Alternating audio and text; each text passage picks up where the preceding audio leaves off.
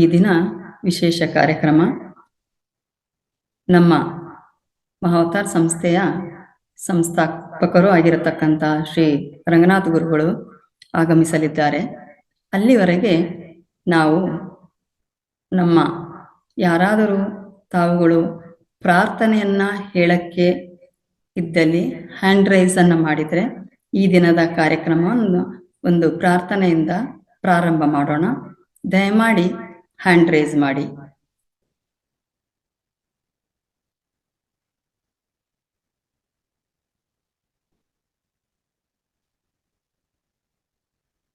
Subhadra madam unmute ಮಾಡಿಕೊಂಡು ಪ್ರಾರ್ಥನೆ ಹಾಡನ್ನ ಹೇಳಿ. ಅನ್ಮ್ಯೂಟ್ ಮಾಡ್ಕೊಳ್ಳಿ. ಓಕೆ, ಮಾಡಿ ಮೇಡಮ್.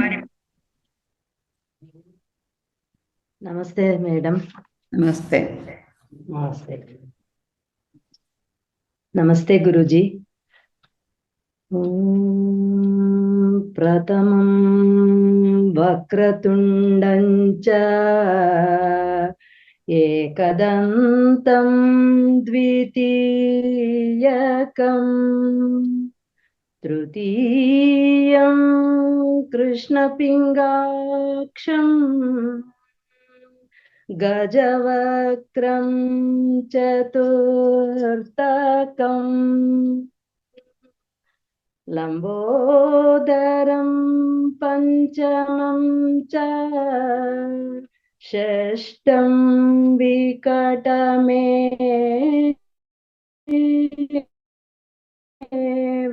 ಚ ಸಪ್ತಮಂ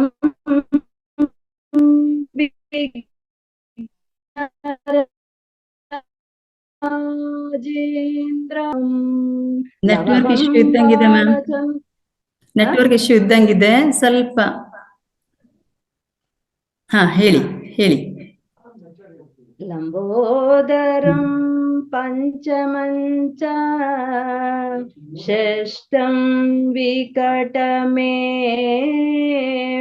ಚ ಸಪ್ತಮಂ ವಿಘ್ನರಾಜೇಂದ್ರ ಧೂಮ್ರವರ್ಣಾ ತಥಾಷ್ಟಮಂ ನವಮಂ ಬಾಲಚಂದ್ರಂ ಚ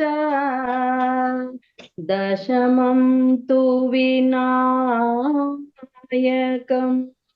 ಏಕಾದಶಂ ಗಣಪತಿಂ ದ್ವಾದಶಂ ತು ಗಜಾನನ ದ್ವಾದಶೈತಾನಿ ನಾಮಾನಿ ತ್ರಿಸಂಧ್ಯಯ ಪಠೇ ನರಃ ನ ಚ ವಿಘ್ನಭಯಂ ತಸ್ಯ ಸರ್ವಸಿದ್ಧಿಕರಂ ಪ್ರಭೋ ನ ಚ ವಿಘ್ನಭಯಂ ತಸ್ಯ ಸರ್ವಸಿದ್ಧಿಕರಂ ಪ್ರಭೋ. ಅವಕಾಶ ಕೊಟ್ಟಿದ್ದಕ್ಕಾಗಿ ಧನ್ಯವಾದಗಳು ಮೇಡಮ್. ಧನ್ಯವಾದಗಳು. Thank you ma'am. Thank you very much. ಒಳ್ಳೆಯ ಒಂದು ಪ್ರಾರ್ಥನೆಯನ್ನ ಮಾಡಿದ್ರಿ. ಮುಂದೆ ಯಾರಾದ್ರೂ ಹಾಡುವವರಿದ್ರೆ ಯಾವುದು ಹಾಡು ಆಗಬಹುದು. ಅಂದ್ರೆ ಫುಲ್ ಹಾಡನ್ನ ಹಾಡೋದಲ್ಲ, ಸಮಯವನ್ನ ನೋಡ್ಕೊಂಡು ಒಂದು 2 ನಿಮಿಷಗಳ ಕಾಲ ಅಥವಾ 3 ನಿಮಿಷಗಳ ಕಾಲ ಹಾಡನ್ನ ಹೇಳ್ಬೋದು. ದಯಮಾಡಿ ಹ್ಯಾಂಡ್ ರೈಸ್ ಮಾಡಿ. ಮ್ಯಾಮ್ ವೇದಿಕೆ ಬಗ್ಗೆ ಮಾಹಿತಿ ಕೊಡಿ ಮ್ಯಾಮ್ ಪ್ಲೀಸ್. ಅಷ್ಟೊತ್ತಿಗೆ ಮಾಸ್ಟರ್ಸ್ ರೆಡಿಯಾಗಿ ಹ್ಯಾಂಡ್ ರೈಸ್ ಮಾಡ್ತಾರೆ. ಸರಿ, ಓಕೆ. ಅಂದ್ರೆ ನಮ್ಮ ವೇದಿಕೆಯ ಬಗ್ಗೆ ಮಾಹಿತಿ ಅಂತಂದ್ರೆ ತುಂಬಾ ಜನರಿಗೆ ಗೊತ್ತಿದೆಯೋ ಅಥವಾ ಗೊತ್ತಿಲ್ವೋ. ಯಾಕಂತಂದ್ರೆ ಈ 9 ಗಂಟೆಯಿಂದ 10 ಗಂಟೆಗೆ ಕೂರುವವರಿಗೆ ಅದರ ಬಗ್ಗೆ ಮಾತ್ರ ಮಾಹಿತಿ ಇರಬಹುದು ಅಂತ ನಮ್ಮ ಒಂದು ಅಂದಾಜು. ಅದಕ್ಕೋಸ್ಕರ ಈ ನಮ್ಮ ವೇದಿಕೆಯ ಸಂಪೂರ್ಣ ಮಾಹಿತಿಯನ್ನ ಕೊಡೋಣ ಅಂತ ಹೇಳ್ಕೊಂಡು ನಾವು ಈ ಒಂದು ಮಾಹಿತಿಯನ್ನ ಕೊಡ್ತಾ ಇದ್ದೇವೆ. ಪ್ರತಿದಿನ ಬೆಳಿಗ್ಗೆ 5 ಗಂಟೆಯಿಂದ 8 ಗಂಟೆಯವರೆಗೆ ನಮ್ಮ ಕಾರ್ಯಕ್ರಮ ಇರ್ತದೆ. ಇದರಲ್ಲಿ ಬೆಳಿಗ್ಗೆ 5 ಗಂಟೆಗೆ ಯೋಗಾಸನ ಪ್ರಾರಂಭ ಆಗುತ್ತೆ. ತದನಂತರ ಅದರೊಟ್ಟಿಗೆನೆ ಪ್ರಾಣಾಯಾಮವನ್ನು ಸಹ ಕಲಿಸಿಕೊಡ್ತಾರೆ. ತದನಂತರ ಅರ್ಧ ಗಂಟೆಯ ಕಾಲ 5:30ಯಿಂದ 6 ಗಂಟೆಗಳವರೆಗೆ ಧ್ಯಾನವನ್ನ ಮಾಡಿಸಲಾಗ್ತದೆ. ತದನಂತರ ಒಳ್ಳೆಯ ಉಪನ್ಯಾಸಕರು ಈ ವೇದಿಕೆಯಲ್ಲಿ ಒಳ್ಳೆಯವಾದ ಜ್ಞಾನ ಹಂಚಿಕೆಯನ್ನ ಮಾಡ್ತಾ ಇದ್ದಾರೆ. ತದನಂತರ ನಮ್ಮ ಮಹಾವತಾರ್ ಸಂಸ್ಥೆಯ ಸಂಸ್ಥಾಪಕರು ಆಗಿರತಕ್ಕಂತಹ ರಂಗನಾಥ್ ಗುರುಗಳು ಪ್ರತಿದಿನ ಬೆಳಿಗ್ಗೆ ದಿವ್ಯ ಸಂದೇಶವನ್ನ ನೀಡಲಿದ್ದಾರೆ. ಈ ದಿವ್ಯ ಸಂದೇಶ ಸಾಮಾನ್ಯವಾಗಿ ನಮ್ಮ ಒಂದು ಆರೋಗ್ಯಕ್ಕೆ ಸಂಬಂಧಪಟ್ಟದ್ದು ಅಥವಾ ನಮ್ಮ ಆರೋಗ್ಯವನ್ನ ಹೇಗೆ ಕಾಪಾಡಿಕೊಳ್ಳಬೇಕು ಎಂಬಂತಹ ದೃಷ್ಟಿಯಿಂದ ಮುದ್ರೆ ಇರಬಹುದು, ನಮ್ಮ ಸ್ವರ ಹೇಗಿರಬೇಕು ಅಥವಾ ಸ್ವರ ಯೋಗ ಅಂತ ಏನು ನಾವು ಹೇಳ್ತೇವೆ, ಸ್ವರ ವಿಜ್ಞಾನ, ಇದರ ಬಗ್ಗೆ ನಮಗೆ ಮಾಹಿತಿಯನ್ನ ನೀಡ್ತಾರೆ. ಜೊತೆಗೆ ಅಕ್ಯುಪ್ರೆಷರ್ ಇದರ ಬಗ್ಗೆನೂ ಮಾಹಿತಿಯನ್ನ ನೀಡಿ ನಾವು ದಿನನಿತ್ಯ ಸಾಮಾನ್ಯವಾಗಿ ನಮಗೆ ಬರತಕ್ಕಂತಹ ಯಾವುದೇ ನೋವು ಏನಿದ್ರೂ ಸಹ ಅದನ್ನ ಇದರಲ್ಲೇ ಪರಿಹಾರ ಮಾಡಿಕೊಳ್ಳತಕ್ಕಂತಹ ಸಲಹೆ ಸೂಚನೆಗಳನ್ನು ಕೊಡುವುದರ ಜೊತೆಗೆ ಇದನ್ನ ಮಾಡಿ, ಅಂದ್ರೆ ಮುದ್ರೆಯನ್ನ ಹೇಗೆ ಮಾಡಬೇಕು, ಯಾವಾಗ ಮಾಡಬೇಕು, ಅಕ್ಯುಪ್ರೆಷರ್ ಯಾವಾಗ ಮಾಡ್ಕೊಳ್ಬೇಕು ಅಂತ ಒಂದು ಅದ್ಭುತವಾದ ಜ್ಞಾನವನ್ನ ನಮಗೆ ಹಂಚುತ್ತಾರೆ. ಅದೆಲ್ಲ ಆದ ಮೇಲೆ ನಮ್ಮ ಅಭಿಪ್ರಾಯ ಏನಿದೆ, ಒಂದು ವೇಳೆ ನಮಗೆ ಒಂದು ಸಲ ಸರ್ ಹೇಳಿದಾಗ ಅರ್ಥ ಆಗ್ಲಿಲ್ಲ ಅಂತ ಹೇಳತಕ್ಕಂತ ಸಂದರ್ಭದಲ್ಲಿ ಅದನ್ನ ಮತ್ತೊಮ್ಮೆ ನಾವು ಪ್ರಶ್ನೆ ಮಾಡಿ ಹೇಗೆ ಅಂತ ಕೇಳಿ ನಾವು ಕಲ್ತ್ಕೊಳ್ಳಕ್ಕೂ ಸಹ ಅವಕಾಶ ಇದೆ. ಜೊತೆಗೆ ಈ ಕಾರ್ಯಕ್ರಮದ ಬಗ್ಗೆ ಅಭಿಪ್ರಾಯ ಅಥವಾ ಈ ಕಾರ್ಯಕ್ರಮದಿಂದ ತಮಗೆ ಏನೊಂದು ಅನುಭವ ಆಯಿತು ಅಥವಾ ಇಷ್ಟು ಉಪಕಾರ ಆಯಿತು, ಸಹಕಾರಿ ಆಯಿತು ಅಂತ ಹೇಳತಕ್ಕಂಥದ್ದನ್ನು ಸಹ ಸಂಕ್ಷಿಪ್ತವಾಗಿ ಹಂಚಿಕೊಳ್ಳಲಿಕ್ಕೆ ಅವಕಾಶ ಇದೆ. ಈ ಕಾರ್ಯಕ್ರಮ ಸಾಮಾನ್ಯವಾಗಿ ನಾವು 8 ಗಂಟೆ ಅಂತ ಅಂದ್ಕೊಂಡ್ರೂ ಸಹ ಯಾವುದೇ ಪ್ರಶ್ನೆ ಇದ್ದಂತ ಪಕ್ಷದಲ್ಲಿ 8 ಗಂಟೆ ಆಯ್ತು ಅಂತ ನಾವು ರದ್ದು ಮಾಡೋದಿಲ್ಲ. ಸರ್ ಎಲ್ಲರ ಪ್ರಶ್ನೆಯನ್ನ ಅಟೆಂಡ್ ಮಾಡಿ ಅದಕ್ಕೆ ತಕ್ಕ ಉತ್ತರವನ್ನ ಕೊಟ್ಟ ನಂತರವೇ ಕಾರ್ಯಕ್ರಮವನ್ನ ಸಂಪನ್ನಗೊಳಿಸಲಾಗ್ತದೆ. ಹಾಗೇನೆ 11:30ಯಿಂದ 12:30ವರೆಗೆ ಕೇವಲ ಧ್ಯಾನವನ್ನ ಮಾತ್ರ ಮಾಡತಕ್ಕಂತಹ ಅವಕಾಶ ಇದೆ. ನಾನು ಮೊದಲೇ ಹೇಳಿದ್ದೆ, ಇದು ಯಾಕೆಂತಂದ್ರೆ ಸಾಮಾನ್ಯವಾಗಿ ಈ ಚಿಕ್ಕ ಮಕ್ಕಳಿರತಕ್ಕಂಥದ್ದು ಅಥವಾ ಯಜಮಾನರು ಸ್ವಲ್ಪ ದೂರದಲ್ಲಿ ಕೆಲಸಕ್ಕೆ ಹೋಗತಕ್ಕಂತಿದ್ರೆ ಬೆಳಿಗ್ಗೆ ಬೇಗ ಎದ್ದು ಎಲ್ಲಾ ವ್ಯವಸ್ಥೆಯನ್ನ ಮಾಡಿ ಮಕ್ಕಳನ್ನ ಶಾಲೆಗೆ ಬಿಡತಕ್ಕಂಥದ್ದು ಅಥವಾ ಅವರ ಬಸ್ಸಿಗೆ ತಲುಪಿಸ್ತಕ್ಕಂಥದ್ದು, ಮನೆಯ ಅಥವಾ ಮಹಿಳೆಯರು ಸಹ ಕೆಲಸಕ್ಕೆ ಹೋಗುವಾಗ ಎಲ್ಲ ತಿಂಡಿ ಎಲ್ಲ ಮಾಡಿ ಊಟ ಕಟ್ಕೊಂಡು ಹೋಗತಕ್ಕಂಥದ್ದು ಇರ್ತದೆ. ಇಂತಹ ಸಂದರ್ಭದಲ್ಲಿ ಬೆಳಿಗ್ಗೆ ನಾವು ಧ್ಯಾನಕ್ಕೆ ಕೂತ್ಕೊಳ್ಳಕ್ ಆಗುದಿಲ್ಲ ಅಂತ ಹೇಳತಕ್ಕಂತಹ ಕೋರಿಕೆಯ ಮೇರೆಗೆ 1 ಗಂಟೆಯ ಧ್ಯಾನ 11:30 ಗಂಟೆಯಿಂದ 12:30 ಗಂಟೆವರೆಗೆ ಧ್ಯಾನವನ್ನ ಮಾಡಿಸಲಾಗ್ತಾ ಇದೆ. ಇದರ ಒಂದು ಸದುಪಯೋಗವನ್ನ ಸಹ ಪಡ್ಕೊಳ್ಬಹುದು. ತದನಂತರ ಮಧ್ಯಾಹ್ನದ ಊಟದ ನಂತರ 3 ಗಂಟೆಯಿಂದ 4:30ವರೆಗೆ ಮತ್ತೆ ಧ್ಯಾನ ಇದೆ, ಜ್ಞಾನ ಹಂಚಿಕೆ ಇದೆ. ಅದರ ಜೊತೆಗೆ ಒಂದು ಮುದ್ರೆ ಇರಬಹುದು ಅಥವಾ ಒಂದು ಮನೆ ಮದ್ದಿರಬಹುದು. ಇಂತಹ ಮಾಹಿತಿಯನ್ನ ಜೊತೆಗೆ ನಮ್ಮ ಪತ್ರಿಜಿಯವರ ಒಂದು ವಾಣಿಯನ್ನು ಸಹ ಹಂಚಿಕೊಳ್ಳತಕ್ಕಂತ ಒಂದು ವ್ಯವಸ್ಥೆಯನ್ನ ಮಾಡಲಾಗಿದೆ. ಇದನ್ನು ಸಹ ತಮಗೆ ಸಂದರ್ಭ ಆದಾಗ ಅಥವಾ ತಮ್ಮ ಒಂದು ಸಮಯಾವಕಾಶದ ಹಾಗೆ ಆಗ್ಲೂ ಸಹ ಧ್ಯಾನವನ್ನ ಮಾಡಿಕೊಂಡು ಜ್ಞಾನ ಹಂಚಿಕೆಯ ಸದುಪಯೋಗನ ಪಡ್ಕೊಳ್ಬಹುದು. ತದನಂತರ ಈ 9 ಗಂಟೆಯಿಂದ 10 ಗಂಟೆಗೆ ನಡೀತಕ್ಕಂತಹ ಕಾರ್ಯಕ್ರಮ ನಿಮ್ಗೆಲ್ರಿಗೂ ಈಗಾಗಲೇ ಗೊತ್ತಿದೆ. ನಾವು ಧ್ಯಾನ ಜೊತೆಗೆ ಜ್ಞಾನ ಹಂಚಿಕೆಯನ್ನ ಮಾಡ್ತೇವೆ ಅಂತ ಹೇಳ್ಕೊಂಡು, ಈಗಾಗಲೇ ಇದು ಇಷ್ಟು ಮಾತ್ರ ಅಲ್ಲ, ನಾವು ಶುಕ್ರವಾರ ದಿನ ಸಮಗ್ರ ಜೀವನ ಶೈಲಿ, ನಿನ್ನೆ ಎಲ್ರೂ ಅನುಭವವನ್ನ ಪಡೆದಿದ್ದೀರಾ ಮನೆ ಮದ್ದು ಬಗ್ಗೆ. ಅಂದ್ರೆ ನಮ್ಮ ಜೀವನ ಶೈಲಿ, ನಮ್ಮ ಒಂದು ಲೈಫ್ ಸ್ಟೈಲ್ ಅನ್ನ ನಾವು ಹೇಗೆ ಸರಿಪಡಿಸ್ಕೊಂಡು ತಿದ್ದುಕೊಂಡು ನಮ್ಮದೇ ಒಂದು ಆರೋಗ್ಯವನ್ನ ಕಾಪಾಡಿಕೊಳ್ಳಬಹುದು ಅಂತ ಹೇಳತಕ್ಕಂತಹ ಸಾಕಷ್ಟು ಟಿಪ್ಸ್ ಅನ್ನ ಕೊಡತಕ್ಕಂತಹ ಕಾರ್ಯಕ್ರಮ ಇದೆ. ಹಾಗೇನೆ ಶನಿವಾರ ದಿನ ಇವತ್ತು ನಾವೇನ್ ಕೂತಿದ್ದೇವೆ ವಿಶೇಷ ಕಾರ್ಯಕ್ರಮ ಅಂತ ಹಾಕಿದ್ದೇವೆ. ನಾವು 1 ವಾರದವರೆಗೆ ಅಂದ್ರೆ ಸೋಮವಾರದಿಂದ ಶುಕ್ರವಾರದವರೆಗೆ ಏನೊಂದು ಅನುಭವವನ್ನ ಪಡ್ಕೊಂಡಿದ್ದೇವೆ, ಇದರ ಒಂದು ಅನುಭವ ಹಂಚಿಕೆಯನ್ನ ನಾವಿಲ್ಲಿ ಮಾಡ್ಕೊಳ್ಳತಕ್ಕಂಥದ್ದು ಅಗತ್ಯ ಇದೆ. ಯಾಕಂತಂದ್ರೆ ತಮಗೆ ಎಷ್ಟು ಮಟ್ಟಿಗೆ ಇದು ಅರ್ಥ ಆಗಿದೆ, ಎಷ್ಟು ಮಟ್ಟಿಗೆ ಇದರಿಂದ ಪ್ರಯೋಜನ ಆಗಿದೆ, ಇದರಿಂದಾಗಿ ನಾವು ಸಹ ನಮ್ಮ ಕಾರ್ಯಕ್ರಮವನ್ನ ಸ್ವಲ್ಪ ಇನ್ನು ಸ್ವಲ್ಪ ರೂಪಿಸ್ಲಿಕ್ಕೆ, ಚೆನ್ನಾಗಿ ರೂಪಿಸ್ಲಿಕ್ಕೆ ನಿಮ್ಮ ಸಹಕಾರ ನೀಡಿದ ಹಾಗೆ ಸಹ ಆಗುತ್ತೆ. ಜೊತೆಗೆ ತಮಗೆ ಯಾವುದೇ ಒಂದು ಮಾಹಿತಿ ನಮಗೆ ಬೇಕು ಅಂತ ಹೇಳಿದಂತ ಪಕ್ಷದಲ್ಲಿ ಅದನ್ನ ಕೊಡತಕ್ಕಂಥದ್ದು. ಜೊತೆಗೆ ಇವತ್ತು ಒಂದು ವಾರದವರೆಗೆ ಹೇಳಿದ್ರಲ್ಲಿ ಏನಾದ್ರೂ ಡೌಟ್ಸ್ ಇದ್ರೆ, ಉಪನ್ಯಾಸಕರು ಹೇಳಿದಂತಹ ವಿಷಯದಲ್ಲಿ ಏನಾದ್ರೂ ಡೌಟ್ ಇದ್ದಂತ ಪಕ್ಷದಲ್ಲಿ ಸಹ ಆ ಪ್ರಶ್ನೆಗಳನ್ನ ಶನಿವಾರ ದಿನ ಕೇಳಬಹುದು. ಸಾಮಾನ್ಯವಾಗಿ ಶನಿವಾರದ ದಿನ ನಮ್ಮ ಗುರುಗಳು ಹಾಜರಿದ್ದು ತಮ್ಮ ಎಲ್ಲ ಪ್ರಶ್ನೆಗೆ ಸರಿಯಾದ ಸಕಾರಾತ್ಮಕವಾದ ಉತ್ತರವನ್ನ ನೀಡಲಿಕ್ಕೆ ಪ್ರಯತ್ನವನ್ನ ಪಡ್ತಾ ಇದ್ದಾರೆ. ಅದೇ ರೀತಿ ಭಾನುವಾರ ದಿನ ಕೇವಲ ಬೆಳಿಗ್ಗೆ 5 ಗಂಟೆಯಿಂದ 8 ಗಂಟೆಯ ಕಾರ್ಯಕ್ರಮ, ಅಂದ್ರೆ 3 ಗಂಟೆಗಳ ಕಾಲ ಧ್ಯಾನ ಮಾಡತಕ್ಕಂತಹ ಕಾರ್ಯಕ್ರಮ. ಅದ ನಂತರ ಧ್ಯಾನದ ಬಗ್ಗೆ ನಮ್ಮ ಅನುಭವವನ್ನ ಹಂಚಿಕೊಳ್ಳಿಕ್ಕೆ ಅವಕಾಶ ಇದೆ. ಇದಲ್ಲದೆ ರಾತ್ರಿ 11 ಪ್ರತಿದಿನ ರಾತ್ರಿ 11 ಗಂಟೆಯಿಂದ ಬೆಳಿಗ್ಗೆ 4 ಗಂಟೆಯವರೆಗೆ ಧ್ಯಾನ ಮಾಡತಕ್ಕಂತಹ ಕಾರ್ಯಕ್ರಮ ಇದೆ. ಇದರಲ್ಲಿ ಸಹ ತಾವೆಲ್ಲರೂ ಪಾಲ್ಗೊಳ್ಬೇಕು.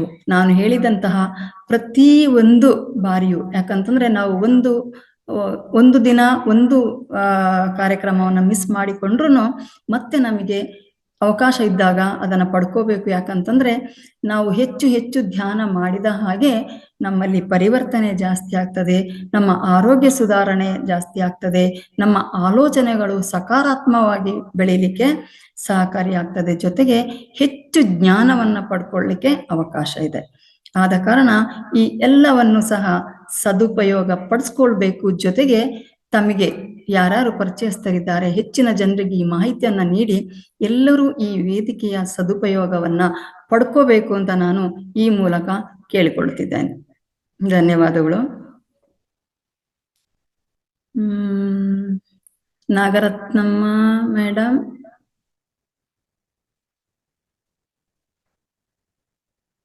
ಅನ್ಮ್ಯೂಟ್ ಮಾಡ್ಕೊಂಡು ಹೇಳಿ ಮೇಡಮ್. ಅನ್ಮ್ಯೂಟ್ ಮಾಡ್ಕೊಳ್ಳಿ ನಾಗರತ್ನ ಮೇಡಮ್, ಅನ್ಮ್ಯೂಟ್ ಮಾಡ್ಕೊಳ್ಳಿ ನಾಗರತ್ನ ಮೇಡಮ್, ಅನ್ಮ್ಯೂಟ್. ಹಾ, ಓಕೆ. ಎಲ್ಲರಲ್ಲಿ ಒಂದು ವಿನಂತಿ, ಸಂಕ್ಷಿಪ್ತವಾಗಿ ಹೇಳುದನ್ನ ಹೇಳಿ. ನಾನು ಹೇಳಿದೆ ಫುಲ್ ಪದ್ಯವನ್ನ ಹೇಳಕ್ಕೆ ಅಥವಾ ಕವನವನ್ನ ಹೇಳಕ್ಕೆ ಪೂರ್ಣ ಸಮಯವನ್ನ ಕೊಡ್ಲಿಕ್ಕೆ ಆಗುದಿಲ್ಲ. ಹೆಚ್ಚಿನವರಿಗೆ ನಾವು ಅವಕಾಶವನ್ನ ಕೊಡೋಣ. ಹಿರಿಯ ಮಾಸ್ಟರ್ಗಳು ಹೇಳಿ, ಜೊತೆಗೆ ನಮ್ಮ ಈಗಾಗಲೇ ಹೊಸದಾಗಿ ಏನು ಜಾಯಿನ್ ಆಗಿದ್ದೀರಾ ಅವರು ಸಹ ನಮ್ಮ ಈ 10-11 ದಿನಗಳ ಕಾರ್ಯಕ್ರಮದ ಅನುಭವವನ್ನ ಸಂಕ್ಷಿಪ್ತವಾಗಿ ಹಂಚಿಕೊಳ್ಬೇಕು ಅಂತ ಕೇಳ್ಕೊಳ್ತೇನೆ. Over to Nagaratna madam. ನಮಸ್ತೆ ಮೇಡಮ್. ನಮಸ್ತೆ. ನಾನು ಇವತ್ತು ಯಾಕಂದ್ರೆ ಒಂದು ಮೊಬೈಲ್ ಪ್ರಾಬ್ಲಮ್ ಇತ್ತು, ಜೊತೆಗೆ ನಾನು ದೇವಸ್ಥಾನ ಟೆಂಪಲ್ ಗೊತ್ತಾಗಿದ್ದೆ ಶನಿವಾರ ಇವತ್ತು. ಹಾಗಾಗಿ ನಾನು ಕ್ಲಾಸ್ ಸರಿ ಕೇಳಕ್ ಆಗಿಲ್ಲ ಇವತ್ತು. ಅದನ್ನ ನಾನು ಯೂಟ್ಯೂಬ್ ಅಲ್ಲಿ ನೋಡ್ಕೋತೀನಿ. ಮತ್ತೆ ಏನ್ ಕ್ಲಾಸ್ ಅಂತಾನೆ ಗೊತ್ತಿಲ್ಲ ಅಂದಾಗ ವಿಷಯ ಹೇಳಂತದ್ದು ಏನಿರಲ್ಲ. ಒಂದು ಹಾಡು ಹೇಳ್ತೀನಿ ಮೇಡಮ್, ಅದು ಸಣ್ಣದಾಗಿ. ಓಕೆ ಮ್ಯಾಮ್, ಹೇಳಿ. ಇವತ್ತು ಶನಿವಾರ, ಶನಿಶ್ವರನ ಬಗ್ಗೆನೇ ಒಂದು ಹೇಳ್ತೀನಿ. Okay ma'am. ಕಾಡಬೇಡ ಕಾಡಬೇಡ, ಕಾಡಿ ಕಂಗೆಡಿಸಿ ಕೈ ಬಿಡಬೇಡ. ಕಾಡಬೇಡ ಕಾಡಬೇಡ, ಕಾಡಿ ಕಂಗೆಡಿಸಿ ಕೈ ಬಿಡಬೇಡ. ಏರಬೇಡ ಬೆನ್ನೇರಬೇಡ, ಕಷ್ಟ ಸಂಕಷ್ಟದಲ್ಲಿ ದೂಡಬೇಡ. ಏರಬೇಡ ಬೆನ್ನೇರಬೇಡ, ಕಷ್ಟ ಸಂಕಷ್ಟದಲ್ಲಿ ದೂಡಬೇಡ. ನಿನ್ನನ್ನೇ ನಂಬಿಹೆವು, ನಿನ್ನನ್ನೇ ಭಜಿಸುವೆವು, ನಿನ್ನನ್ನೇ ನಂಬಿಹೆವು, ನಿನ್ನನ್ನೇ ಭಜಿಸುವೆವು. ವಾಗೀಶ ಗಿರಿಜೇಶ ಲಕ್ಷ್ಮೀಶರೆಲ್ಲ ನಿನ್ನ ಮಹಿಮೆ ಹಾಡಿ ಪೊಗಳುವರೆಲ್ಲ. ವಾಗೀಶ ಗಿರಿಜೇಶ ಲಕ್ಷ್ಮೀಶರೆಲ್ಲ ನಿನ್ನ ಮಹಿಮೆ ಹಾಡಿ ಪೊಗಳುವರೆಲ್ಲ. ಕಾಡಬೇಡ ಕಾಡಬೇಡ, ಕಾಡಿ ಕಂಗೆಡಿಸಿ ಕೈ ಬಿಡಬೇಡ. ನಿಜವ ನುಡಿದ ರಾಜ ಹರಿಶ್ಚಂದ್ರನನ್ನು, ನಿಜವ ನುಡಿದ ರಾಜ ಹರಿಶ್ಚಂದ್ರನನ್ನು, ರಾಜ್ಯಕೋಶ ತೊರೆದ ಶ್ರೀರಾಮನನ್ನು, ರಾಜ್ಯಕೋಶ ತೊರೆದ ಶ್ರೀರಾಮನನ್ನು. ಕಾಡಿನ ಪಾಲಾದ ಪಾಂಡವರನ್ನು, ಕಾಡಿನ ಪಾಲಾದ ಪಾಂಡವರನ್ನು, ಕಾಡಿದಂತೆನ್ನ ನೀ ಕಾಡಬೇಡ. ನಾಡಾಳ ದೊರೆಯಾದ ನಳರಾಜನನ್ನು, ನಾಡಾಳೋರ ದೊರೆಯಾದ ನಳರಾಜನನ್ನು ಕಾಡಿದಂತೆಲ್ಲ ನೀ ಕಾಡಬೇಡ, ಕಾಡಿದಂತೆಲ್ಲ ನೀ ಕಾಡಬೇಡ. ಕಷ್ಟ ಸಂಕಷ್ಟದಲ್ಲಿ ನೀ ದೂಡಬೇಡ, ಕಷ್ಟ ಸಂಕಷ್ಟದಲ್ಲಿ ನೀ ದೂಡಬೇಡ.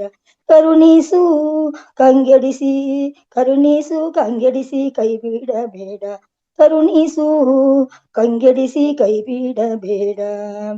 ಎಲ್ಲ ಶಾಸ್ತ್ರವ ಬಲ್ಲ ಗುರು ಬೃಹಸ್ಪತಿಯನ್ನು, ಎಲ್ಲ ಶಾಸ್ತ್ರವ ಬಲ್ಲ ಗುರು ಬೃಹಸ್ಪತಿಯನ್ನು, ಕೈಲಾಸಗಿರಿವಾಸ ಗೌರೀಶನನ್ನು, ಕೈಲಾಸಗಿರಿವಾಸ ಗೌರೀಶನನ್ನು, ಸುರಲೋಕಾಧಿಪತಿ ದೇವೇಂದ್ರನನ್ನು, ಸುರಲೋಕಾಧಿಪತಿ ದೇವೇಂದ್ರನನ್ನು, ಸಾಮ್ರಾಟ ಪ್ರತಿಮಾ ಬಲಶಾಲಿ, ಸಾಮ್ರಾಟ ಪ್ರತಿಮಾ ಬಲಶಾಲಿ ರಾಜ ವಿಕ್ರಮನನ್ನು, ರಾಜ ವಿಕ್ರಮನನ್ನು, ರಾಜ ವಿಕ್ರಮನನ್ನು ಕಾಡಿದಂತೆನ್ನ ನೀ ಕಾಡಬೇಡ, ಕಾಡಿದಂತೆನ್ನ ನೀ ಕಾಡಬೇಡ.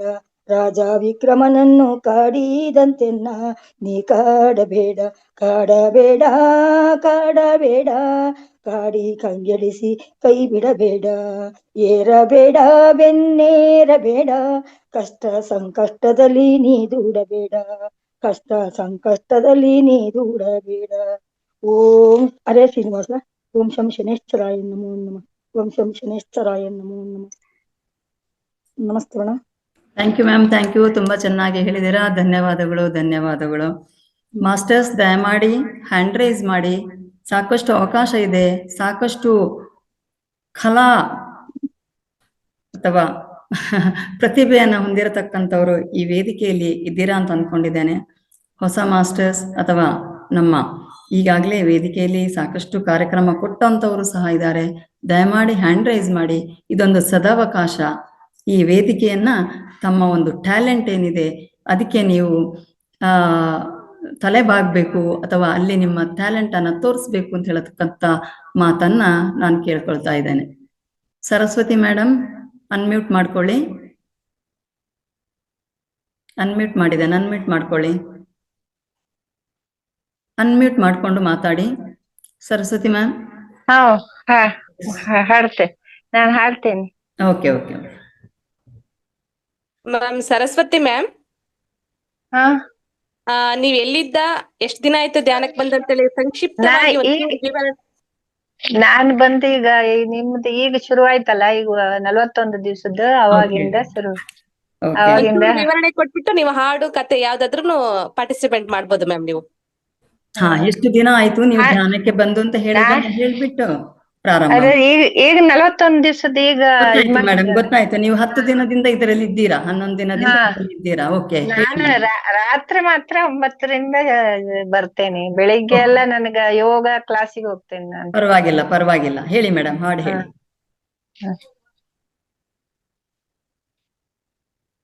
ಸದಾ ಎನ್ನ ನಾಲಿಗೆಯಲಿ ಬರಲಿ ರಾಮನಾಮ,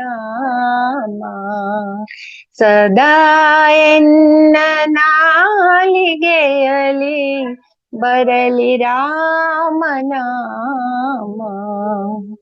ಬರಲಿ ರಾಮನಾಮ ಸದಾ, ಬರಲಿ ಕೃಷ್ಣ ನಾಮ, ಬರಲಿ ರಾಮನಾಮ ಸದಾ, ಬರಲಿ ಕೃಷ್ಣ ನಾಮ. ಸತತ ನಿನ್ನ ಚರಣ ಸೇವೆ ಎನ್ನೆ ಕೊಡೋ ರಾಮ, ಸದಾ ಎನ್ನ ನಾಲಿಗೆಯಲಿ ಬರಲಿ ರಾಮನಾಮ. ನಿನ್ನ ನಾಮ ನೆನೆಯುವುದಕ್ಕೆ ನಿನಗೆ ಮನವ ನೀಡೋ, ನಿನ್ನ ನಾಮ ನೆನೆಯುವುದಕ್ಕೆ ನಿನಗೆ ಮನವ ನೀಡೋ.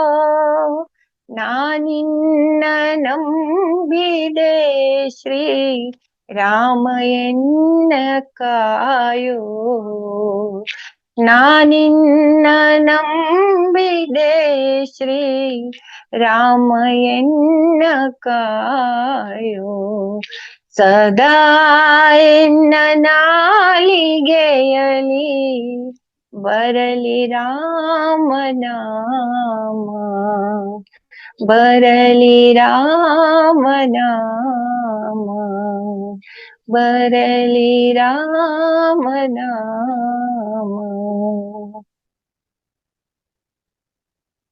ಆಯ್ತು, ನನಗೆ ಅವಕಾಶ ಕೊಟ್ಟಕ್ಕೆ ಅದೇ ಧನ್ಯವಾದಗಳು.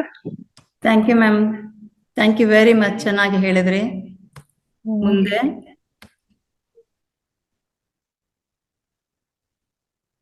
ಬವಿತಾ ಅವರು ಅನ್ಮ್ಯೂಟ್ ಮಾಡ್ಕೊಂಡು ಹಾಡು ಹೇಳಿ. ಬವಿತಾ ಮ್ಯಾಮ್. ಹಾ ಮ್ಯಾಮ್, ನಮಸ್ತೆ. ಹೇಳಿ ಹೇಳಿ. ನಮಸ್ತೆ ಎಲ್ಲರಿಗೂ, ಆತ್ಮ ಬಂಧುಗಳಿಗೆ. ನಾನು ಮಾತಾ ಫೌಂಡೇಶನ್ಗೆ ಸೇರ್ಕೊಂಡಾಯ್ತು ಸುಮಾರು ದಿನ.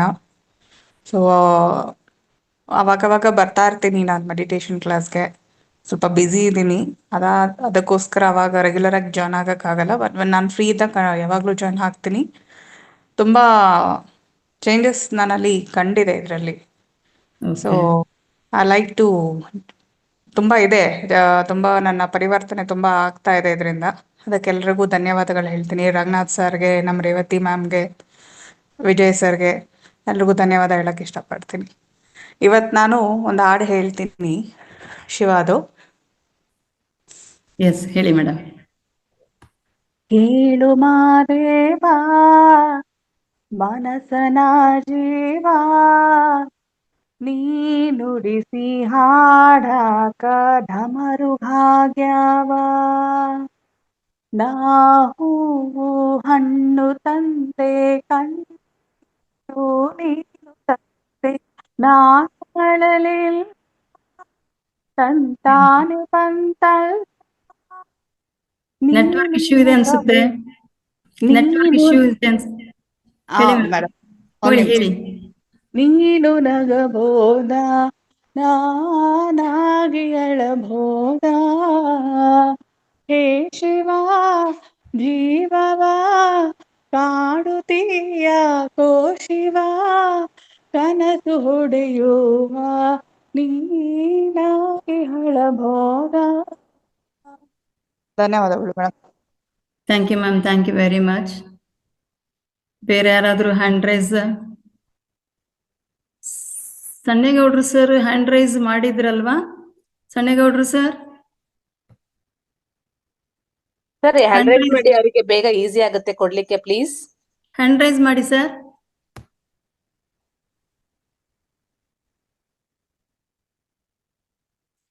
ಸಣ್ಣೇಗೌಡ್ರು ಸರ್ ಮಾತಾಡಿ ಸರ್. ಅನ್ಮ್ಯೂಟ್ ಕೊಟ್ಟಿದ್ದೇನೆ. ಎಸ್, ನಮಸ್ತೆ ಮೇಡಮ್. ನಮಸ್ತೆ ಸರ್. ನಮ್ಮನ್ನ ಕೋರ್ಸ್ ಮಾಡ್ಬಿಡಿ. ಮಾಡ್ತಾನೆ. ಓಕೆ, ಅದ್ಭುತವಾದಂತ ಒಂದು ನಿರೂಪಣೆ ಮಾಡ್ತಾ ಇದ್ದೀರಾ madam. Thank you so much ನಮ್ಗೆ. ಎಸ್, ನಾನು ಮಾತಾಡೋದು ಸ್ಪಷ್ಟವಾಗಿ ಕೇಳ್ತಾ ಇದ್ರಾ? ಎಸ್ ಸರ್, ಕೇಳ್ತಾ ಇದೆ. ಯಾಕಂದ್ರೆ ಇವತ್ತು ಬೇರೆ ಜಾಗದಲ್ಲಿ ಕೂತ್ಕೊಂಡಿದ್ದೇನೆ, ಅದಕ್ಕೆ. ಎಸ್ ಸ್ನೇಹಿತರೆ, ನಮ್ದು ವಿಶೇಷವಾದ ಕಾರ್ಯಕ್ರಮ ನಡೀತಾ ಇರುತ್ತೆ ಪ್ರತಿ ಶನಿವಾರ ದಿವಸ. ನಮ್ದು 365 ಏನು ಕ್ಲಾಸಸ್ ಇದೆಯಲ್ಲ, ಅದರಲ್ಲಿ ಪ್ರತಿ ಶನಿವಾರ ದಿವಸ ಸ್ಪೆಷಲ್ ಪ್ರೋಗ್ರಾಮ್ ಮಾಡ್ತಾ ಇದೀವಿ ನಾವು. ಅಲ್ಲಿ ಅವ್ರಿಗೆ ಬೇಕಾದಂತ ಯಾವುದೇ ಭಾವಗೀತೆ, ಭಕ್ತಿಗೀತೆ, ಚಿತ್ರಗೀತೆ, ವಿಚಿತ್ರ ಗೀತೆ ಮತ್ತು ಜಾನಪದ ಗೀತೆ ಯಾವ್ದಾದ್ರು ಹೇಳ್ಬೋದು, ಅಭಿನಯ ಮಾಡ್ಬೋದು, ಅದಕ್ಕೆ ಆಪ್ಷನ್ ಇರುತ್ತೆ. ಇವತ್ತಿನ ದಿವಸ ಬೆಳಗ್ಗೆ ನಾವು ಒಂದು ಸ್ಪೆಷಲ್ ಪ್ರೋಗ್ರಾಮ್ ಕೊಟ್ಟಿದ್ದೇವೆ. ನಮ್ಮ ಅಶ್ವಿನ್ ಕುಮಾರ್ ಅಂದ್ರೆ ಅಶ್ವಿನಿ ಮೇಡಮ್, ಅವ್ರ ಅಶ್ವಿನ್ ಕುಮಾರ್ ಆಗಿ ಡಾಕ್ಟರ್ ಆಗಿ ಬಂದಿದ್ರು. Special program. ಹಾರ್ಟ್ ಅಟ್ಯಾಕ್ ಆಗ್ತಾ ಇದೆಯಲ್ಲ, ಅದಕ್ಕೆ ನಗು ಒಂದೇ ಒಂದು ಪರಿಹಾರ ಅಂತಕ್ಕಂಥ ಒಂದು ಸಣ್ಣ ಸ್ಕ್ರಿಪ್ಟ್ ಕೊಟ್ಟಿದೀವಿ. ಅದ್ಭುತವಾಗಿದೆ, ಎಲ್ಲರೂ ಕೂಡ ನೋಡಿ ಎಂಜಾಯ್ ಮಾಡ್ರಿ ಅಂತ ಹೇಳಕ್ ಇಷ್ಟಪಡ್ತೀನಿ. ಅದೇ ರೀತಿ ಸಾಧ್ಯ ಆದ್ರೆ ನೀವು ಯಾರೆಲ್ಲ ಇಲ್ಲಿ ಮೋಸ್ಟ್ಲಿ ನೈಟ್ ಸೆಷನ್ ಕನೆಕ್ಟ್ ಆಗ್ತಕ್ಕಂಥವ್ರು ಜಾಬ್ ಹೋಲ್ಡರ್ಸ್ ಇರಬಹುದು ಅಂತ ನನ್ನ ಭಾವನೆ. ಯಾಕಂದ್ರೆ ಸ್ಟ್ರೆಂತ್ ಚೆನ್ನಾಗ್ ಬರ್ತಾ ಇದೆ. ನೀವೆಲ್ಲರೂ ಕೂಡ ಅಲ್ಲಿ ಕೆಲಸದ ಬಿಜಿ ಶೆಡ್ಯೂಲ್ ನಲ್ಲಿ ಇರ್ತೀರಾ. ಹೆಚ್ಚು ರೆಸ್ಟ್ ತಗೊಳಕ್ ಆಗಿರಲ್ಲ, ನಗಲಿಕ್ಕೆ ಆಗ್ತಿರಲ್ಲ, ಬರೀ ಒತ್ತಡದಲ್ಲಿ ಇರೋದ್ರಿಂದ. ಬಟ್ ಪ್ರತಿ ಶನಿವಾರ ದಿವಸ ಒಂದು ನಗುಯ ಒಂದು ಹೊನಲ್ಲಿ ತರಬೇಕು ಅನ್ನೋ ಉದ್ದೇಶ ಮಾಡ್ತಾ ಇದೀವಿ. ಯಾರಿಗೆಲ್ಲ ನಿಮ್ಗೆ ಒಂದು ಸಾಧ್ಯತೆ ಇದೆ, ನಿಮ್ಮ ಕಿರು ಸಂದೇಶಗಳನ್ನು ಕೊಡ್ಬೋದು, ಅಭಿನಯ ಮಾಡ್ಬೋದು. ಮತ್ತು ಇಲ್ಲಿ ಸಾಧ್ಯ ಆದ್ರೆ ಮುಂದಿನ ದಿನಗಳಲ್ಲಿ, ಯಾಕಂದ್ರೆ ಇದು 41 ದಿನದ ಮಂಡಲ ಪ್ರೋಗ್ರಾಮ್ ಮುಗಿಯುತ್ತೆ. 41 ದಿನಕ್ಕೆ ಮತ್ತೆ ಕಂಟಿನ್ಯೂ ಆಗುತ್ತೆ. ಸಾಧ್ಯ ಆದ್ರೆ ನೀವು ಈ ಪ್ರತಿ ಶನಿವಾರ ದಿವಸ ನೀವೇನಾದ್ರೂ ಸ್ಕ್ರಿಪ್ಟ್ ಮಾಡ್ತೇವೆ ಅಂತ ತಯಾರಿದ್ರೆ ನಿಮ್ಗೆ ಕೆಲವೊಂದು ಪಾತ್ರಗಳನ್ನ ಕೊಡ್ತೀವಿ. ನೀವು ಇದ್ದಲ್ಲಿನೇ ಒಬ್ಬೊಬ್ರು ಒಂದೊಂದು ಪಾತ್ರದಲ್ಲಿ ಮಾತಾಡ್ತೀರಾ. ವಿಭಿನ್ನವಾಗಿರುತ್ತೆ, ಚೆನ್ನಾಗಿರುತ್ತೆ, ಒಂಥರ ಎಂಟರ್ಟೈನ್ಮೆಂಟ್ ಇರುತ್ತೆ. ನಿಮ್ಮಲ್ಲೂ ಕೂಡ ಒಂದು ಕಲೆ ಇದೆ. ಆ ಕಲೆನ ಹೊರಗೆ ಹಾಕ್ಲಿಕ್ಕೆ ಬೇರೆ ಎಲ್ಲೂ ಅವಕಾಶ ಕೊಡಲ್ಲ, ಯಾವ ಒಂದು ವೇದಿಕೆನೇ ಕೊಡಲ್ಲ. ನಾವಿಲ್ಲಿ ವೇದಿಕೆ ಕೊಡ್ತಾ ಇದೀವಿ. ಯಾರೆಲ್ಲ ನಿಮ್ಮ ಕಲೆಯನ್ನು ಪ್ರದರ್ಶನ ಮಾಡ್ಬೇಕು ಅಂತ ಆಸಕ್ತಿ ಇದೆ, ನಿಮ್ ಹೆಸರು ಕೊಟ್ರೆ ನಮ್ ಜೊತೆ ಕಾಂಟ್ಯಾಕ್ಟ್ ನಲ್ಲಿ ಇದ್ರೆ ಪ್ರತಿ ಶನಿವಾರ ದಿವಸ ಒಂದು ಸ್ಪೆಷಲ್ ಪ್ರೋಗ್ರಾಮ್ ಅನ್ನು ಕೊಡ್ತೀವಿ. ಎಲ್ಲರೂ ಕೂಡ ಎಂಜಾಯ್ ಮಾಡ್ರಿ, ಎಂಟರ್ಟೈನ್ ಮಾಡ್ರಿ ಅಂತ ಹೇಳಕ್ ಇಷ್ಟಪಡ್ತೀನಿ. ಧನ್ಯವಾದಗಳು. ಮುಂದಿನ ಅವ್ರಿಗೆ ಅವಕಾಶ ಕೊಡ್ತಾ ಇದೀವಿ. ಕೋಸ್ಟ್ ಕೊಟ್ಟಿಡಿ ಮೇಡಮ್, ನಾವು ಸಂದರ್ಭ ಬಂದ್ರೆ ಮಾತಾಡ್ತೀನಿ. ಕೊಟ್ಟಿದ್ದೇನೆ ಸರ್, ಹೋಸ್ಟ್ ಕೊಟ್ಟಿದ್ದೇನೆ. ಓಕೆ, ಸಣ್ಣೇಗೌಡ್ರು ಸರ್ ಕೊಟ್ಟಿದ್ದೇನೆ. ವೆಂಕಟರಮಣ ಸರ್ ಅನ್ಮ್ಯೂಟ್ ಮಾಡ್ಕೊಳ್ಳಿ ಸರ್. ನಮಸ್ತೆ ಮೇಡಮ್ ಅವರೇ. ನಮಸ್ತೆ. ಎಲ್ಲ ಆತ್ಮಬಂಧುಗಳಿಗೂ ನಮಸ್ಕಾರ, ಸಣ್ಣೇಗೌಡರಿಗೂ ನಮಸ್ಕಾರ. ಎಲ್ಲರಿಗೂ ಅವಕಾಶ ಕೊಡ್ತೀವಿ ಅಂತ ಹೇಳ್ತಾ ಇದಾರೆ. ಯಾರಿಗೂ ಅವಕಾಶ ಕೊಡ್ತಾರೋ ಗೊತ್ತಿಲ್ಲ, ಆದ್ರೆ ಅವಕಾಶ ಅಂತೂ ಇದೆ. ಅದನ್ನ ಉಪಯೋಗಿಸ್ಕೋಬೇಕಾಗಿರೋದು ನಮ್ಮ ಕರ್ತವ್ಯ. ಅದರಿಂದ ಪ್ರತಿಯೊಂದು ಬ್ಯಾಚ್ ಅಲ್ಲಿ ಒಂದು 3 ಜನ ಈ ಒಂದು ಕಾರ್ಯಕ್ರಮದಲ್ಲಿ ಪ್ರತಿ ಶನಿವಾರ ಒಂದೊಂದು ಕಾರ್ಯಕ್ರಮನ ನಡೆಸೋಣ ಅಂತ ನಾವು ಬೆಳಗ್ಗೆ 11 ಗಂಟೆ ಬ್ಯಾಚ್ ಅಲ್ಲಿ ನಿರ್ಧಾರ ಮಾಡಿದ್ವಿ. ಈಗ 11 ಗಂಟೆ ಬ್ಯಾಚ್ ಅಲ್ಲಿ ಒಂದು 3 ನೆಕ್ಸ್ಟ್ ವೀಕ್ ಅಲ್ಲಿ ಒಂದು ಕಾರ್ಯಕ್ರಮ ಕೊಡ್ತಾರೆ. ಅದೇ ರೀತಿ ಈ ಬ್ಯಾಚ್ ಅಲ್ಲಿ ಕೂಡ ಒಂದು 3-4 ಜನ ಒಂದು ಕಾರ್ಯಕ್ರಮನ ಕೊಟ್ರೆ ತುಂಬಾ ಒಳ್ಳೇದು. ಬೆಳಗ್ಗೆ ಮಾಮೂಲಿಯಾಗಿ ಕೊಡೋದು ಅದು ನಮ್ಮ ನಿರ್ದೇಶಕರು ಮತ್ತೆ ಸಹ ನಿರ್ದೇಶಕರು ಸೊನ್ನೆಗೌಡರು ಎಲ್ಲ ಮಾಡ್ತಾರೆ. ಅದೇ ಇಲ್ಲಿ ನಾವು ಮತ್ತೆ ಸೀರಿಯಲ್ ಮಾಡ್ದಂಗೆ ಅವರೆಲ್ಲ ಫಿಲಮ್ ಮಾಡ್ತಾರೆ, ನಾವು ಸೀರಿಯಲ್ ಮಾಡ್ತೀವಿ. ಅದಕ್ಕೆ ಈ ಒಂದು ಕಾರ್ಯಕ್ರಮದಲ್ಲಿ 3 ಗಂಟೆ ಬ್ಯಾಚ್ ಆಗಿರ್ಬೋದು, ಇಲ್ಲ 9 ಗಂಟೆ ಬ್ಯಾಚು, ಇಲ್ಲ 11 ಗಂಟೆ ಬ್ಯಾಚ್ ಅಲ್ಲಿ ಪ್ರತಿಯೊಂದು ಶನಿವಾರ ಪುಟ್ಟದಾಗಿ ಒಂದು ಕಾರ್ಯಕ್ರಮ, ಈ ಕಾರ್ಯಕ್ರಮದ ಒಂದಿಗೆ ಅದನ್ನ ನಡೆಸ್ಕೊಳ್ಳೋಣ. ಅದರಿಂದ ನಮ್ಮ ಕಲಾವಿದರು ಮುಂದಕ್ಕೆ ಬರ್ತಾರೆ. ಅಂತ ಕಲಾವಿದರಲ್ಲಿ ಈಗ ನಮ್ಮ 11 ಗಂಟೆ ಬ್ಯಾಚ್ ಅಲ್ಲಿ 3 ಜನ ನಮ್ಗೆ ಇದ್ದಾರೆ. ಅವರು ಅಂತ ಹೇಳಿದ್ದಾರೆ. ಅವ್ರು ನೆಕ್ಸ್ಟ್ ವೀಕ್ ಒಂದು ಕಾರ್ಯಕ್ರಮನ ಕೊಡ್ತಾರೆ. ಅದೇ ರೀತಿ ಈ ಬ್ಯಾಚ್ ಅಲ್ಲಿ ಇರುವಂತವ್ರು ಒಂದು 3 ಜನ ಅಂದ್ರೆ ನಮ್ಮ ಬ್ಯಾಚ್ ಅಲ್ಲಿ ಅವ್ರನ್ನ ಬಿಟ್ಟು ಅವರು ಈ ಬ್ಯಾಚ್ ಅಲ್ಲಿ ಅವ್ರೊಂದು ಕಾರ್ಯಕ್ರಮ ಕೊಡ್ಲಿ ಅಂತ ನಮ್ಮೊಂದು ಅನಿಸಿಕೆ. ಅದು ಇದರಲ್ಲಿ ಮುಂದಕ್ಕೆ ಬರ್ಬೇಕು. ಇದಕ್ಕೆಲ್ಲ ನಿರ್ದೇಶಕರು ಈ ಬ್ಯಾಚ್ ಅಲ್ಲಿ ರೇವತಿ ಮೇಡಮ್ ಅವ್ರ ಜೊತೆಗೆ ಮತ್ತೆ ನಂದಾ ಮೇಡಮ್ ಅವರು ಇರ್ತಾರೇನೋ, ಮತ್ತೆ ಗೌಡ್ರು ಇರ್ತಾರೆ. ಯಾಕಂದ್ರೆ ಅವರು ಸುತ್ತದಾರರು, ಅಲ್ಲಿ ಇಲ್ಲಿ ಈ ಕಡೆ ಆ ಕಡೆ ಬರ್ತಾನೆ ಇರ್ತಾರೆ. ಅದರಿಂದ ಅವರು ಇದರಲ್ಲಿ ಇನ್ವಾಲ್ವ್ ಆದ್ರೂ ಒಳ್ಳೇದೆ. ಯಾಕಂದ್ರೆ ತುಂಬಾ ಲಾಂಗ್ ಟೈಮ್ ಬರ್ತದಲ್ವ ಈ ಕಾರ್ಯಕ್ರಮ. ಅದರಿಂದ ಅವಾಗ ಮಾಡ್ತಾ ಇರ್ಲಿ ಅಂತ ಒಂದು ನಮ್ಮ ಅನಿಸಿಕೆ ಮೇಡಮ್. ಇದಕ್ಕೆ ಹೇಳಿ ಸರ್. ಯಾರಾದ್ರೂ ಈಗ ಒಂದು ಹೆಸರು ಕೊಡೋರು, ಇವಾಗ ಲೋಕೇಶ್ ಯಾರಾದ್ರೊಬ್ರು ಸೇರ್ಕೋಬಹುದು, ಇಲ್ಲ ನಾಗರತ್ನಮ್ಮ ಮೇಡಮ್ ಇವಾಗ ಅವ್ರಿಗೇನು ಬರೀ ಸಾಟರ್ಡೆ ಅಂತ ನಮ್ಮ ಬ್ಯಾಚ್ ಅಲ್ಲಿ ಏನೋ ಹೆಸರು ಕೊಟ್ಟಿದ್ದಾರೆ. ಅವ್ರು ಒಳ್ಳೆ ಸಾಂಗ್ ಆಡ್ತಾ ಇದಾರೆ. ಮತ್ತೆ ಮಂಜುಳಾ ಮೇಡಮ್ ಅವರು ಒಳ್ಳೆ ಸಾಂಗ್ ಆಡ್ತಾರೆ. ನಾಗರತ್ನಮ್ಮ ಸರ್, ಅವರು ನಾಗರತ್ನಮ್ಮ ಬೇರೆ, ಈ ನಾಗರತ್ನಮ್ಮ ಬೇರೆ. ಗೊತ್ತು ಮೇಡಮ್, ಗೊತ್ತು. ಆ ಮೇಡಮ್ ನೆಲ್ಲ ಇವಾಗ ಇದಾರಲ್ಲ ಇಲ್ಲಿ, ಅವ್ರ ಹೆಸರೇ ಹೇಳಿದ್ವಿ ನಾನು. ಅವ್ರು ಲಾಸ್ಟ್ ಅಲ್ಲಿ ಒಂದು ಸಾಂಗ್ ಆಡಿದ್ರು, ತುಂಬಾ ಚೆನ್ನಾಗಿತ್ತು. ಅವ್ರಿಗೆ ವರ್ಕರ್ಸ್ ಇಲ್ದಿರೋ ಟೈಮಲ್ಲಿ ಬರ್ತೀನಿ ಅಂತ ಹೇಳಿದ್ರೆ, ಅದಕ್ಕೆ ಸಾಟರ್ಡೆ ಒಂದು ಪ್ರೋಗ್ರಾಮ್ ಕೊಡ್ತಾರೆ ಅವರು. ಅವರೆಲ್ಲ ಸೇರಿ, ಮಂಜುಳಾ ಮೇಡಮ್, ಇವರು ಮತ್ತೆ ಇನ್ನೊಬ್ರು 3 ಜನ ಸೇರಿ, ಎಲ್ಲಿ ಭಾರತಿ ಮೇಡಮ್ ಅವ್ರು ಏನ್ ಮಾತಾಡ್ತಾ ಇಲ್ಲ, ಅವ್ರಿಗೆ ಗೊತ್ತಿದೆ ವಿಷಯ. ಆ ವಿಷಯ ನಾನು ಯಾಕೆ ಪ್ರಸ್ತಾಪ ಮಾಡ್ತಾ ಇದ್ದೀನಿ ಅಂದ್ರೆ, ಪ್ರತಿಯೊಂದು ಕಾರ್ಯಕ್ರಮದಲ್ಲಿ ಒಂದೊಂದು ಕಲಾ ಸೇವೆ ಮಾಡುವಂತ ಒಂದು ಬ್ಯಾಚ್ ರೆಡಿ ಆಗ್ಲಿ ಅನ್ನೋ ಒಂದು ಮನೋಭಾವದಿಂದ ಹೇಳ್ತಾ ಇದ್ದೀನಿ. ಅದಕ್ಕೆ ಎಲ್ಲಾರು ಸಹಕರಿಸ್ತೀರಾ ಅಂತ ಹೇಳ್ತಾ ಇದೀನಿ. ಆಮೇಲೆ ಇನ್ನೊಂದೇನಂದ್ರೆ, ಬರೀ ಹಾಡು ಬರೋರು ಮಾತ್ರ ಹೇಳೋದೇ ಚೆನ್ನಾಗಿರಲ್ಲ, ಕವಿತೆ ಬರೋರು ಹೇಳಿ, ಮತ್ತೆ ಏನಾದ್ರೂ ಬೇರೆ ವಿಷಯ ಇದ್ರೆ ಹಂಚ್ಕೊಳ್ಳಿ. ಬರೀ ಆಡೋರಿಗೆ ಮಾತ್ರ ಅವಕಾಶ ಕೊಟ್ರೆ ತುಂಬಾ ಕೆಲವರಿಗೆ ನಾಚಿಕೆ ಸ್ವಭಾವ ಇರ್ತದೆ, ಆಡೋದಕ್ಕೆ ಹಿಂದೆ ತೊಡಿತಾರೆ. ಅಂತವ್ರಿಗೆ ಏನ್ ಮಾಡೋದು? ಅದಕ್ಕೆ ಅವ್ರಿಗೂ ಕೂಡ ಅಲ್ಲಿ ಅವಕಾಶ ಕೊಡೋಣ. ಅಂತವ್ರು ಕೂಡ ಒಂದು ನಿಮ್ಗೆ ಏನ್ ಬರ್ತದೋ ಅದನ್ನ ಮಾತಾಡಿ, ನಿಮ್ಗೆ ಏನ್ ಗೊತ್ತಿದೆಯೋ ಅದನ್ನ ಪ್ರಸ್ತುತಪಡಿಸಿ ಅಂತ ಈ ಮೂಲಕ ಅವ್ರನ್ನು ಕೂಡ ನಾನು ಈ ವೇದಿಕೆಗೆ ಆಹ್ವಾನಿಸ್ತಾ ಇದ್ದೀನಿ. ಈ ಒಂದು ಮಾತಾಡೋದಕ್ಕೆ ಅವಕಾಶ ಕೊಟ್ಟಂತ ರೇವತಿ ಮೇಡಮ್ ಅವ್ರಿಗೆ ಹಾಗೂ ಸೊನ್ನೇಗೌಡರಿಗೆ ಹಾಗೂ ಗೀತಾ ಮೇಡಮ್ ಅವ್ರಿಗೆ ವಂದಿಸ್ತಾ ಇದ್ದೀನಿ. Thank you sir. ನಾನು ಪ್ರಾರಂಭದಲ್ಲೇ ಹೇಳಿದ್ದೇನೆ, ಕೇವಲ ಹಾಡು ಮಾತ್ರ ಅಲ್ಲ, ಕತೆ ಹೇಳ್ಬಹುದು ಅಥವಾ ಯಾವುದೇ ವಚನಗಳನ್ನ ಹೇಳ್ಬೋದು, ಕವನಗಳನ್ನ ಹೇಳ್ಬೋದು, ಜೊತೆಗೆ ಅನುಭವಗಳನ್ನ ಸಹ ಹಂಚಿಕೊಳ್ಳಿ ಅಂತ ಹೇಳಿದ್ದೇನೆ. ಈ 10 ದಿನದಲ್ಲಿ ಏನು ತಮಗೆ ಅನುಭವ ಆಯ್ತು, ಹೇಗಾಯ್ತು, ಪ್ರೋಗ್ರಾಮ್ ಚೆನ್ನಾಗಿದ್ಯಾ, ಏನಾದ್ರೂ ಉಪಯೋಗ ಆಗಿದೆ ಅಂತ ಹೇಳತಕ್ಕಂತ ಅನುಭವನ ಸಹ ಹಂಚಿಕೊಳ್ಳಿ ಅಂತ ಕೇಳ್ಕೊಂಡಿದ್ದೇನೆ. ಕೇವಲ ಹಾಡು ಮಾತ್ರ ಅಲ್ಲ, ಯಾವುದೇ ಇದ್ರೆ ಕೇಳಬಹುದು, ಪ್ರಾರಂಭದಲ್ಲಿ ಕೇಳಿಸ್ಕೊಳ್ಳಿಲ್ಲ. ಹಾಡು ಅಂತ ಇದ್ರು, ಅದಕ್ಕೆ ಕೇಳಿದೆ ಮೇಡಮ್ ಅಷ್ಟೇ, ಇನ್ನೇನಿಲ್ಲ. ಲೋಕೇಶ್ ಸರ್ ಅನ್ಮ್ಯೂಟ್ ಮಾಡ್ಕೊಂಡು ಹೇಳಿ ತಮ್ಮ ಕಲೆಯ ಪ್ರದರ್ಶನ ಅಥವಾ ಅನುಭವ ಏನ್ ಹೇಳ್ತೀರಾ ಅಂತ. ನಮಸ್ತೆ ಮೇಡಮ್. ನಮಸ್ತೆ. ಹಾ ಸರ್ ಹೇಳಿ. ಜೀವ ಕುಸುಮವಿದು ಮೀಸಲು ನಿನಗೆ, ಜೀವ ಕುಸುಮವಿದು ಮೀಸಲು ನಿನಗೆ, ನೇಸರನ ಹೊಂಗಿರಣ ಸೋಂಕದ ಮುನ್ನ, ನೇಸರನ ಹೊಂಗಿರಣ ಸೋಂಕದ ಮುನ್ನ, ಜೀವನದ ಬಿರುಗಾಳಿ ಬೀಸುವ ಮುನ್ನ, ಉದ್ಧರಿಸೋ ದೇವಾ ದೇವಾದಿದೇವ, ಉದ್ಧರಿಸೋ ದೇವಾ ದೇವಾದಿದೇವ. ಪಾತಾಳದಿಂದಾಚೆ ನಿನ್ನಯ ಚರಣ, ಬ್ರಹ್ಮಾಂಡದಿಂದಾಚೆ ನಿನ್ನಯ ಮುಕುಟ, ಪಾತಾಳದಿಂದಾಚೆ ನಿನ್ನಯ ಚರಣ, ಬ್ರಹ್ಮಾಂಡದಿಂದಾಚೆ ನಿನ್ನಯ ಮುಕುಟ. ಬೃಹತ್ತು ನೀನು ಸೂಕ್ಷ್ಮತೆಯೋ ನೀನು, ಉದ್ಧರಿಸೋ ದೇವಾ ದೇವಾದಿದೇವ, ಉದ್ಧರಿಸೋ ದೇವಾ ದೇವಾದಿದೇವ. ಬೇಡಾನ ಕೊಂಡೊಯ್ದೆ ಕೈಲಾಸ ನಿಧಿಗೆ, ಊರಂಬುಸೆದ ನರನಿಗೆ ಹೊಲಿದೆ, ಬೇಡಾನ ಕೊಂಡೊಯ್ದೆ ಕೈಲಾಸ ನಿಧಿಗೆ, ಊರಂಬುಸೆದ ನರನಿಗೆ ಹೊಲಿದೆ. ಭಕ್ತಿಯ ಪ್ರಿಯ ನೀನು ಭಕ್ತರ ಪ್ರಿಯ ನೀನು, ಭಕ್ತಿಯ ಪ್ರಿಯ ನೀನು ಭಕ್ತರ ಪ್ರಿಯ ನೀನು, ಉದ್ಧರಿಸೋ ದೇವಾ ದೇವಾದಿದೇವ,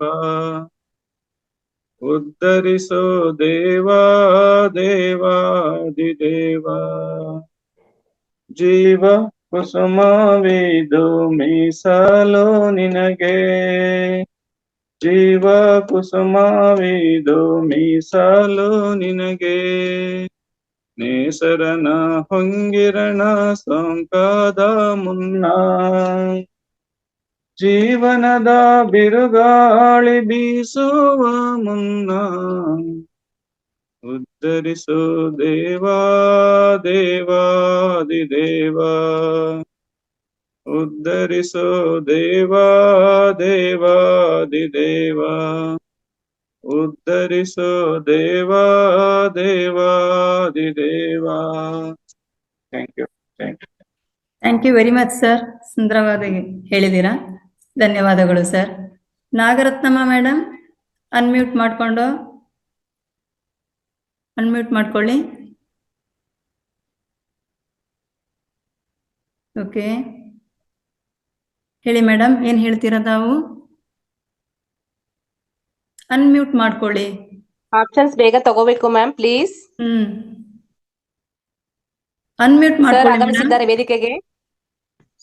ಓಕೆ ಮ್ಯಾಮ್ ಇನ್ನೊಂದ್ಸತಿ ಆಪ್ಷನ್ಸ್ ಕೊಡಿ, ಸರ್ ಬಂದಿದ್ದಾರೆ. ಹಾ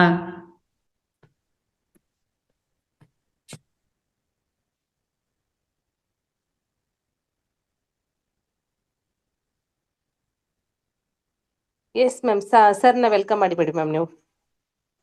ಕೋ ಹೋಸ್ಟ್ ಮಾಡ್ಕೊಂಡಿದಾರಲ್ಲ, ಕೋ ಹೋಸ್ಟ್ ಕೊಟ್ಟಿದಲ್ಲ. Yes ma'am. ಎಸ್ ಎಸ್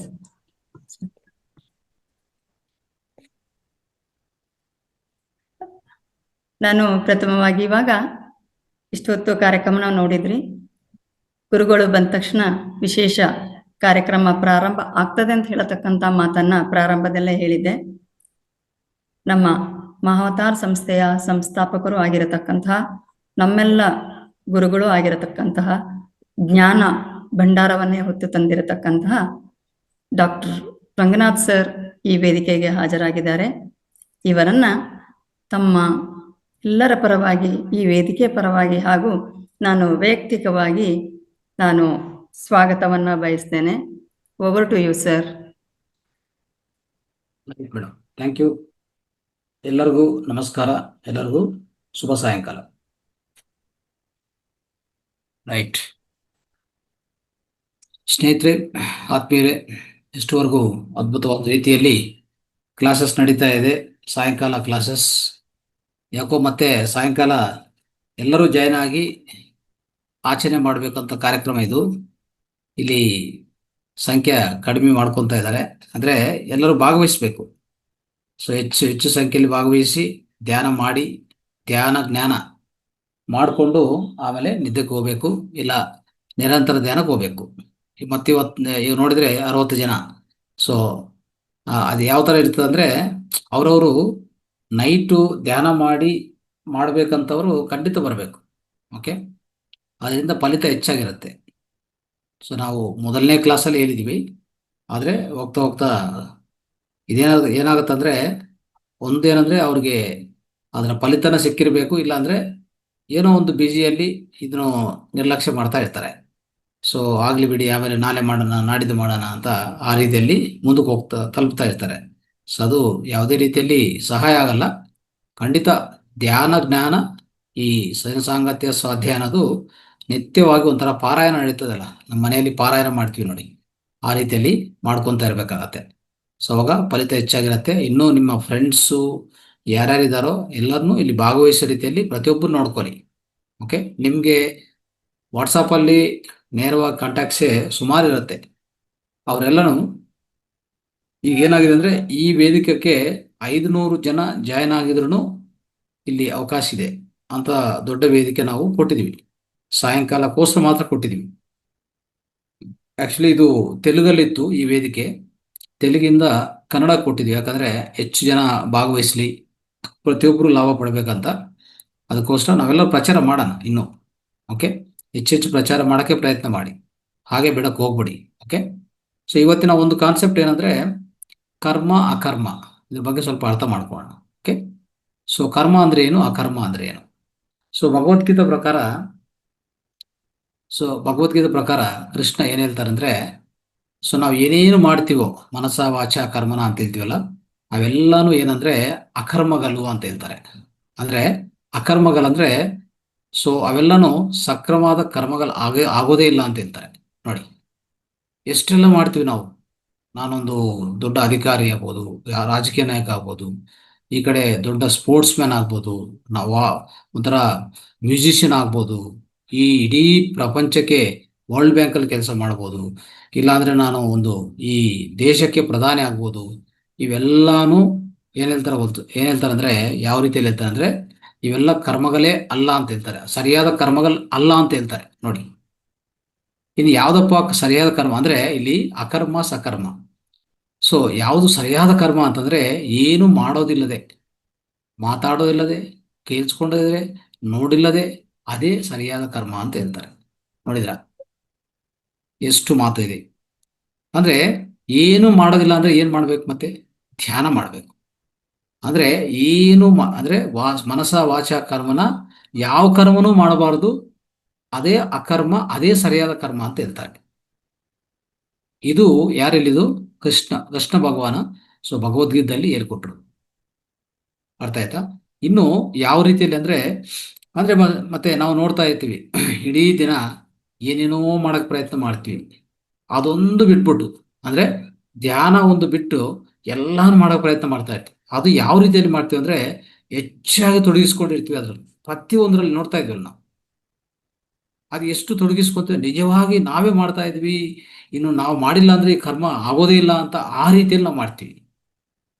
ಅಂದರೆ ಮಾಡೋದು ಒಳ್ಳೆಯದೇ ಅಲ್ಲೇ, ಆದರೆ ಅದರಲ್ಲಿ ಎಷ್ಟು ನಿಮಗೆ ಆ ಕೆಲಸದ ಮೇಲೆ, ಆ ವಿಷಯದ ಮೇಲೆ ಎಷ್ಟು ವ್ಯಾಮೋಹ ಹೆಚ್ಕೊಂಡಿದೆ. ಎಷ್ಟು ವ್ಯಾಮೋಹದಿಂದ ನೀವು ಮಾಡ್ತಾ ಇದ್ದೀರಾ, ಎಷ್ಟು ಅಟ್ಯಾಚ್ಮೆಂಟ್ ಇಂದ ಮಾಡ್ತಾ ಇದ್ದೀರಾ, ಅದು ಇಂಪಾರ್ಟೆಂಟ್. ಯಾವುದೇ ಒಂದು ಅಟ್ಯಾಚ್ಮೆಂಟ್ ಇಂದ, ವ್ಯಾಮೋಹದಿಂದ ಅರಿಷಡ್ ವರ್ಗಗಳು ಜಾಸ್ತಿ ನೀವು ತೊಡಗಿಸ್ಕೊಂಡು ಮಾಡಿದ್ರೆ ಅದು ನಿಮಗೆ ಕೆಟ್ಟ ಕರ್ಮಲು ಕೊಡ್ತದೆ. ಅದು ಕೆಟ್ಟ ಕರ್ಮ, ಕೆಟ್ಟ ಫಲಿತಗಳು ಕೊಡುತ್ತೆ.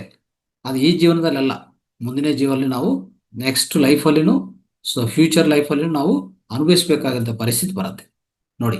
ಸೊ ನಾವು ಏನು ಮಾಡ್ತಾ ಇದ್ವಿ ಅಂದರೆ, ಏನೋ ಈ ಭೂಮಿ ಮೇಲೆ ಹುಟ್ಟಿದೀವಿ, ಈ ಜನ್ಮ ತಗೊಂಡಿದ್ದ ಅಂದಮೇಲೆ ಯಾವುದೋ ಒಂದು ಅಂದರೆ ಓದಿದೀವಿ, ಒಂದು ಕುಟುಂಬದಲ್ಲಿ ಜನ್ಮ ತಗೊಂಡಿದೀವಿ, ಮತ್ತೆ ಅಲ್ಲಿ ನಮ್ಗೆ ಯಾವುದೋ ಒಂದು ಕೆಲಸ ಸಿಕ್ತು, ಇಲ್ಲ ನಮ್ಮ ತಂದೆ ತಾಯಿನೋ ವ್ಯಾಪಾರ ಮಾಡ್ತಾ ಇದ್ರು, ಅದೇ ವ್ಯಾಪಾರ ನಾನು ಕಂಟಿನ್ಯೂ ಮಾಡ್ತಾ ಇದ್ದೀನಿ ಅಂತ ಹೇಳ್ಬಿಟ್ಟು ನಾವು ಅದೇ ನಿಜ ಅಂತ ಅನ್ಕೊಂಡು ಅದರಲ್ಲೇ ಪೂರ್ತಿ ನಿಮಗ್ನವಾಗಿ ನಮ್ಮ ಬಗ್ಗೆ ನಾವು ಅಂದ್ರೆ ಸ್ವಲ್ಪ ಸಮಯನ್ನು ಯಾವುದಕ್ಕೆ, ನಮ್ಮಲ್ಲಿ ಒಳಗಡೆ ಇರುವಂತ ಆ ಅಂತರ ಆತ್ಮ ಇದೆಯೋ, ಆ ಅಂತರ ದೇವ್ರು ಯಾರಿದಾರೋ ಅದ್ರ ಬಗ್ಗೆ ಸ್ವಲ್ಪನೂ ಅರಿವಿಲ್ಲದೆ, ಯಾವ ಅರಿವಿಲ್ಲ.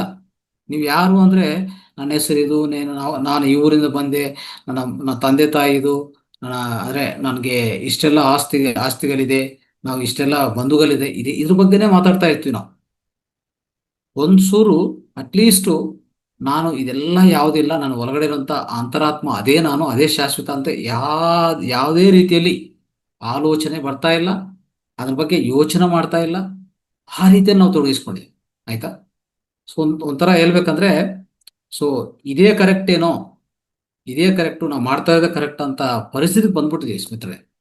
ಆದ್ರೆ ಒಂದು ಮಾತ್ರ ಸತ್ಯ ಏನಂತಂದ್ರೆ, ಮೃತ್ಯು ಬಂದ್ರೆ ಎಲ್ಲಾನು ಒಂಥರ ಕೂಸ್ಕೊಂಡು ಹೋಗ್ತದೆ. ಅಂದ್ರೆ ಯಾವುದು ಇಕ್ಕೋದಿಲ್ಲ ನಿಮಗೆ, ಎಲ್ಲಾನು ಒಂದೇ ಸರಿ. ಲೈಕ್ ಫ್ಲಡ್ ಅಂತ ಹೇಳ್ತಾರೆ ನೋಡಿ, ಫ್ಲಡ್. ಸೊ ಈ ಫ್ಲಡ್ ಬರುತ್ತಲ್ಲ, ಫ್ಲಡ್ ಬಂದ್ರೆ ಎಲ್ಲ ನೀರು, ಸೊ ತುಂಬಾ ನೀರು ಬಂದ್ಬಿಟ್ಟು ಎಲ್ಲನೂ ಎತ್ಕೊಂಡು ಹೋಗ್ತದಲ್ಲ, ಆ ರೀತಿ ಆಗ್ತದೆ. ನಮ್ಮ ಜೀವನ ಅಷ್ಟೇ, ಅದೊಂದು ಬಂದ್ರೆ ಸಾಕು, ನಿಮ್ಮ ಕೀರ್ತಿ ಪ್ರತಿಷ್ಠೆ, ನಿಮ್ಮ ದುಡ್ಡು ಹಣಕಾಸು, ಆಸ್ತಿ, ಮತ್ತೆ ಮಕ್ಕಳು ಬಂಧುಗಳು ಯಾವುದು ಮಿಕ್ಕೋದಿಲ್ಲ ನಿಮಗೆ. ಸೊ ಅಂತ ಪರಿಸ್ಥಿತಿ ಅಂದ್ರೆ ಅದು ಒಂಥರ, ಅದು ನಿಜವಾದ ವಿಷಯ. ಆ ವಿಷಯ ನಮ್ಗೆ ಅರ್ಥ ಆಗೋದಿಲ್ಲ. ನಾವು ಈ ಜನ್ಮದಲ್ಲಿ ಅರ್ಥ ಆಗಿಲ್ಲ ಅಂದ್ರೆ ಏನಾಗತ್ತೆ ರೀ, ಕೊನೆಗೆ ಈ ಜೀವವನ್ನು ಬಿಟ್ಬಿಟ್ಟು ಹೋಗ್ತೀವಿ. ಬಿಟ್ಬಿಟ್ಟು ಹೋಗುವಾಗ ಅವಾಗಲೂ ಸಹ ಏನಾಗತ್ತೆ, ಆನಂದ ಇಲ್ಲ ನಮ್ಗೆ, ಯಾವುದೇ ಏನೋ ಕೊರತೆ. ಇದು ಸಾಧಿಸಿಲ್ಲ, ನಮ್ಮ ಮಕ್ಕಳು ಈ ತರ ಇದ್ರು, ಸೊ ನನಗೂ ಅಂದ್ರೆ ಮನೆಯಲ್ಲಿ ಸಂತೋಷ ಇಲ್ಲ ಅಂದ್ರೆ ನನ್ನ ಅದು ತಂದೆ ತಾಯಿಗೂ ಸರಿ ಇಲ್ಲ, ಆರೋಗ್ಯ ಸರಿ ಇಲ್ಲ, ಏನೋ ಅಂದ್ರೆ ಅನೇಕ ವಿಷಯಗಳಲ್ಲಿ ತುಂಬಾ ಬಾಧೆ ಇಟ್ಕೊಂಡು, ಓಕೆ, ಸೊ ನಾವು ಜೀವನವನ್ನು ಬಿಡ್ತಾ ಇರ್ತೀವಿ. ಆ ರೀತಿಯಲ್ಲಿ ಹೋಗುವಾಗ ಏನಾಗತ್ತೆ ರೀ, ಸೊ ಅಂದ್ರೆ ಏನ್ ಹೇಳ್ತಾರೆ ಅಂದ್ರೆ, as is below so is above. ಅಂದ್ರೆ ಆಸ್ ಇಸ್ ಬಿಲೋ, ಇಲ್ಲಿ ಏನಾಗತ್ತೋ ಅಲ್ಲಿ ಅದೇ ಆಗತ್ತೆ. As is this side, the other side is same. ಅಂದ್ರೆ ಈ ಕಡೆ ಏನ್ ನಾವು ಅನುಭವಿಸ್ತೀವೋ ಆ ಕಡೆ ಅದೇ ಅನುಭವಿಸ್ಬೇಕಾಗತ್ತೆ. ಅಂತ ಪರಿಸ್ಥಿತಿ ನಾವು ಕ್ರಿಯೇಟ್ ಮಾಡ್ಕೊಳ್ತಾ ಇದೀವಿ.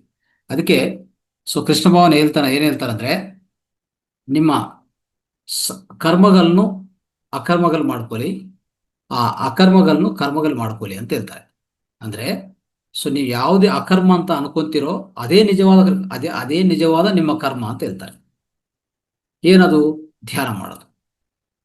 ಧ್ಯಾನ ಮಾಡೋದು, ನೀವು ಧ್ಯಾನದಲ್ಲಿ ತೊಡಗಿಸ್ಕೊಳ್ಳಿ. ಆ ಧ್ಯಾನವೇ ಧರ್ಮ, ಧರ್ಮವೇ ಪುಣ್ಯ, ಓಕೆ, ಪುಣ್ಯವೇ ಫಲಿತ ಕೊಡೋದು. ಅಲ್ಲಿ ಏನಾಗುತ್ತಂದ್ರೆ, ನೀವು ಧ್ಯಾನ ಹೆಚ್ಚೆಚ್ಚಾಗಿ ಮಾಡಿ, ಅಟ್ಲೀಸ್ಟ್ ಒಂದು 50% ಅಕರ್ಮ, 50% ಕರ್ಮ, ಈ ತರ ಮಾಡಿ. 50% ಅಕರ್ಮ ಮಾಡಿ, 50% ಕರ್ಮ ಮಾಡಿ. ನಾವು ನಿತ್ಯ ಜೀವನದಲ್ಲಿ ಏನೇನು ಮಾಡ್ತಾ ಇರ್ತೀವೋ ಕೆಲಸಗಳು ಒಂದು 50%, ಇನ್ನು 50% ಏನಿರಬೇಕು, ಧ್ಯಾನ ಮಾತ್ರ ಇರಬೇಕು. ಇದು ಸೂತ್ರ, ಅಂದ್ರೆ ಇದೊಂದು ಫಾರ್ಮುಲಾ ಅಂತ ನಾವು ನೆನ್ಪಿಟ್ಕೋಬೇಕಾಗತ್ತೆ. ಸೊ ಈ ಫಾರ್ಮುಲಾ ನಾವು ಯಾವಾಗಲೂ ನೆನ್ಪಿಟ್ಕೋಬೇಕು.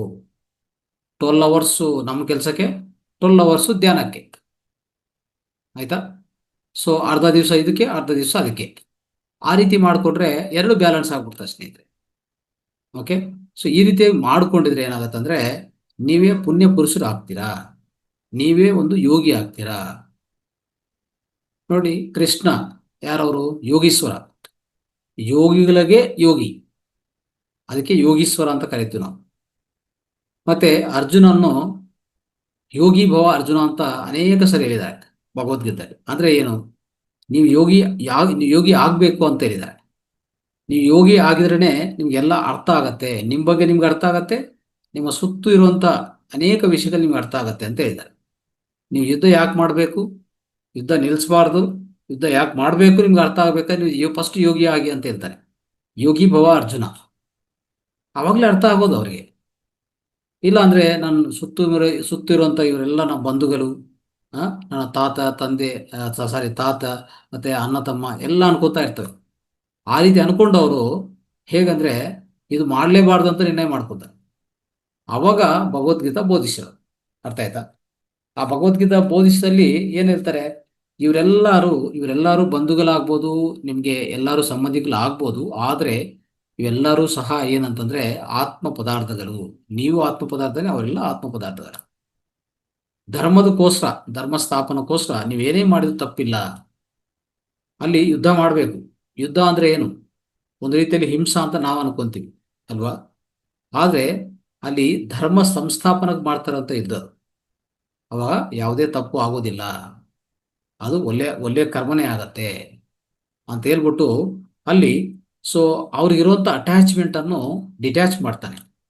ಈ ಭಗವದ್ಗೀತಾ ಬೋಧಿಸಿ ಆ ಅಟ್ಯಾಚ್ಮೆಂಟ್ ಅನ್ನು ಡಿಟ್ಯಾಚ್ಮೆಂಟ್ ಮಾಡ್ತಾನೆ. ಮಾಡಿದಕ್ಕೋಸ್ಕರನೇ ಇಷ್ಟೆಲ್ಲ ಆಗಿದೆ. ಅರ್ಥ ಆಯ್ತಾ?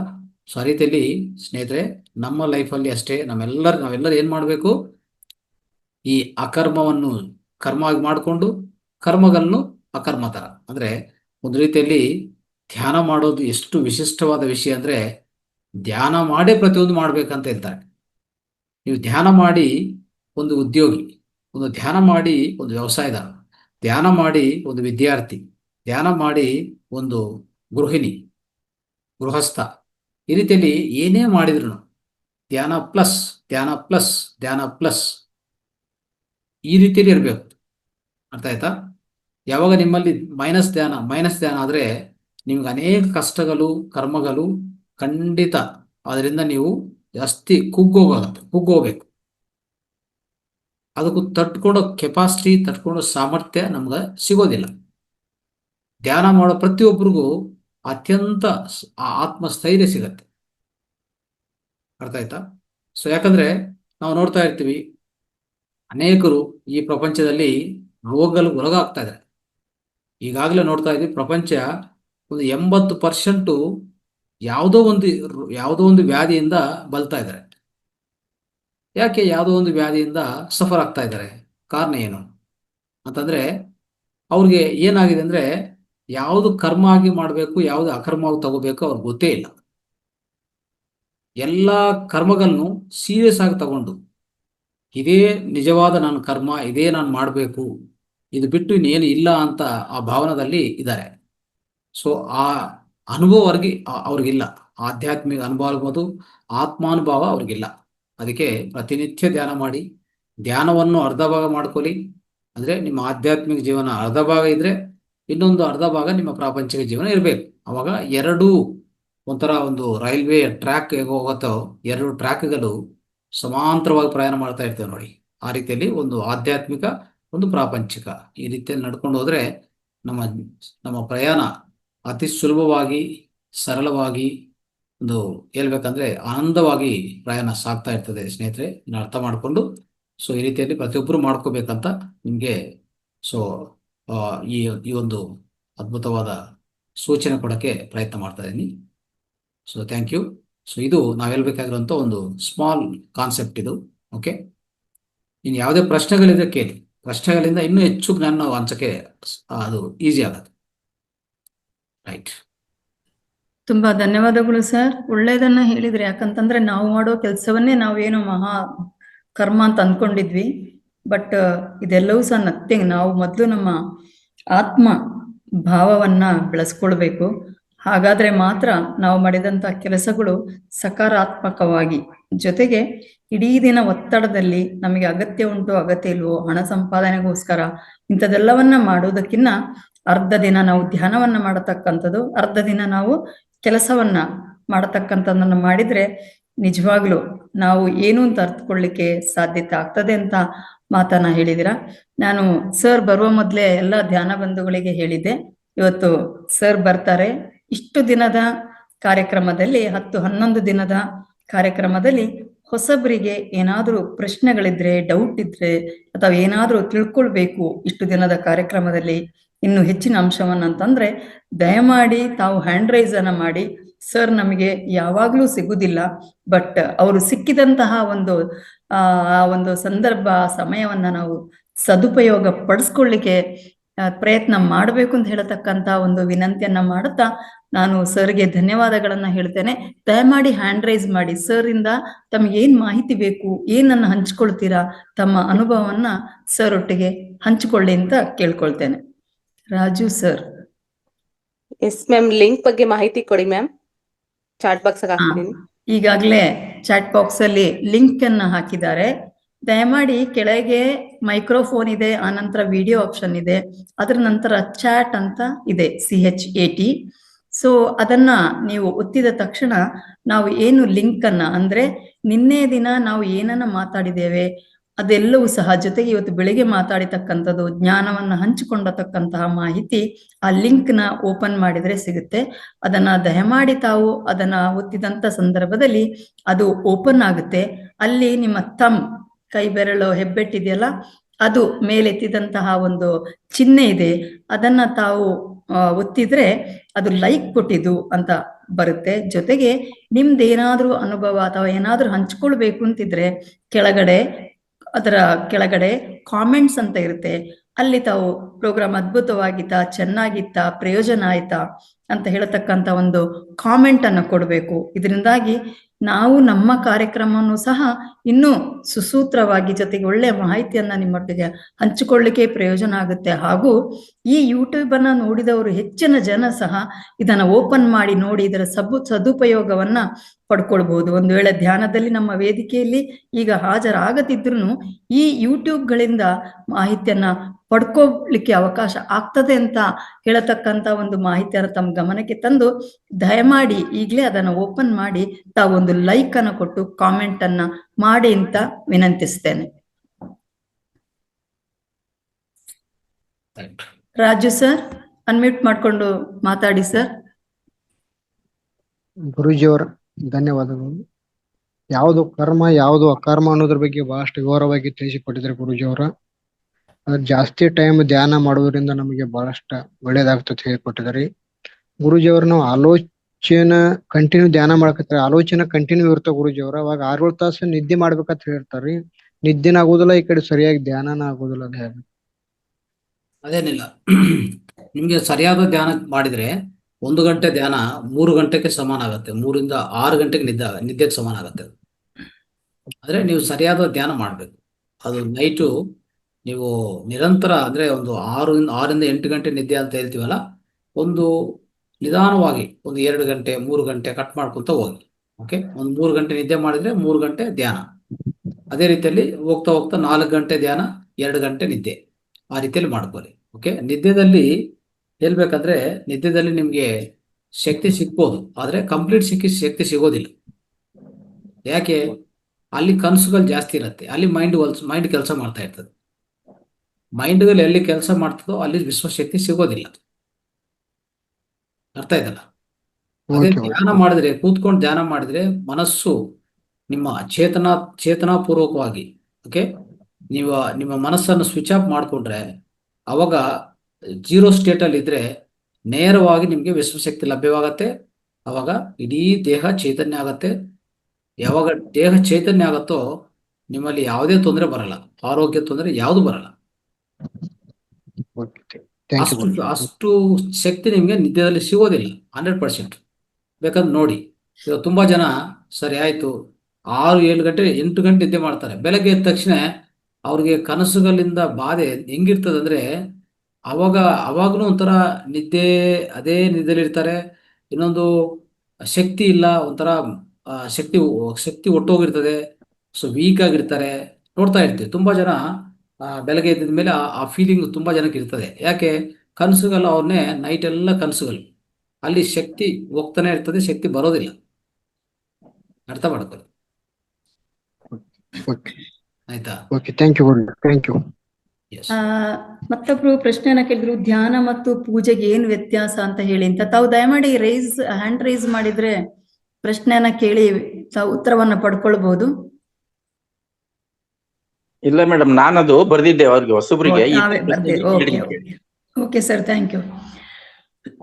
ಹೊಸ ಮಾಸ್ಟರ್ಸ್ ದಯಮಾಡಿ ತುಂಬಾ ಜನ ಇದರಲ್ಲಿ ಧ್ಯಾನದ ಬಗ್ಗೆ ನಮಗೇನು ಗೊತ್ತಿರ್ಲಿಲ್ಲ, ಮತ್ತೆ ಈ ವೇದಿಕೆಯಲ್ಲಿ ಧ್ಯಾನ ಮಾತ್ರ ಕೊಡುದು ಅಂತ ನಾವು ಅಂದ್ಕೊಂಡಿದ್ವಿ, ಬಟ್ ಬೇರೆ ಬೇರೆ ಮಾಹಿತಿನೂ ಸಿಗ್ತದೆ ಅಂತ ಹೇಳತಕ್ಕಂತ ಒಂದು ಅನುಭವನ ಹಂಚ್ಕೊಂಡಿದ್ರಿ ಮೊನ್ನೆ ಎಲ್ಲ.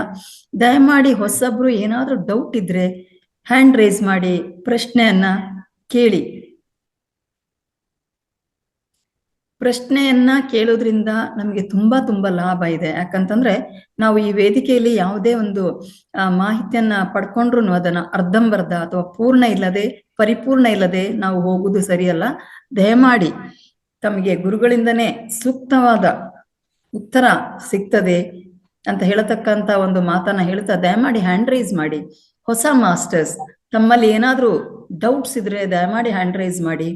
ಅಥವಾ ಏನು ಇಲ್ಲ ಅಂದ್ರೂ ಈ ವೇದಿಕೆಯಿಂದ 10 ದಿನದ ಕಾರ್ಯಕ್ರಮದಲ್ಲಿ ನಿಮಗೆ ಪ್ರಯೋಜನ ಆದ್ರೂ ಆಯ್ತಾ, ತಮ್ಮ ಅನುಭವ ಏನು, ಇದನ್ನಾದ್ರೂ ಹಂಚಿಕೊಳ್ಳಿಕ್ಕೆ ಪ್ರಯತ್ನ ಮಾಡಿ. ರೈಟ್. ಯಾರು ಹ್ಯಾಂಡ್ ರೈಸ್ ಮಾಡ್ತಾ ನಿಮ್ಗೆ ಅನ್ಮ್ಯೂಟ್ ಆಗಿ ಮಾತಾಡ್ಲಿಕ್ಕೆ ಭಯ ಇದ್ರೆ ದಯವಿಟ್ಟು ಮೆಸೇಜ್ ಆದ್ರೂ ಬರೀಲಿಕ್ಕೆ ಬಂದ್ರೆ ಮೆಸೇಜ್ ಮಾಡಿದ್ರು ಪರವಾಗಿಲ್ಲ. ರೈಟ್. ಓಕೆ, ಸೊ ಒಂದು ಮುದ್ರೆ ನಾನು ಹೇಳ್ಕೊಡ್ತೀನಿ. ಇದು ಅದ್ಭುತ ಮುದ್ರೆ. ಸೊ ವೆರಿ ಅಂದ್ರೆ ಕ್ವಿಕ್ ಆಗಿ ಮಾಡ್ಕೋಬಹುದು, ತ್ವರಿತವಾಗಿ ಮಾಡ್ಕೋಬಹುದು ಈ ಮುದ್ರೆ. ಸ್ವಲ್ಪ ನೋಡ್ಕೊಳ್ಳಿ ಎಲ್ಲರೂ, ಉಪಯೋಗಿಸ್ಕೊಳ್ಳಿ ಎಲ್ಲರೂ ದಯವಿಟ್ಟು. ರೈಟ್, ನೋಡ್ಕೊಳ್ಳಿ. ಈ ಕೈಯಲ್ಲಿ, 2 ಕೈಯಲ್ಲಿನೂ ಈ ಹೆಬ್ಬೆರಳು ತಗೊಂಡೋಗಿ ಈ ಉಂಗುರ ಬೆರಳು ಬುಡ್ಮೆದಲ್ಲಿ ಇಲ್ಲಿ ನೋಡ್ಕೊಳ್ಳಿ. ಈ ರೀತಿಯಲ್ಲಿ ಅಂದ್ರೆ ಎಲ್ಲ ಬೆರಳು ಸ್ಟ್ರೈಟ್ ಆಗಿರ್ಲಿ, ಆದ್ರೆ ಹೆಬ್ಬೆರಳು ಮಾತ್ರ ತಗೊಂಡೋಗಿ ಈ ಉಂಗುರ ಬೆರಳು ಬುಡಿಮೆದಲ್ಲಿ ಈ ತರ ಅಂತ ಇರಬೇಕು. ಒಂದು 2-3 ಅಷ್ಟೇ, 2-3 ಸೆಕೆಂಡ್ಸ್ ಈ ತರ ಪ್ರೆಸ್ ಮಾಡ್ತಾ ಇರ್ಬೋದು. ಹೀಗೆ ಹೀಗೆ ಅಂದ್ರೆ ಈ ಮುದ್ರ ಹೆಸರು ಏನು ಗೊತ್ತಾ? ಆದಿತ್ಯ ಮುದ್ರ. ಏನಿದು? ಆದಿತ್ಯ ಮುದ್ರ. ಯಾಕೆ ಮಾಡ್ತೀವಿ ಅಂತಂದ್ರೆ, ಈಗ ನಮ್ಗೆ ಈ ಸ್ನೀಜಿಂಗ್ ಬರ್ತಾ ಇರ್ತದೆ, ಸೀನು ಅಂತ ಹೇಳ್ತೀವಲ್ಲ, ಸ್ನೀಜಿಂಗ್. ಆ ಸ್ನೀಜಿಂಗ್ ಬರುವಾಗ ಏನಾಗತ್ತಂದ್ರೆ, ಒಂದೊಂದ್ಸರಿ ನಾವು ಎಲ್ಲ ಜನ ಜೊತೆಗೆ ಕೂತ್ಕೊಂಡಿರ್ತೀವಿ, ಆ ಸ್ನೀಜಿಂಗ್ ಕಂಟಿನ್ಯೂಸ್ ಬಂದ್ರೆ ಅಂತ ಇಟ್ಕೊಳ್ಳಿ. ಕಂಟಿನ್ಯೂಸ್ ಬಂದ್ರೆ ಏನಾಗುತ್ತೆ ರೀ, ಅವಾಗ ಬೇರೆಯವ್ರಿಗೆ ಡಿಸ್ಟರ್ಬೆನ್ಸ್ ಆಗುತ್ತೆ, ನಮ್ಗೆ ಒಂಥರ ಡಿಫರೆಂಟ್ ಫೀಲಿಂಗ್ ಅನಿಸ್ತದೆ. ಯಾಕಂದ್ರೆ ಅದು ಸ್ಟಾಪ್ ಆಗ್ತಾನೆ ಇಲ್ಲ. ಅವಾಗ ಏನ್ ಮಾಡ್ಬೇಕಂದ್ರೆ ತ್ವರಿತವಾಗಿ ನೋಡಿ, ಈ ರೀತಿಯಲ್ಲಿ ಈಗ ಅಂತ ಇದ್ರೆ ಸ್ಟಾಪ್ ಆಗ್ಬಿಡ್ತದೆ, ಸ್ನೀಜಿಂಗ್ ಸ್ಟಾಪ್ ಆಗತ್ತೆ. ಗೊತ್ತಾ? ಇದೇ ರೀತಿಯಲ್ಲಿ 2 ಕೈಯಲ್ಲಿ ಈಗ ಅನ್ಕೊಳ್ಳಿ, ಈ ತರ ಆ ಸ್ನೀಜಿಂಗ್ ಸ್ಟಾಪ್ ಆಗ್ಬಿಡ್ತದೆ. ಅವಾಗ ಸೊ ಯಾವುದೇ ರೀತಿಯಲ್ಲಿ ಏನಾಗತ್ತಂದ್ರೆ ಇನ್ನೊಬ್ರಿಗೆ ತೊಂದರೆ ಆಗಲ್ಲ ನಮ್ಮಿಂದ. ಆಯ್ತಾ? ಇನ್ನೊಂದು, ಸೊ ನಾವು ಒಂಥರ ನಮ್ಗೆ ಟೈರ್ಸಮ್ ಆಯ್ತು ಅಂದ್ರೆ, ತುಂಬಾ ಅಲಸಟ ಆಯ್ತು, ನಿದ್ದೆ ಬರೋ ತರ ಇರ್ತದೆ. ಸೊ ನಾವು ಮೀಟಿಂಗ್ ಅಲ್ಲಿ ಕೂತ್ಕೊಂಡಿರ್ತೀವಿ, ಅಲ್ಲಿ ಒಂಥರ ಹಿಂಗ ಅಂತ ಇರ್ತೀವಿ ಅಲ್ವಾ? ಆ ತರ ಅನ್ನುವಾಗ ಹೆಂಗಿರ್ತದೆ ಅಂದ್ರೆ, ಇನ್ನೊಬ್ರಿಗೂ ಅಸಹ್ಯ ಅನ್ಸ್ತದೆ, ಅಂದ್ರೆ ಒಂಥರ ಡಿಫ್ರೆಂಟ್ ಫೀಲಿಂಗ್ ಅನಿಸ್ತದೆ. ನಮ್ಗೆ ಸರಿಯಾಗಿ ಅನ್ಸಲ್ಲ, ಅವ್ರ ಜೊತೆಗಿರುವಾಗ ಒಂಥರ ನಮಗೂ ಸರಿಯಾಗಿ ಫೀಲಿಂಗ್ ಆಗಲ್ಲ. ಅವರು ಸಹ ನಮ್ಮನ್ನ ಅಬ್ಸರ್ವ್ ಮಾಡ್ತಾರೆ, ಏನ್ ಇವರು ಇಷ್ಟು ಸೀರಿಯಸ್ ಆಗಿ ನಡೀತಾ ಇದ್ರೆ ನಿದ್ದೆ ಮಾಡ್ತಾರೆ ಅಂತ ಅಲ್ವಾ? ಅವಾಗ ಇದು ಈ ತರ, ಎಸ್, ಈ ತರ ಅನ್ಕೊಂಡ್ರೆ ನಿಮ್ಮಲ್ಲಿರುವಂತ ಅಲಸಟೆ, ಆ ನಿದ್ದೆ ಫೀಲಿಂಗು ಎಲ್ಲ ಹೋಗ್ಬಿಡ್ತದೆ. ಓಕೆ, ಇದು ಮಾಡ್ಕೊಳ್ಳಿ ದಯವಿಟ್ಟು. ಸೊ ಈ ಮುದ್ದೆ ವೆರಿ ಸಿಂಪಲ್ ಮುದ್ದೆ, ಸಿಂಪಲ್ ಮುದ್ರ.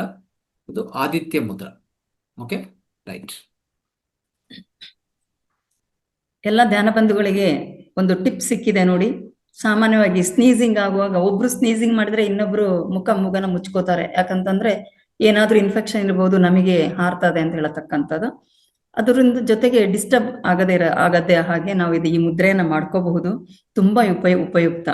ಎಲ್ಲ ಆಫೀಸ್ಗಳಲ್ಲಿ ಇರ್ಬಹುದು, ಅಥವಾ ಎಲ್ಲಾದ್ರೂ ಪ್ರಯಾಣ ಮಾಡಿದಾಗಿರ್ಬೋದು, ಹತ್ರ ಕೂತ್ಕೊಂಡಿದ್ದಾಗಿರ್ಬಹುದು, ಇನ್ನೊಬ್ಬರಿಗೆ ತೊಂದರೆ ಆಗದ ಹಾಗೆ, ಜೊತೆಗೆ ನಮ್ಮ ಸ್ನೀಸಿಂಗ್, ನಾವೇನು ಅಕ್ಷಿ ಸೀನು ಅಂತ ಹೇಳ್ತೇವಲ್ಲ, ಅದು ಬಾರದ ಹಾಗೆ ಈ ಮುದ್ರೆಯನ್ನ ಮಾಡ್ಕೊಳ್ಳೋದು ಬಹಳ ಬಹಳ ಇಂಪಾರ್ಟೆಂಟ್ ಅಥವಾ ಬಹಳ ಅಗತ್ಯ ಅಂತ ಹೇಳತಕ್ಕಂತ ಮಾಹಿತಿಯನ್ನ ನೀಡಿದ್ದಾರೆ. ತಾವೆಲ್ಲರೂ ಅಳವಡಿಸ್ಕೊಳ್ಳಿ. ಸ್ನೀಜಿಂಗು ಮತ್ತೆ ನಮ್ಗೆ ಯಾವುದೇ ಒಂದು ವಿಷಯದಲ್ಲಿ ಬೋರ್ ಆಗಿ ನಿದ್ದೆ ಮಾಡೋದು, ಅಲಸಟೆ ಬಂದು ನಿದ್ದೆ ಆಗೋದು, ಒಂಥರ ಡೋಜಿಂಗ್ ಅಂದ್ರೆ ಏನ್ ಹೇಳ್ತಾರೆ? ಡ್ರೌಸಿನೆಸ್ ಅಲ್ಲ, ಡ್ರೌಸಿನೆಸ್ ಡೋಜಿಂಗ್ ಅಂತಾರೆ. ಡೋಜಿಂಗ್ ಅಂದ್ರೆ ಸ್ಮಾಲ್ ಸ್ನ್ಯಾಪ್ ತರ. ಅದು ಕನ್ನಡದಲ್ಲಿ ಏನ್ ಹೇಳ್ತಾರೆ ಗೊತ್ತಿಲ್ಲ, ಡೋಜಿಂಗ್ ಅಂತ ಹೇಳ್ತಾರೆ. ಅದು ಡೋಜಿಂಗ್ ಅಂದ್ರೆ ಹಿಂಗ ಅಂತ ಇರ್ತೀವಲ್ಲ. ಓಕೆ, ಸೊ ಅದು ಸ್ಟಾಪ್ ಆಗತ್ತೆ. ತೂಕಡಿಕೆ, ನಿದ್ದೆ ಬಂದಾಗ ತೂಕಡಿಕೆ ಅಂತಾರಲ್ಲ ಸರ್, ತೂಕಡಿಕೆ, ತೂಗುಡಿಸ್ತಾರೆ ಅಂತ. ತೂಗುಡು, correct correct, right. Venkataramana sir hand raise ಮಾಡ್ದಂಗಿತ್ತು. ಇದು ಏನಂದ್ರೆ ಇಲ್ಲೊಂದು ಮರ್ಮ ಪಾಯಿಂಟ್ ಇರುತ್ತೆ, ಅರ್ಥ ಆಯ್ತಾ? ಆ ರೀತಿಯಲ್ಲಿ ಕೆಲಸ ಮಾಡತ್ತೆ ಅದು, ಆ ರೀತಿಯಲ್ಲಿ. ಇನ್ನೊಂದು ನಿಮ್ಗೆ ಇದಕ್ಕೆ ಮುಂಚೆ ಒಂದ್ಸರಿ ತೋರಿಸಿದ್ನಲ್ಲ, ಇದು ಯಾವ್ದದು ಬೆಡ್ ವೆಟ್ಟಿಂಗ್ ಅಂದ್ರೆ ಹಾಸಿಗೆ, ಈ ಮೂತ್ರದಿಂದ ಹಾಸಿಗೆ ಇದು ಮಾಡ್ತೀರಲ್ಲ, ಮಕ್ಕಳಾದ್ರೂ ದೊಡ್ಡವರಾದ್ರೂ, ಈ ಪಾಯಿಂಟ್ ಬೆಡ್ ವೆಟ್ಟಿಂಗ್ ಅಂತ ಹೇಳ್ತಾರೆ ಸರ್. ಹಾಸಿಗೆ ಒದ್ದೆ ಆಗುವುದು. ಒದ್ದೆ ಆಗೋದು, ಕರೆಕ್ಟ್. ಸೊ ಈ ಪಾಯಿಂಟ್ ಮಕ್ಳಿಗಾದ್ರೂ ದೊಡ್ಡವರಾದ್ರೂ ಅದು ಈ ಪಾಯಿಂಟ್ ಇದೆಲ್ಲ ಈ ಕಿರುಬೆರಳಲ್ಲಿ ಈ ಪಾಯಿಂಟ್ ಟಚ್ ಮಾಡಬೇಕು. ಟಚ್ ಮಾಡಿದ್ರೆ ಅದು ಬೇಗ ವಾಸಿ ಆಗತ್ತೆ. ಆ ರೀತಿ ಇವೆಲ್ಲಾನು ಮರ್ಮ ಪಾಯಿಂಟ್ಸ್ ತರ ಇದು. ಓಕೆ, ಈ ಪಾಯಿಂಟ್ಸ್ ಅನ್ನು ಈ ರೀತಿ ಪ್ರೆಸ್ ಮಾಡ್ಕೊಂಡಾಗ ಆ ರಿಸಲ್ಟ್ಸ್ ಅಷ್ಟೇ ಫಾಸ್ಟ್ ಆಗಿರುತ್ತೆ. ಗುರುಜಿ, ಒಂದು ಪ್ರಶ್ನೆ ಬಂದಿದೆ ಇಲ್ಲಿ. ಸರ್, ಧ್ಯಾನ ಎಷ್ಟು ಗಂಟೆ ಆದ್ರೂ ಮಾಡುವೇನೋ, ಆದ್ರೆ ಧ್ಯಾನ ಮಾಡಿ ಆದ್ಮೇಲೆ ದೇಹಕ್ಕೆ ಆಯಾಸ, ಸುಸ್ತು ಆಗುತ್ತೆ. ಅದು ಯಾವ ಕಾರಣಕ್ಕೆ ಆಗುತ್ತೆ ಅಂತ ನಿಮ್ಮಲ್ಲಿ ಕೇಳಿಬೇಕು ಅಂತ ಹೇಳಿ ಕೇಳಿದ್ದಾರೆ ಗುರುಜಿ. ಆದ್ರೆ ಅವ್ರಿಗೆ ಆಯಾಸ ಆಗ್ತಾ ಇದೆ ಅಂತಂದ್ರೆ ಅಷ್ಟೇನು ಮಾಡೋದು ಬೇಕಾಗಿಲ್ಲ. ಅಂದ್ರೆ ಯಾವಾಗ ಅವ್ರಿಗೆ ಆ ಥರ ಡಿಸ್ಕಂಫರ್ಟ್ ಅನ್ಸೋದೋ ಬಿಗಿನಿಂಗ್ ಅಲ್ಲಿ ಹೇಳ್ತಾ ಇದ್ದೀನಿ, ಸ್ವಲ್ಪ ಎದ್ದು ಮತ್ತೆ ಆ ಕಡೆ ಸ್ವಲ್ಪ ಆ ಕಡೆ ಈ ಕಡೆ ಓಡಾಡಿ ಮತ್ತೆ ಕೂತ್ಕೊಳ್ಳಿ. ಯಾಕೆ ಆಯಾಸ ಕೊಡೋ ಥರ ದೇಹವನ್ನು ನಾವು ಇದು ಮಾಡೋದು, ದೇಹಕ್ಕೆ ಅಷ್ಟು ಶ್ರಮ ಕೊಡೋದು ಇಲ್ಲ, ಅಷ್ಟು ಆಯಾಸ ಕೊಡೋದು ಬೇಕಾಗಿಲ್ಲ. ಧ್ಯಾನದಲ್ಲಿ ಕಂಫರ್ಟ್ ಆಗಿ ಇರಬೇಕು. ದೇಹ ಎಷ್ಟು ಕಂಫರ್ಟ್ ಇರುತ್ತೋ ಅಷ್ಟು ಮನಸ್ಸು ಶಾಂತವಾಗತ್ತೆ. ಅವಾಗ ಏನಂದ್ರೆ ಬ್ರೇಕ್ ಮಾಡಿ. ಇದು ಬಿಗಿನಿಂಗ್ ಅಲ್ವಾ. ಈಗ ಅಭ್ಯಾಸ ಮಾಡೋರು ಇರ್ತಾರೆ, ಚೆನ್ನಾಗಿ ಅಭ್ಯಾಸ ಮಾಡೋರು ಹಂಗೆ ಕೂತ್ಕೊಂಡ್ರೆ ಹಂಗೆ ಬೆಳಗ್ಗೆ ಎತ್ತಾರೆ ಅವರು. ನೈಟ್ ಕೂತ್ಕೊಂಡ್ರೆ ಬೆಳಗ್ಗೆವರೆಗೂ ಹಂಗೆ ಇರ್ತಾರೆ ಅವರು. ಅದು ಅಭ್ಯಾಸ ಮೇಲೆ ಬರೋಂಥದ್ದು. ಈಗ ಬಿಗಿನಿಂಗ್ ಅಲ್ಲಿ ಇರುವಾಗ ನಿಮ್ಗೆ ಯಾಕೆ ಅಷ್ಟು ಕಷ್ಟಪಡೋದು? 1 ಗಂಟೆ ಕೂತ್ಕೊಳ್ಳಿ, ಸ್ವಲ್ಪ ಬ್ರೇಕ್ ಕೊಡಿ, ಮತ್ತೆ 1 ಗಂಟೆ ತಗೊಳ್ಳಿ. ಆ ರೀತಿಯಲ್ಲಿ ಹೋಗ್ತಾ ಪ್ರಾಕ್ಟೀಸ್ ಮೇಲೆ ಪ್ರಾಕ್ಟೀಸ್ ಬ್ರಿಂಗ್ಸ್ ಪರ್ಫೆಕ್ಷನ್. ಓಕೆ, ಅಲಸಟೆ ಹೋಗುವಂತ ಪರಿಸ್ಥಿತಿ ಏನು ಬೇಕಾಗಿಲ್ಲ. ಜನರಲಿ ಸರಿಯಾದ ಧ್ಯಾನದಲ್ಲಿ ಅಲಸಟೆನೂ ಬರಲ್ಲ. ಆದರೆ ಅಭ್ಯಾಸ ಇಲ್ಲ ಅಂದ್ರೆ, ಸ್ವಲ್ಪ ಜಾಸ್ತಿ ಟೈಮ್ ಕೂತ್ಕೊಂಡು ಅಭ್ಯಾಸ ಇಲ್ಲ ಅಂದ್ರೆ ಅವ್ರಿಗೆ ಅಲಸಟೆ ಅಂತ ಅನಿಸ್ತದೆ ಅಷ್ಟೇ. ಅದರ್ವೈಸ್ ಕರೆಕ್ಟ್ ಧ್ಯಾನ ಮಾಡಿದ್ರೆ, ಶಕ್ತಿ ನಮಗೆ ಬರ್ತಾ ಇದ್ರೆ ಯಾವುದೇ ಮಾನಸಿಕ ಅಲಸಟೆ ಇರೋದಿಲ್ಲ. ಇದ್ರೆ ಕೂತ್ಕೊಂಡಿದ್ದಕ್ಕೂ ಸ್ವಲ್ಪ ನೋವುಗಳು ಅಲ್ಲಿ ಬಂದಿರಬಹುದು ಅಷ್ಟೇ. ನಮ್ಮ ಪ್ರಶ್ನೆಗೆ ಉತ್ತರ ಸಿಕ್ಕಿದೆ ಅಂದ್ಕೊಳ್ತೇನೆ. ದೇಹವನ್ನು ದಂಡಿಸಿ ಧ್ಯಾನವನ್ನ ಮಾಡೋದಲ್ಲ, ಹೌದು, ಸ್ವಲ್ಪವಾಗಿ ಮಾಡಿ, ರಿಲ್ಯಾಕ್ಸ್ ಆಗಿ ಮಾಡಿ. ಒಂದ್ ವೇಳೆ ಆತರ ಆಯಾಸ ಆದಂತ ಪಕ್ಷದಲ್ಲಿ ತಾವು ಬ್ರೇಕ್ ಕೊಡಬಹುದು. ಜಸ್ಟ್ ಮಲ್ಕೊಂಡು ಶವಾಸನ ಮಾಡಬಹುದು. ಶವಾಸನ ಮಾಡಿದ್ರೆ ಎಲ್ಲ ಪೂರ್ತಿ ಬಾಡಿ ರಿಲ್ಯಾಕ್ಸ್ ಆಗತ್ತೆ. ಆಯ್ತಾ? ಓಕೆ, ಆಮೇಲೆ ಸ್ವಲ್ಪ ಅನುಲೋಮ ವಿಲೋಮ ಮಾಡ್ಕೊಳ್ಳಿ, ಶವಾಸನ ಮಾಡಿ, ಮತ್ತೆ ಕೂತ್ಕೊಳ್ಳಿ, ಎದ್ದು ಕೂತ್ಕೊಳ್ಳಿ ಅಷ್ಟೇ.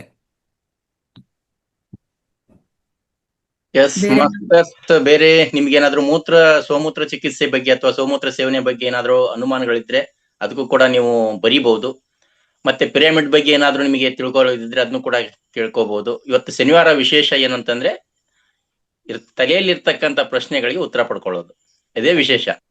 ಜೊತೆಗೆ ಎಂಟರ್ಟೈನ್ಮೆಂಟ್ ಕೂಡ ಇರುತ್ತೆ. ನೀವ್ ಯಾರು ಕ್ವಶನ್ ಕೇಳಿಲ್ಲ ಅಂದ್ರೆ ನಾವು ಹಾಸ್ಯಗಳನ್ನೇ ಮತ್ತು ಕತೆ ಕವನಗಳನ್ನ ಹೇಳಕ್ ಸ್ಟಾರ್ಟ್ ಮಾಡ್ಬಿಡ್ತೀವಿ. ನಾವು ಸುಮ್ನೆ ಇರೋರಲ್ಲ. ದಯವಿಟ್ಟು ಪ್ರಶ್ನೆಗಳನ್ನ ಕೇಳಿ, ಅನುಮಾನಗಳನ್ನ ಡೌಟ್ ಕ್ಲಿಯರ್ ಮಾಡ್ಕೊಳ್ಳಿ. ಹೊಸ ಮಾಸ್ಟರ್ ಸಾಕಷ್ಟು ಮುಂದೆ ಬರಬೇಕು. ಡೌಟ್ಸ್ ಇಟ್ಕೋಬೇಡಿ, ಕ್ಲಿಯರ್ ಮಾಡ್ಕೊಳ್ಳಿ. ವೆಂಕಟರಮಣ ಸರ್, ಅನ್ಮಿಟ್ ಮಾಡ್ಕೊಂಡು ಮಾತಾಡಿ ಸರ್. ನಮಸ್ತೆ ಗುರುಗಳೇ. ನಮಸ್ಕಾರ. ಏನು ಹೊಸಬ್ರು ಯಾರು ಮಾತಾಡ್ತಾ ಇಲ್ಲ, ಅದಕ್ಕೆ ನಾವೇ ಗುರುಗಳನ್ನ ಮತ್ತೆ ಕ್ವಶನ್ ಕೇಳಿ ತೊಂದರೆಗೆ ಮಾಡ್ತಾ ಇದೀವಿ ಅನ್ಕೊಂತೀವಿ. ಗುರುಗಳೇ, ಈಗ ನಾವು ಆರಾಧನೆ ಮಾಡೋದ್ರಿಂದ ಹೆಚ್ಚು ನಮಗೆ ಜ್ಞಾನ ಲಭ್ಯವಾಗುತ್ತಾ ಶೀಘ್ರವಾಗಿ, ಅಥವಾ ನಾವು ಸ್ವಾಧ್ಯಾಯ ಮಾಡೋದ್ರಿಂದ, ಅಂದ್ರೆ ನಾವು ಇವಾಗ ಏನ್ ಮಾಡ್ತಾ ಇದ್ದೀರಿ ಆನಾಪಾನಸತಿ ಧ್ಯಾನದಿಂದ ಹೆಚ್ಚು ನಮ್ಗೆ ಅನುಕೂಲ ಆಗುತ್ತಾ ಗುರುಜಿ? ಮೊದಲನೇ ಏನ್ ಹೇಳಿದೆ? ಆರಾಧನೆ ಮಾಡೋದ್ರಿಂದ ಗುರುಜಿ, ಇವಾಗ ನಾವು ಎಲ್ಲ ಹೆಚ್ಚಾಗಿ ಆರಾಧನೆಗಳು ಮಾಡ್ತೀವಿ, ಅಂದ್ರೆ ಪೂಜೆ ಮಾಡ್ತೀವಿ, ಭಜನೆ ಮಾಡ್ತೀವಿ, ನಾಮಸ್ಮರಣೆ ಮಾಡ್ತೀವಿ, ತೀರ್ಥಯಾತ್ರೆ ಮಾಡ್ತೀವಿ, ದೇಹ ದಂಡಿಸಿ ಮಾಡುವಂತ ಒಂದ್ ಕಾರ್ಯಗಳಲ್ಲಿ ಜಾಸ್ತಿ ಮಾಡ್ತೀವಿ. ಮತ್ತೆ ಉಪಾಸನೆ ಮಾಡ್ತೀವಿ. ಈ ಕಾರ್ಯಗಳಲ್ಲಿ ಮಾಡಿ, ಯಾಕಂದ್ರೆ ಜಾಸ್ತಿ ಜನ ಏನ್ ಹೇಳ್ತಾರೆ ಅಂದ್ರೆ, ಬನ್ನಿ ನಮ್ಮ ಸ್ವಾಧ್ಯಾಯ ಈ ತರ ನಡೆಸ್ತಾ ಇದ್ದೀವಿ ಅಂತ ನಾವು ಇಲ್ಲಿ ಮಾತಾಡ್ತಾ ಇದ್ದೀವಿ.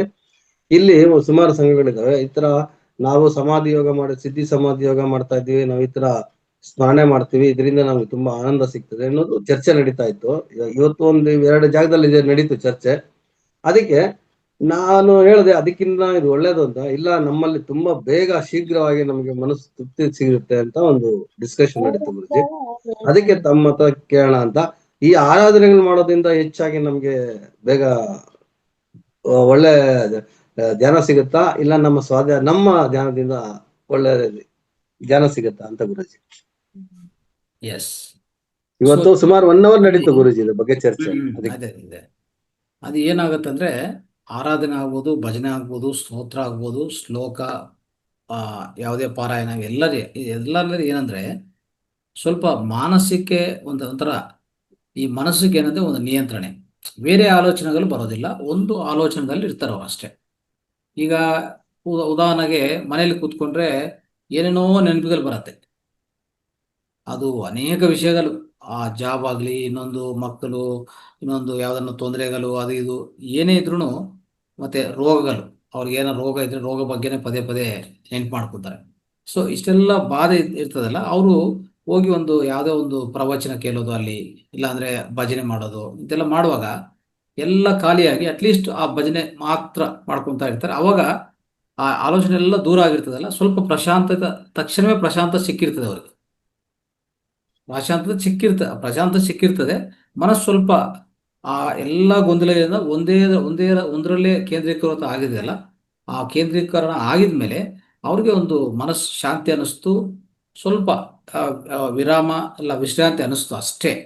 ಆದರೆ ಒಳಗಡೆಯಿಂದ ಸ್ವಸ್ಥತೆ ಆಗಲ್ಲ. ಅಂದ್ರೆ ಧ್ಯಾನದಲ್ಲಿ ಆಗುವಂಥ ಸ್ವಸ್ಥತೆ ಇಲ್ಲಿ ಆಗೋದಿಲ್ಲ. ಧ್ಯಾನದಲ್ಲಿ ಸ್ವಸ್ಥತೆ ಯಾಕೆ ಆಗ್ತದಂದ್ರೆ, ಆ ಮನಸ್ಸು ಆ ಒಂದರಿಂದನೂ ಸಹ ಒಳಗಡೆ ತಗೊಂಡೋಗಿ ಆಂತರಿಕ ಪ್ರಯಾಣ ಮಾಡುವಾಗ ನಾವೇನ್ ಮಾಡ್ತೀವಿ ಅಂದ್ರೆ, ಬಾಹ್ಯದು ಅಂದ್ರೆ ಮೈಂಡ್ಗೆ ಸಂಬಂಧಿತ, ಇಂದ್ರಿಯಗಳ ಸಂಬಂಧಿತ ಯಾವ ಕೆಲಸನೂ ಮಾಡ್ಕೋಲ್ಲ.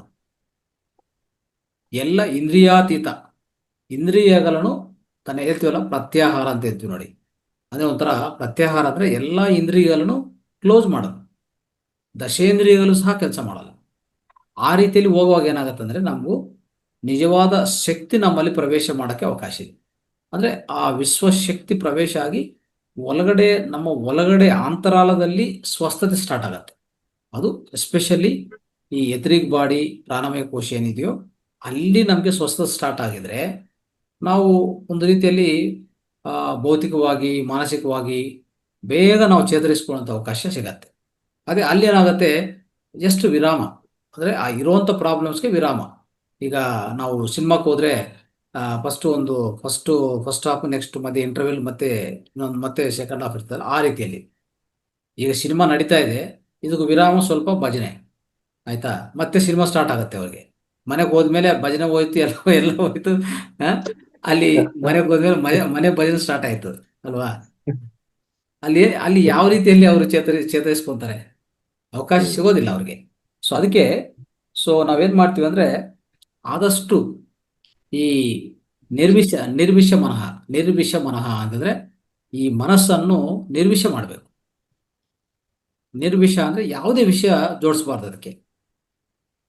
ಓಕೆ, 0 ವಿಷಯಗಳು. ಆ 0 ಸ್ಟೇಟ್ಗೆ ಹೋಗ್ಬೇಕಂದ್ರೆ ಅತಿ ಸುಲಭವಾದ ಪದ್ಧತಿ ಏನಂದ್ರೆ, ಈ ಶ್ವಾಸ ಗಮನಿಸೋದೇ ಅಷ್ಟೇ. ಓಕೆ, ಶ್ವಾಸ ಗಮನಿಸೋದು ಯಾಕೆ ಅಷ್ಟು ಸುಲಭ ಅಂದ್ರೆ, ಅದಕ್ಕೆ ಯಾವುದೇ ರೂಪ ಇಲ್ಲ, ನಾಮ ಇಲ್ಲ, ಒಂಥರ ನಿಮ್ಗೆ ಏನು ತೊಂದರೆ ಮಾಡಲ್ಲ. ಅದು ಅತಿ ಸೂಕ್ಷ್ಮ ರೀತಿಯಲ್ಲಿ ನಡೀತಾ ಇರ್ತದೆ ನಿಮ್ಮಲ್ಲಿ. ಅದೇ ನಿಮ್ಗೆ ಜೀವ ಕೊಡೋದದೇ, ಜೀವ ತೆಗೆಯೋದಾಗೆ. ಅಂದ್ರೆ ಅಷ್ಟು ಮುಖ್ಯವಾದದ್ದು. ನಮ್ಗೆ ಅದು ಒಳಗಡೆ ಹೋದ್ರೆ ನಮ್ಮ ಜೀವ ಅಲ್ವಾ. ಅದು ಒಳಗಡೆ ಹೋಗಿಲ್ಲ ಅಂದ್ರೆ ಜೀವ ಇಲ್ಲ, ನಮಗೆ ಈ ಪ್ರಾಣನೇ ಇಲ್ಲ, ಕದಲಿಕೆನೇ ಇಲ್ಲ. ಸೊ ಅಂತ ಮುಖ್ಯವಾದ ಆ ವಿಷಯ ನಮ್ಮಲ್ಲಿ ನಡೀತಾ ಇರುವಾಗ ಅದನ್ನ ಮಾತ್ರ ಸ್ವಲ್ಪ ಗಮನಿಸ್ತಾ ಕೂತ್ಕೊಂಡ್ರೆ ಸಾಕು ಅಷ್ಟೇ. ಅದೇನು ಅಂದ್ರೆ ತೀಕ್ಷ್ಣವಾಗಿ ನೋಡ್ಬೇಕಂತ ಇಲ್ಲ, ಜಸ್ಟ್ ಅದು ಒಳಗಡೆ ಹೋಗ್ತಾ ಬರ್ತಾ ಇರ್ತದೆ. ಅದು ನಿಧಾನವಾಗಿ ನೋಡ್ತಾ ಅಂದ್ರೆ ಗಮನಿಸ್ತಾ ಹೋದ್ರೆ ಅದ್ರ ಕದಲಿಕನು ನಿಮ್ಗೆ ಗೊತ್ತಾಗತ್ತೆ ಎಲ್ಲಿ ನಡೀತಾ ಇದೆ. ಆಕ್ಚುಲಿ ಏನಂದ್ರೆ ಸ್ವರ ವಿಜ್ಞಾನದಲ್ಲಿ ನಾವು ಹೇಳ್ತೀವಲ್ಲ, ಸೊ ನಾವು ಇದು ಪ್ರತಿದಿನ ಗಮನಿಸಿ ಏನಾಗತ್ತಂದ್ರೆ ಒಂದು ರೀತಿಯಲ್ಲಿ ಈಗ ಕೂತ್ಕೊಂಡ್ರೆ ಇಲ್ಲಿ ನಡೀತಾ ಇದೆ ಇಮಿಡಿಯೇಟ್ ಗೊತ್ತಾಗತ್ತೆ. ಸುಮ್ಮನೆ ಕೂತ್ಕೊಂಡ್ರೆ ನಾವು ಅಬ್ಸರ್ವ್ ಮಾಡ್ಕೊಂಡ್ರೆ ಅದು ಈ ಕಡೆ ನಡೀತಾ ಇದೆ ತಕ್ಷಣ ಗೊತ್ತಾಗತ್ತೆ. ಅಷ್ಟು ಸ್ಥಿತಿ ಬರುತ್ತೆ ನಮಗೆ. ಈ ರೀತಿ ನೋಡೋದು ಬೇಕಾಗಿಲ್ಲ. ಹೀಗೆ ನೋಡೋದು ಸೊ ಇಲ್ಲಾಂದ್ರೆ ಈಗ ನೋಡ್ತಾ ಇರ್ತೀವಲ್ಲ, ಯಾವುದು ಬೇಕಾಗಿಲ್ಲ. ಮುಂದು ಪ್ರಾಕ್ಟೀಸ್ ಮಾಡಿ ಅರ್ಥ ಆಯ್ತಾ? ಇನ್ನೊಂದು, ನಾನು ಇವತ್ತು ಸ್ವಲ್ಪ ಸ್ಟಡಿ ಮಾಡ್ತಾ ಇದ್ದೆ. ಈ ಶ್ವಾಸವನ್ನು ಈ ಕಡೆಯಿಂದ ಈ ಕಡೆ ತಿರುಗಿಸಕ್ಕೆ ಎಲ್ಲ ಶಿಫ್ಟ್ ಮಾಡಕ್ಕೆ ಈ ನಮ್ಮ ಕಿವಿ ಇದೆಲ್ಲ, ಕಿವಿ ಹಿಂಭಾಗ ಈ ತರ ಪ್ರೆಸ್ ಮಾಡ್ತಾ ಇದ್ರೆ ಟಕ್ ಅಂತ ಈ ಕಡೆ ಬರ್ತದಂತ. ನೋಡಿ, ಇದೊಂದು ಹೊಸ ಟೆಕ್ನಿಕ್ ಇದು. ಅಂದ್ರೆ ಕೂದಿದ ಜಾಗದಲ್ಲೇ ಆ ಸ್ವರವನ್ನು ಚೇಂಜ್ ಮಾಡ್ಕೊಳಕ್ಕೆ ನಮ್ಮ ದೊಡ್ಡವರೆಲ್ಲ ಈ ತರ ಮಾಡ್ತಾ ಇದ್ರ. ಈ ತರ ಅರ್ಥ ಆಯ್ತಾ? ಅದು ಸ್ವಲ್ಪ ಟೆಸ್ಟ್ ಮಾಡ್ತಾ ಇದೀನಿ. ಮಾಡಿದ ಮೇಲೆ ನಾನು ಟೀಚ್ ಮಾಡ್ತೀನಿ. ಓಕೆ, ಇಲ್ಲಾಂದ್ರೆ ನೀವು ಪ್ರಯತ್ನ ಮಾಡಿ, ನೋ ಪ್ರಾಬ್ಲಮ್. ಓಕೆ, ಆಯ್ತು. ಸರಿ ಗುರುಜಿ, ಇಲ್ಲಿ ಏನ್ ಹೇಳ್ತಾರೆ ಅಂದ್ರೆ ನಿಮಗೆ ಒಂದು ಸಮಯ ಇಲ್ಲ, ಒಂದು ಸ್ಥಳ ಇಲ್ಲ, ಎಲ್ಲಂದ್ರೆ ಅಲ್ಲಿ ಧ್ಯಾನ ಮಾಡ್ಬೋದು ಅಂತೀರಾ. ಶುದ್ಧವಾದ ಸ್ಥಳನ ನೀವು ಆಯ್ಕೆ ಮಾಡಲ್ಲ. ಒಳ್ಳೆ ಸಮಯಗಳಲ್ಲಿ ನೀವು ಕೂತ್ಕೊಳ್ಳೋದಿಲ್ಲ. ಯಾವ್ದೋ ಬೇಕಾಗ್ಬಿಟ್ಟು ಎಲ್ಲಂದ್ರಲ್ಲಿ ಕೂತ್ಕೊಂಡು ಧ್ಯಾನ ಮಾಡ್ಬಿಟ್ರೆ ಮನಸ್ಸು ನೆಮ್ಮದಿ ಸಿಗೋದಿಲ್ಲ. ನಾವು ಮಾಡೋ ಆರಾಧನೆ ಒಂದು ದೇವರು ರೂಪ ಇಲ್ಲ, ಮತ್ತೆ ಒಂದು ನಾಮಸ್ಮರಣೆನೂ ಇಲ್ಲ. ಇದರಿಂದ ನಿಮ್ಗೆ ಎಲ್ಲಿ ಏನ್ ಬರ್ತದೆ, ಯಾವ್ದು ಬರೋದಿಲ್ಲ. ಅದೆಲ್ಲಾನು ಸುಮ್ನೆ ಟೈಮ್ ಪಾಸ್ ಮಾಡ್ತೀರ ಅಷ್ಟೇ. ನಿಮ್ಗೆ ಏನು ಇದೇ ಚರ್ಚೆ ಆಯ್ತು ಗುರುಜಿ. ಚರ್ಚೆ ಆಗಿ ಸಮಾಧಿ ಹೋಗುದು, ಸಿದ್ಧಿ ಸಮಾಧಿ ಹೋಗುದು, ಮತ್ತೆ ಬ್ರಹ್ಮಕುಮಾರಿ ಅವ್ರದ್ದು ಅವರು ನನ್ಗೆ ಇದ್ ಮಾಡಿ ಚರ್ಚೆ ಆಗಿದ್ದಕ್ಕೆ ಆ ವಿಷಯನ ಇವಾಗ ತಮ್ಮ ಹತ್ರ ಪ್ರಸ್ತಾಪ ಮಾಡಿದೆ. ನಿಮ್ಗೆ ಯಾವ್ದು ಸಮಯ ಸಿಗಲ್ಲ, ಎಲ್ಲಂದ್ರೆ ಅಲ್ಲಿ ಕೂತ್ಕೊಂತೀರಾ. ಅದಕ್ಕೊಂದು ನಿಗದಿತ ಸ್ಥಳ ಬೇಕು, ಒಳ್ಳೆ ಸಮಯ ಬೇಕು, ಒಳ್ಳೆ ಮುಹೂರ್ತ ಬೇಕು, ಒಳ್ಳೆ ಧ್ಯಾನದಿಂದ ಒಳ್ಳೆ ನಾಮಸ್ಮರಣೆ ಮಾಡಿದ್ರೆ ಮಾತ್ರ ನಮಗೆ ಮೋಕ್ಷ ಅಂತ ಹೇಳಿದ್ರು ಗುರುಜಿ. ಅದಕ್ಕೆ ತಮ್ಮ ಹತ್ರ ಪ್ರಸ್ತಾಪ ಮಾಡಿದ್ರು. ನೋಡಿ, ನಿಜವಾದ ಯೋಗ ಯಾವುದು? ಋಷಿಗಳು ಮುನಿಗಳು ಮಾಡೋದು ನಿಜವಾದ ಯೋಗ. ಅವರು ಇದೇ ರೀತಿಯಲ್ಲಿ ನೋಡ್ತಾರ ಸಮಯ, ಪ್ಲೇಸು, ಎಲ್ಲಿ ಕೂತ್ಕೊಂಡಿದ್ವಿ, ಎಲ್ಲಿ ಊಟ ಮಾಡ್ತಾ ಏನು ನೋಡೋದಿಲ್ಲ. ಒಂದೇನಂದ್ರೆ ನಿಮ್ಮ ಮನಸ್ಸು ಶೂನ್ಯ ಮಾಡ್ಕೊಡೋದಂದ್ರೆ ಅದು ಮಾತ್ರ ಇಂಪಾರ್ಟೆಂಟ್ ಅಷ್ಟೇ. ಓಕೆ, ಈ ಮನಸ್ಸೇ ಗೊಂದಲ ಕಾರಣ. ಈ ಮನಸ್ಸೇ ನಮ್ಮನ್ನು ಈ ಅರಿಚೆಡ್ ವರ್ಕ್ಲ ಕಡೆ ಕರ್ಕೊಂಡು ಹೋಗೋದು. ಅದನ್ನು ಸೈಲೆಂಟ್ ಮಾಡೋದು, ಅದು ನಿಯಂತ್ರಣ ಮಾಡೋದು, ನಮ್ಮಲ್ಲಿ ನಾವು ಜೋಡಿಸ್ಕೊಂಡು ನಾವು ಹಾಗೆ ಒಳಗಡೆ ಪ್ರಯಾಣ ಮಾಡೋದು ಅಷ್ಟೇ. ಓಕೆ, ಸೊ ಇಷ್ಟು ಮಾಡೋಕ್ಕೆ ಸಮಯ ಮತ್ತೆ ದೀಪ, ಇಲ್ಲಾಂದ್ರೆ ಇನ್ನೊಂದು ಅವೆಲ್ಲ ಇದ್ರೆ ಒಳ್ಳೇದೇ. ಈಗ ಉದಾಹರಣೆಗೆ ನಾವು ಕೂತ್ಕೊಂಡಿದ್ದೀನಿ, ಸುತ್ತು ಒಂದು ಒಳ್ಳೆ ವಾಸನೆ, ಅರೋಮ್ಯಾಟಿಕ್ ಆಯ್ತಾ, ಒಂದು ಯಾವುದೇ ಒಂದು ಸ್ಮೆಲ್, ಒಂದು ಹೂವಿನ ಸ್ಮೆಲ್ಲು, ಇನ್ನೊಂದು ನಾನು ಸುತ್ತು ಬರ್ತಾ ಇದೆ ಅಂತ ಇಟ್ಕೊಳ್ಳಿ, ಸುಗಂಧ, ಅದೇನು ತಪ್ಪಿದೆ? ಬಂದ್ರೆ ಒಳ್ಳೇದೇ, ಅದೇನು ತಪ್ಪಿಲ್ಲ. ಆದ್ರೆ ಅದು ಬೇಕೇ ಬೇಕನ್ನೋದು ತಪ್ಪು. ಅದು ಕಂಪಲ್ಸರಿ ಇರಬೇಕು, ಅದಿಲ್ಲ ಅಂದ್ರೆ ನಾವು ಧ್ಯಾನ ಮಾಡಕ್ ಹೋಗಲ್ಲ ಅಂತ ಹೇಳೋದು ಅದು ತಪ್ಪಾಗತ್ತೆ. ಇದನ್ನ ಅರ್ಥ ಮಾಡ್ಕೋಬೇಕು ನಾವು. ಓಕೆ, ಸೊ ಅದಕ್ಕೆ ಅವ್ರೇನಂದ್ರೆ ಇವೆಲ್ಲ ಪದ್ಧತಿಗಳು ಸ್ವಲ್ಪ ಸಾಂಪ್ರದಾಯ ಪದ್ಧತಿಗಳಲ್ಲಿ ಮಾಡ್ತಾ ಇರ್ತಾರೆ, ಇಲ್ಲ ಅಂತ ಹೇಳಿಲ್ಲ. ಆದ್ರೆ ಅತಿ ಸುಲಭವಾದ ರೀತಿಯಲ್ಲಿ ಎಲ್ಲಾದ್ರೂ ಮಾಡ್ಬೋದು, ಏನಾದ್ರೂ ಮಾಡ್ಬೋದು. ಸೊ ಯಾವುದೇ ಸ್ಥಿತಿಯಲ್ಲಿ ಇದ್ರೂ ಧ್ಯಾನ ಮಾಡ್ಬೋದು ಅಂಥದ್ದು. ಸೊ ಪತ್ರಿ ಸಾರು ಈ ಸರಳ ವಿಧಾನ ಹೇಳ್ಕೊಟ್ಟಿದ್ರು. ನಾವು ಎಲ್ಲೋ ಇರ್ತೀವಿ, ಸುಮ್ಮನೆ ಟೈಮ್ ವೇಸ್ಟ್ ಮಾಡೋ ಬದಲು ಕಣ್ಣು ಮುಚ್ಕೊಂಡು ಶ್ವಾಸನ ಗಮನಿಸು ಅಷ್ಟೇ. ಎಲ್ಲಿ ಬೇಕಾದ್ರೂ ಮಾಡ್ಬೋದು, ಯಾವ ಜಾಗದಲ್ಲಿ ಮಾಡ್ಬೋದು, ಎನಿ ಟೈಮ್ ಮಾಡ್ಬೋದು, ಎನಿ ಪ್ಲೇಸ್ ಮಾಡ್ಬೋದು. ಓಕೆ, ಸೊ ಅವ್ರಿಗೇನಂದ್ರೆ ಅವ್ರಿಗೆ ಅದು ಅನುಕೂಲ ಅಂತ ಹೇಳ್ಬಿಟ್ಟು ಅವರು ಅಲ್ಲಿ ಮಾಡ್ತಾ ಇರ್ತಾರೆ. ಅದು ಮಾಡಲಿ, ಆದರೆ ಫಲಿತ ಯಾರಿಗೂ ವೇಗವಂತವಾಗಿ ಸಿಗತ್ತೋ ಅದು ಸರಿಯಾದ ಧ್ಯಾನ ಅಂತ ನಾನು ಹೇಳ್ತೀನಿ. ಓಕೆ, ಈಗ ಅವರೆಲ್ಲ ಅಷ್ಟೆಲ್ಲ ಮಾಡ್ತಾರಲ್ಲ, ಮತ್ತೆ ಹಾಸ್ಪಿಟ್ಲ್ಗಳು ಹೋಗೋದು ನಾವು ನೋಡ್ತಾ ಇರ್ತೀವಿ, ಅದನ್ನು ಅಬ್ಸರ್ವ್ ಮಾಡಿದ್ವಿ. ಓಕೆ, ಅಷ್ಟೆಲ್ಲ ಮಾಡೋದು ಮಾಡ್ತಾರೆ, ಹಾಸ್ಪಿಟ್ಲ್ಗಳಲ್ಲಿ ಹೋಗ್ತಾರೆ. ನಾವು ಯಾವ ಹಾಸ್ಪಿಟ್ಲ್ಗೂ ಹೋಗಲ್ಲ, ಅರ್ಥ ಆಯ್ತಾ? ಹಾಸ್ಪಿಟ್ಲ್ ಹೋಗಲ್ಲ. ಸಿಕ್ತು ವೆಂಕಟರಮಣ ಸರ್, ಈ ತರ ಸಿಕ್ತು ಅನ್ಕೊಂಡಿದ್ದೇನೆ. ನಿಮ್ಗೆ ಪ್ರಾಣಶಕ್ತಿ ಹೆಚ್ಚಾಗಿ ಕೊಡುವಂಥದ್ದು ಇಂಪಾರ್ಟೆಂಟ್ ನಮ್ಗೆ ಅಷ್ಟೇ. ಯಾವ್ದ್ರಿಂದ ಪ್ರಾಣಶಕ್ತಿ ಹೆಚ್ಚಾಗಿ ಸಿಗುತ್ತೋ ಆ ಟೆಕ್ನಿಕ್ ನೀವು ಮಾಡ್ಕೊಳ್ಳಿ, ತೊಂದರೆ ಇಲ್ಲ. ಓಕೆ, ಪ್ರಾಣಶಕ್ತಿ ನಮ್ಗೆ ಒಟ್ಟಾರೆ ಏನಂದ್ರೆ ಪ್ರಾಣಶಕ್ತಿ ನನ್ನಲ್ಲಿ ಹೆಚ್ಚಾಗಬೇಕು ಅನ್ನೋದು ಇಂಪಾರ್ಟೆಂಟ್. ಅದು ಇದರಲ್ಲಿ ಸಿಗ್ತಾ ಇದೆ, ಇನ್ನೂ ಯಾವ್ದನ್ನ ಬೆಸ್ಟ್ ಆಗಿ ಸಿಗ್ತಾ ಇದೆ ಅದು ಮಾಡ್ಕೊಳ್ಳಿ, ತೊಂದರೆ ಇಲ್ಲ. ಇನ್ನೊಂದು, ನಾವು ಇದೇ ಮಾಡಿ ಅಂತ ಯಾರನ್ನು ಫೋರ್ಸ್ ಮಾಡೋದಿಲ್ಲ. ಯಾರ್ಯಾರಿಗೆ ಏನು ಇಷ್ಟ ಇರ್ತದೋ, ಯಾರ್ಯಾರಿಗೆ ಏನು ಅನುಕೂಲ ಆಗುತ್ತೋ ಅದು ಮಾಡ್ಕೊಂಡು ಹೋಗಿ, ಪರವಾಗಿಲ್ಲ. ಒಟ್ಟಾರೆ ಏನಂದ್ರೆ ಒಳಗಡೆ ಆಂತರಿಕ ಪರಿವರ್ತನೆ ಬೇಕು. ಒಂದು ನಾವೆಲ್ಲ ಮನುಷ್ಯ ರೂಪದಲ್ಲಿರುವಂತ, ಈಗ ಭೂಪ್ರಪಂಚ ನೋಡ್ತಾ ಇದ್ವಿ, ಮನುಷ್ಯ ರೂಪದಲ್ಲಿರುವಂತ ರಾಕ್ಷಸಗಳು ಒಂದು 80% ಅದೇ ರೀತಿಯಲ್ಲಿ ಕಾಣಿಸ್ತಾ ಇದೆ ಇಲ್ಲಿ ಅಲ್ವಾ. ಅದು ಅಂದ್ರೆ ಒಂಥರ ವಯಲೆನ್ಸ್, ಹಿಂಸೆ ನಡೀತಾ ಇದೆ ಇಲ್ಲಿ. ಓಕೆ, ಅಷ್ಟೆಲ್ಲ ನಡೀತಾ ಇರುವಾಗ ಅಟ್ಲೀಸ್ಟ್ ನೀವು ಮಾನವನಾಗಿಲ್ಲ, ಆಮೇಲೆ ವಿಷಯ, ಅಟ್ಲೀಸ್ಟ್ ಮಾನವನಾಗಿ. ಈಗ ಉದಾಹರಣೆಗೆ ಜಂತುಗಳು ಸಹ ಕರ್ಮಗಳು ಮಾಡತ್ತೆ, ಮತ್ತೆ ಜಂತುಗಳಿಗೂ ನಮ್ಗೆ ಏನ್ ತೇಡ? ನಾವು ಅದೇ ರೀತಿಯಲ್ಲಿ ಬೆಳಗ್ಗೆ ಎದ್ದಿದ್ರೆ ಸಾಯಂಕಾಲವರೆಗೂ ಕರ್ಮ ಮಾಡೋದು. ಮತ್ತೆ ಅದರಲ್ಲಿ ಏನಿಲ್ಲ ಅಂತಂದ್ರೆ ಆ ಕರ್ಮಗಳಿಗೂ ಯೋಗ ಸೇರಿಸಿಲ್ಲ ನಾವು. ಅವಾಗ ಆ ಯೋಗ ಸೇರಿಸಿದ ಕರ್ಮಯೋಗ ಆಗತ್ತೆ. ನಾರ್ಮಲ್ ಆಗಿ ಮಾಡ್ತಾ ಇದ್ರೆ ಕರ್ಮ ಆಗುತ್ತೆ ಅಷ್ಟೇ. ಆ ಕರ್ಮದಿಂದ ಫಲಿತ ಹಾಗೆ ಇರುತ್ತೆ. ಆ ಕರ್ಮದಿಂದ ಕೆಟ್ಟ ಫಲಿತ ಆಗಲಿ, ಆ ಕರ್ಮ ಮಾಡಕ್ ಹೋಗಿ ಅದು ಇನ್ನೊಬ್ರಿಗೆ ಪ್ರಭಾವ ತೋರಿಸೋದಾಗ್ಲಿ ಖಂಡಿತವಾಗಿರುತ್ತೆ. ಯಾಕಂದ್ರೆ ನಿಮ್ಮಲ್ಲಿ ಆ ಶ್ರೇಷ್ಠತೆ ಇಲ್ಲ, ಯಾಕಂದ್ರೆ ಯೋಗ ಇಲ್ಲ. ಅದೇ ಯೋಗ, ಆ ಶ್ರೇಷ್ಠ ಯೋಗ ಅನ್ನೋದು ಇದ್ರೆ, ಅಂದ್ರೆ ಧ್ಯಾನ ಇದ್ರೆ ಅದಕ್ಕೂ ಶ್ರೇಷ್ಠತೆ ಬರ್ತದೆ. ಕರ್ಮಸು ಕೌಶಲ್ಯ ಅಂತ ಹೇಳ್ತೀವಿ ನಾವು. ಯೋಗ ಕರ್ಮಸು ಕೌಶಲ್ಯ ಅಂದ್ರೆ ಆ ಯೋಗ ಸೇರಿಸಿಲ್ಲ, ಅದಕ್ಕೆ ಕರ್ಮಯೋಗ ಆಗಲ್ಲ. ನಾವು ಯಾವಾಗಷ್ಟೇ ಕರ್ಮಯೋಗ ಮಾಡಬೇಕೆ ಬಿಟ್ಟು ಕರ್ಮ ಮಾಡಬಾರ್ದು. ಅರ್ಥ ಆಯ್ತಾ? ಸೊ ಕರ್ಮ ಮಾತ್ರ ನಾವು ಮಾಡ್ತಾ ಇದ್ರೆ ನಮ್ಗೆ ಈ ಜಂತುಗಳಿಗೆ ಏನು ವ್ಯತ್ಯಾಸ ಇಲ್ಲ ಅಂತ ನಾನು ಹೇಳ್ತೇನೆ ಅಷ್ಟೇ. ನಮ್ಗೆ ಬುದ್ಧಿ ಕೊಟ್ಟಿದ್ದಾರೆ ಭಗವಂತ. ಆ ಬುದ್ಧಿಯನ್ನು ಜೋಡಿಸ್ಕೊಂಡು ಓಕೆ, ಏನ್ ಮಾಡಬೇಕು, ಯಾವ ರೀತಿಯಲ್ಲಿ ಮಾಡಬೇಕು, ಯಾವ್ದು ಮಾಡಬಾರ್ದು, ಯಾವ್ದು ಮಾಡಬೇಕು, ಏನ್ ಮಾತಾಡ್ಬೇಕು, ಏನ್ ಮಾತಾಡಬಾರ್ದು, ಇದೆಲ್ಲ ನಮ್ಗೆ ಆ ಬುದ್ಧಿಯಿಂದನೇ ಕಲಿಯೋದು. ನಾವು ಆ ಬುದ್ಧಿ ಇಲ್ಲದೆ, ಆ ಯೋಗ ಇಲ್ಲದೆ, ಆ ಧ್ಯಾನ ಇಲ್ಲದೆ ನೀವು ಕರ್ಮ ಮಾಡಿದ್ರೆ ಖಂಡಿತ ಅದು ತಪ್ಪಾಗತ್ತೆ. ಇಲ್ಲ, ಅದರಿಂದ ನಿಮಗೆ ಕೆಟ್ಟ ಫಲಿತನೇ ಬರತ್ತೆ, ಒಳ್ಳೆ ಫಲಿತ ಯಾವುದು ಬರೋದಿಲ್ಲ. ಓಕೆ, ಅದಕ್ಕೋಸ್ಕರ ಕರ್ಮಯೋಗ ಯಾರ್ಯಾರು ಮಾಡ್ತಾ ಇರ್ತಾರೋ ಅವ್ರೇನ್ ಮಾಡ್ತಾರಂದ್ರೆ, ಅವ್ರು ಮಾಡೋ ಕರ್ಮ ಅವ್ರು ಮಾಡ್ತಾರೆ, ಅದನ್ನು ಮನಸ ವಾಚ ಕರ್ಮ ತ್ರಿಕರಣ ಶುದ್ಧಿಯಾಗಿ ಮಾಡ್ತಾರೆ. ಅವಾಗ ಫಲಿತವನ್ನು ಬಿಟ್ಬಿಡ್ತಾರೆ, ಫಲಿತ ಬಗ್ಗೆ ಯೋಚನೆ ಮಾಡೋದಿಲ್ಲ. ನಿಷ್ಕಾಮ ಕರ್ಮ ತರ ಪ್ರತಿಯೊಂದೂ ಓಕೆ, ಆ ನಿಷ್ಕಾಮ ಕರ್ಮ ರೂಪದಲ್ಲಿ ಮಾಡ್ತಾ ಅವ್ರ ಕರ್ಮವನ್ನು ಸರಿಯಾದ ರೀತಿಯಲ್ಲಿ ಮಾಡ್ತಾರೆ. ಫಲಿತ ಅನ್ನೋದು ನಿಸರ್ಗಕ್ಕೆ ಬಿಡ್ತಾರೆ. ಅದೇ ಒಂದು ಯೋಗಿ ಲಕ್ಷಣ. ಅದೇ ನಾವು ಕರ್ಮಯೋಗ ಅಂತ ಕರೆಯೋದು.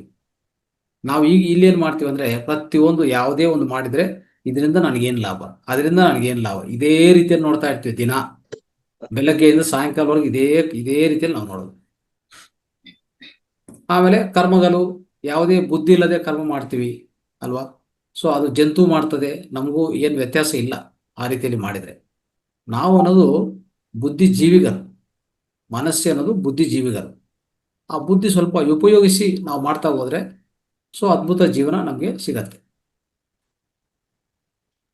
ಓಕೆ ಸರ್, ದೇವೇಂದ್ರ ಅಂತ ಹೇಳುವವರು ಸರ್ ಒಬ್ರು ಪ್ರಶ್ನೆಯನ್ನ ಕೇಳಿದ್ದಾರೆ.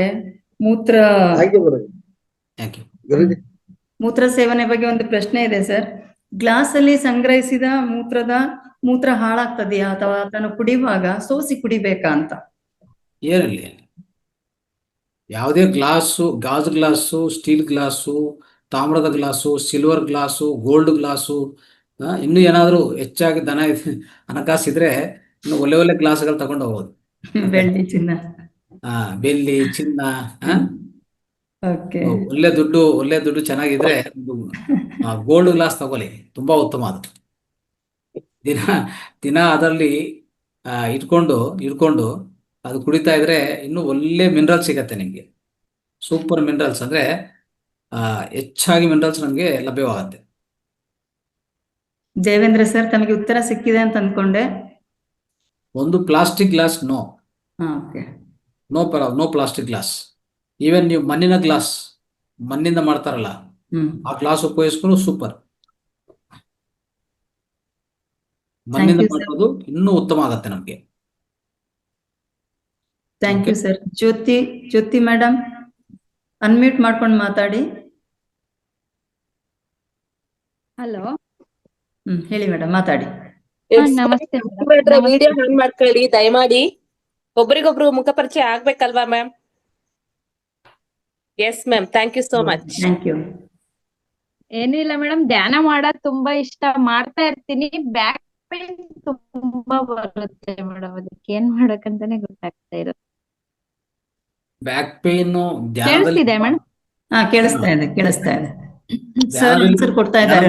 ಧ್ಯಾನದಲ್ಲಿ ಇರುವಾಗ ಬ್ಯಾಕ್ ಪೇನ್ ಬರುತ್ತಾ, ಧ್ಯಾನ ಆದ್ಮೇಲೆ ಬ್ಯಾಕ್ ಪೇನ್ ಬರುತ್ತಾ?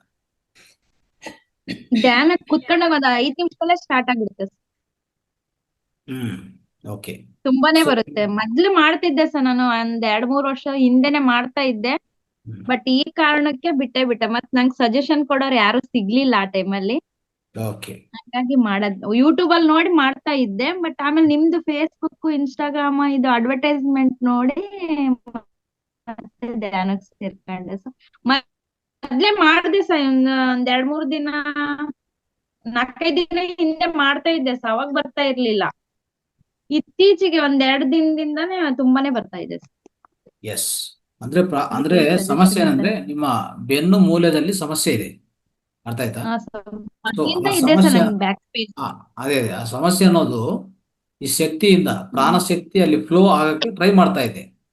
ಆ ಪ್ರಾಣಶಕ್ತಿ ಅಲ್ಲಿ ಪ್ರವಾಹ ಹಾಕಕ್ಕೆ ಟ್ರೈ ಮಾಡ್ತಾ ಇದೆ. ಸೊ ನಿಮ್ಗೆ ಅದಕ್ಕೆ ಅಲ್ಲಿ ನೋವು ಬರೋದು.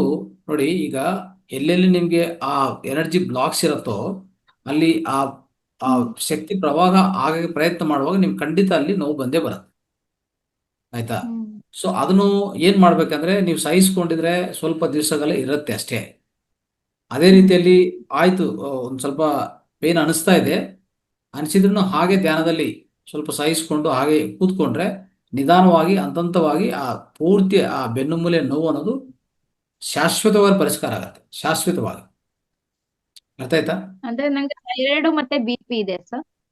ಹಾ, ಥೈರಾಯ್ಡ್, BP ಇವೆಲ್ಲಾನು ಪ್ರಾಣಶಕ್ತಿಯಿಂದ ಎಲ್ಲ ಹೋಗುತ್ತೆ. Don't worry. ಆಯ್ತಾ? ಪ್ರಾಣಶಕ್ತಿ ಸಾಕಷ್ಟೇ. ಯಾವುದೇ ವ್ಯಾಧಿ ಇರಲಿ ಒಂದೇ ಮದ್ದು. ಅರ್ಥ ಮಾಡ್ಕೊಳ್ಳಿ. ಧ್ಯಾನ ಒಂದೇ ಮದ್ದು, ಪ್ರಾಣಶಕ್ತಿ ಒಂದೇ ಮದ್ದು. ಓಕೆ. ನಮ್ಗೆ ಇಲ್ಲಿ ಅದಕ್ಕೆ ಧ್ಯಾನ ಎಷ್ಟು ಸುಲಭ ಅನ್ನೋದು ಯಾಕಂತ ಹೇಳ್ತೀವಿ ಅಂದ್ರೆ, ಸುಲಭ ಸರಳ ಮಾರ್ಗ ಅಂತ. ಯಾಕಂದ್ರೆ ಮತ್ತೆ ಒಂದೇ ಮಾರ್ಗ, ರೈಟ್?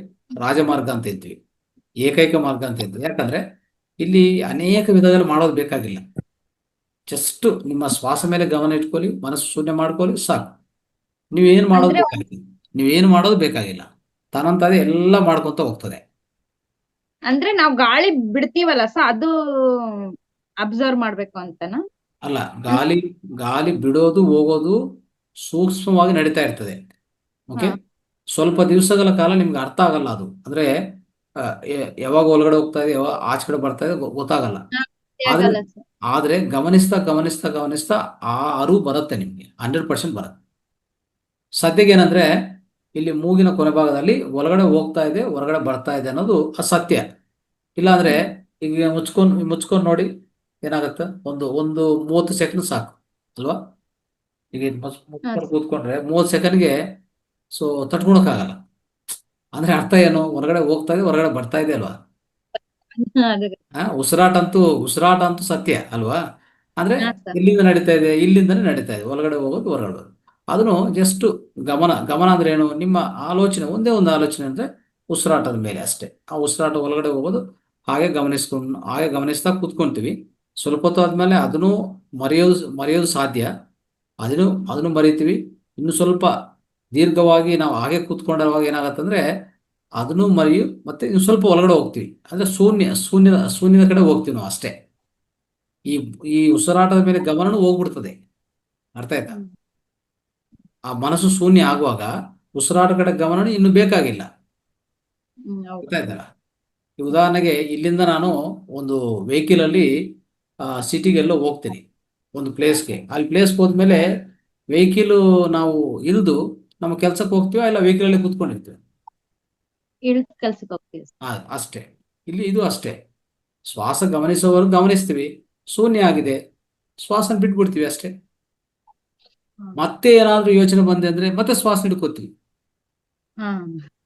ಈಗ ಮತ್ತೆ ಅಲ್ಲಿ ಹೋಗಿದ್ವಿ, ಕೆಲಸ ಮಾಡ್ಕೊಂಡಿದ್ವಿ, ಕೆಲಸ ಆದ್ಮೇಲೆ ಹಾಗೆ ಮತ್ತೆ ನಾನು ವಾಪಸ್ ಬರ್ಬೇಕು ಮನೆಗೆ, ಯಾವ್ದೋ ಬಸ್ಸು ಆಟೋನೋ ರಿಕ್ಷಾನೋ ಏನೋ ಇಟ್ಕೊಂಡು ಮತ್ತೆ ಬರ್ತೀನಿ. ಅರ್ಥ ಆಯ್ತಲ್ಲ? ಹ್ಮ್. ಆ ರೀತಿಯಲ್ಲಿ ಶ್ವಾಸ ಯಾವಾಗ ಬೇಕೋ ಅವಾಗ ಇಳಿಬೇಕು.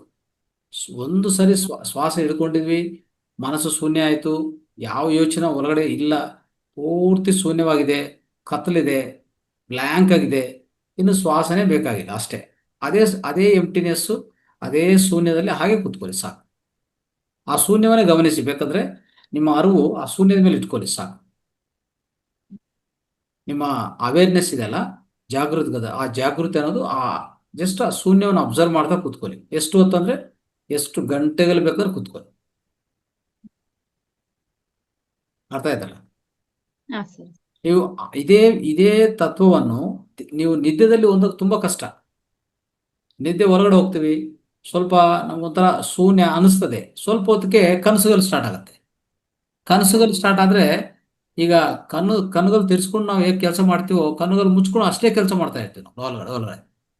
ಅಲ್ಲೊಂದು ಪ್ರಪಂಚ, ಯಾರೋ ಬೈತಾ ಇದಾರೆ, ಯಾರೋ ಮೆಚ್ಕೊಂತಾ ಇದಾರೆ, ಯಾರೋ ಬಂದು ಏನೋ ಕೊಡ್ತಾ ಇದಾರೆ, ಇದಾಯ್ತು ಅದೇ ಆಯ್ತು, ಅವ್ರ್ಯಾರೋ ಬಂದ್ರು ಏನೋ ನಮ್ಮನ್ನು ಒಂಥರ ಕೆಟ್ಟದಾಗಿ ಮಾತಾಡಿದ್ರು, ಇದೆಲ್ಲ ಅಲ್ಲಿ ಒಳಗಡೆ, ಆ ಒಳಗಡೆನೆ ನೀವು ಎಷ್ಟು ಒಂಥರ ಅಂದ್ರೆ ಫೀಲಿಂಗು ಅಲ್ಲಿ ನೀವು ಅನುಭವಿಸ್ತಾ ಇರ್ತೀರಲ್ಲ, ಒಂದು ಅಂದ್ರೆ ಪ್ರತ್ಯಕ್ಷವಾಗಿ ಅನುಭವಿಸಿದ್ರೆ ಏನಿರ್ತದೋ ಅದೇ ಫೀಲಿಂಗ್ ಅಲ್ಲಿ ಇರ್ತೀನಿ ನೋಡಿ. ಅಲ್ಲಿ ಏನಾಗ್ತಾ ಇದೆ, ಒಂದು ರೀತಿಯಲ್ಲಿ ನಿಮ್ಮ ಸಬ್ ಕಾನ್ಶಿಯಸ್ ಲೆವೆಲ್ ಅಲ್ಲಿ, ಅಂದ್ರೆ ಒಂದು ಕಾನ್ಶಿಯಸ್ನೆಸ್, ಎರಡು ಸಬ್ ಕಾನ್ಶಿಯಸ್, ಮೂರನೇದು ಅನ್ಕಾನ್ಶಿಯಸ್.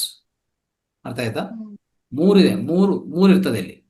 ಒಂದು ಕಾನ್ಶಿಯಸ್ನೆಸ್ ಅಂದ್ರೆ ಎಚ್ಚರಿಕವಾಗಿದ್ದೀವಿ ನಾವು ಅಲ್ವಾ. ಈಗ ನಾವು ಎಚ್ಚರಿಕವಾಗಿದ್ದೀವಿ, ಕಣ್ಣು ತೆರೆಸ್ಕೊಂಡಿದೀವಿ, ಎಲ್ಲ ಇಂದ್ರಿಯಗಳು ಕೆಲಸ ಮಾಡ್ತಾ ಇದೆ. ಸೊ ಒಂದು ರೀತಿಯಲ್ಲಿ ಇದು ಎಚ್ಚರಿಕೆ ಸ್ಥಿತಿ, ಜಾಗೃತ ಸ್ಥಿತಿ ಅಂತಾರೆ. ಅರ್ಥ ಆಯ್ತಾ?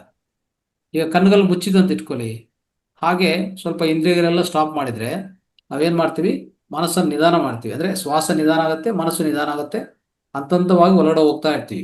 ಅದಕ್ಕೆ ಆಲ್ಫಾ ವೇವ್ಸ್ ಅಂತ ಹೇಳ್ತೀವಿ ನಾವು. ಆಲ್ಫಾ ವೇವ್ಸ್ ಅಂದ್ರೆ ಸೊ ನಮ್ಮ ಬ್ರೈನ್ ವೇವ್ಸ್ ಕಡಿಮೆ ಆಗ್ತಾ ಹೋಗ್ತದೆ. ಬ್ರೈನ್ ವೇವ್ಸ್ ಅಂದ್ರೆ ಏನು?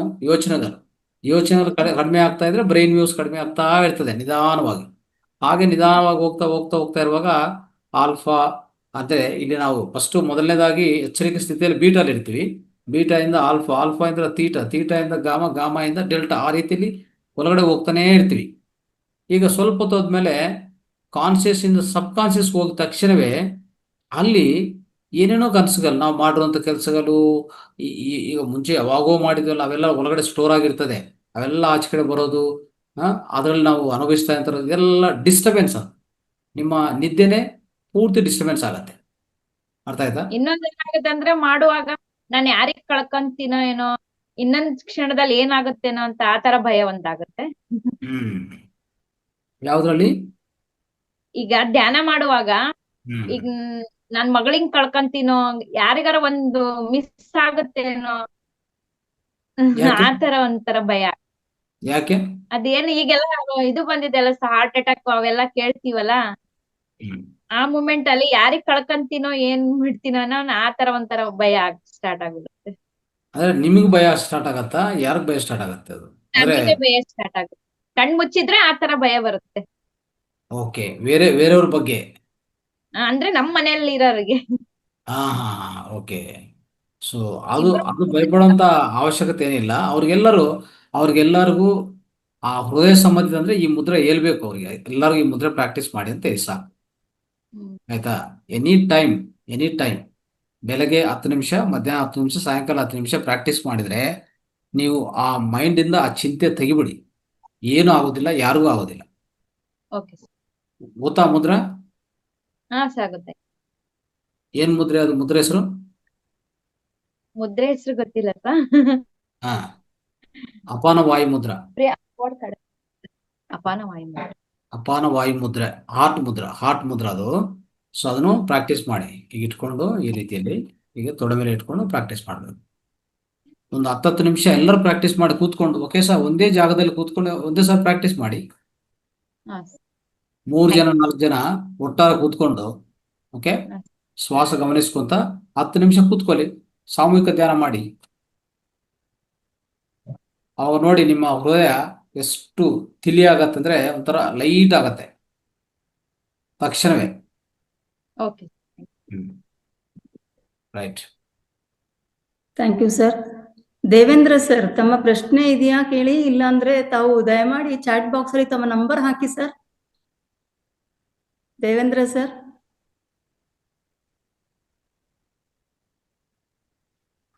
ದೇವೇಂದ್ರ, ಎಸ್, ತಮ್ಮ ನಂಬರ್ ಚಾಟ್ ಬಾಕ್ಸ್ ಅಲ್ಲಿ ಹಾಕಿ ಸರ್.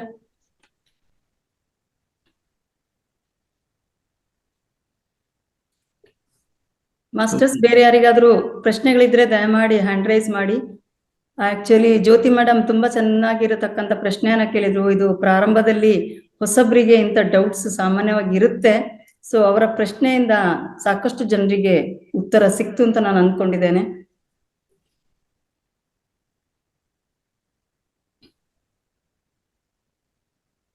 ರೈಟ್. ಯಾರು ಪ್ರಶ್ನೆ ಇಲ್ಲ ಅನ್ಸುತ್ತೆ ಸರ್. ಯಾ, ಎಸ್, ಸುರೇಶ್ ಅವರೇ ಮಾತಾಡಿ. ಸುರೇಶ್. ನಮಸ್ತೆ ಮಾಸ್ಟರ್, ಎಲ್ಲ ಮಾಸ್ಟರ್ಸ್ಗೂ ನನ್ನ ನಮಸ್ತೆ. ಮೊದಲನೇದಾಗಿ ನನ್ನ ಅಚ್ಚುಮೆಚ್ಚಿನ ಗುರುಗಳು ಆದಂತಹ ರಂಗನಾಥ್ ಮಾಸ್ಟರ್ಗಳು ಮತ್ತು ನಾಗರಾಜ್ ಮಾಸ್ಟರ್ಸ್ ಎಲ್ರಿಗೂ ವಿಶೇಷವಾದಂತ ನನ್ನ ನಮಸ್ಕಾರಗಳನ್ನ ತಿಳಿಸ್ತೇನೆ. ಗುರುಪೂರ್ಣಿಮೆ ದಿನದಂದು ಸಾಕಷ್ಟು ಬೇರೆಯವರಿಗೆಲ್ಲ ಆನ್ಲೈನ್ ಕ್ಲಾಸು ಆಫ್ಲೈನ್ ಕ್ಲಾಸು ಎರಡೂ ಸಹ ಕೊಡ್ತಾ ಇದೆ. ಹೃದಯಕ್ಕೆ ಸಂಬಂಧಪಟ್ಟಂತ ವಿಚಾರನ ಈಗ ಪಾಪ ಯಾರೋ ಒಬ್ರು ಕೇಳ್ತಾ ಇದ್ರು, ನಾನು ಕೇಳಿಸ್ಕೊಂತಾ ಇದ್ದೆ. ನೋಡಿ, ಹೃದಯಕ್ಕೆ ಸಂಬಂಧಪಟ್ಟಂತ ವಿಚಾರಗಳು ಮೊದಲನೇದಾಗಿ ನಮ್ಮ ಭಯ ಅನ್ನೋದು ನಾವು ಮೊದಲನೇದಾಗಿ ಬಿಡ್ಬೇಕಾಗಿದೆ. ಯಾಕಂದ್ರೆ ಗುರುಗಳೇ, ಗುರು ಪೂರ್ಣಿಮೆ ದಿನ ನಾನು ಆನ್ಲೈನ್ ಕ್ಲಾಸ್ ಅಲ್ಲಿ ಒಂದು 3 ಜನಕ್ಕೆ, ಆಫ್ಲೈನ್ ಕ್ಲಾಸ್ ಒಂದು 2 ಕ್ಲಾಸ್ ಕೊಟ್ಟಿದ್ದೆ. ಎಲ್ರು ಮೈಂಡ್ ಅಲ್ಲಿ ಏನ್ ಬಂದ್ಬಿಟ್ಟಿದೆ ಅಂದ್ರೆ, ಅಯ್ಯೋ ಯಾರಿಗೋ ಹಾರ್ಟ್ ಅಟ್ಯಾಕ್ ಹಾಸನದಲ್ಲಾಯ್ತು, ಮಂಡ್ಯದಲ್ಲಾಯ್ತು, 36 ಜನಕ್ಕೆ ಈ ತರ ಆಗ್ತಾ ಇದೆ, ನಮಗೂ ಆಗ್ಬಿಡುತ್ತಾ, ನನ್ಗೂ ಆ ತರ ಆಗೋ ಚಾನ್ಸಸ್ ಇದೆಯಾ ಅನ್ನೋ ಮೊದಲನೇ ಭಯ ನಾವು ಬಿಡ್ಬೇಕು. ಯಾರು ಧ್ಯಾನದಲ್ಲಿ ಇದಾರೋ ಅವ್ರು ಮೊದಲನೇದಾಗಿ ನಾನು ತಿಳಿಸೋದೇನು ಅಂದ್ರೆ, ಭಯ ಅನ್ನೋದು ಇರಬಾರ್ದು.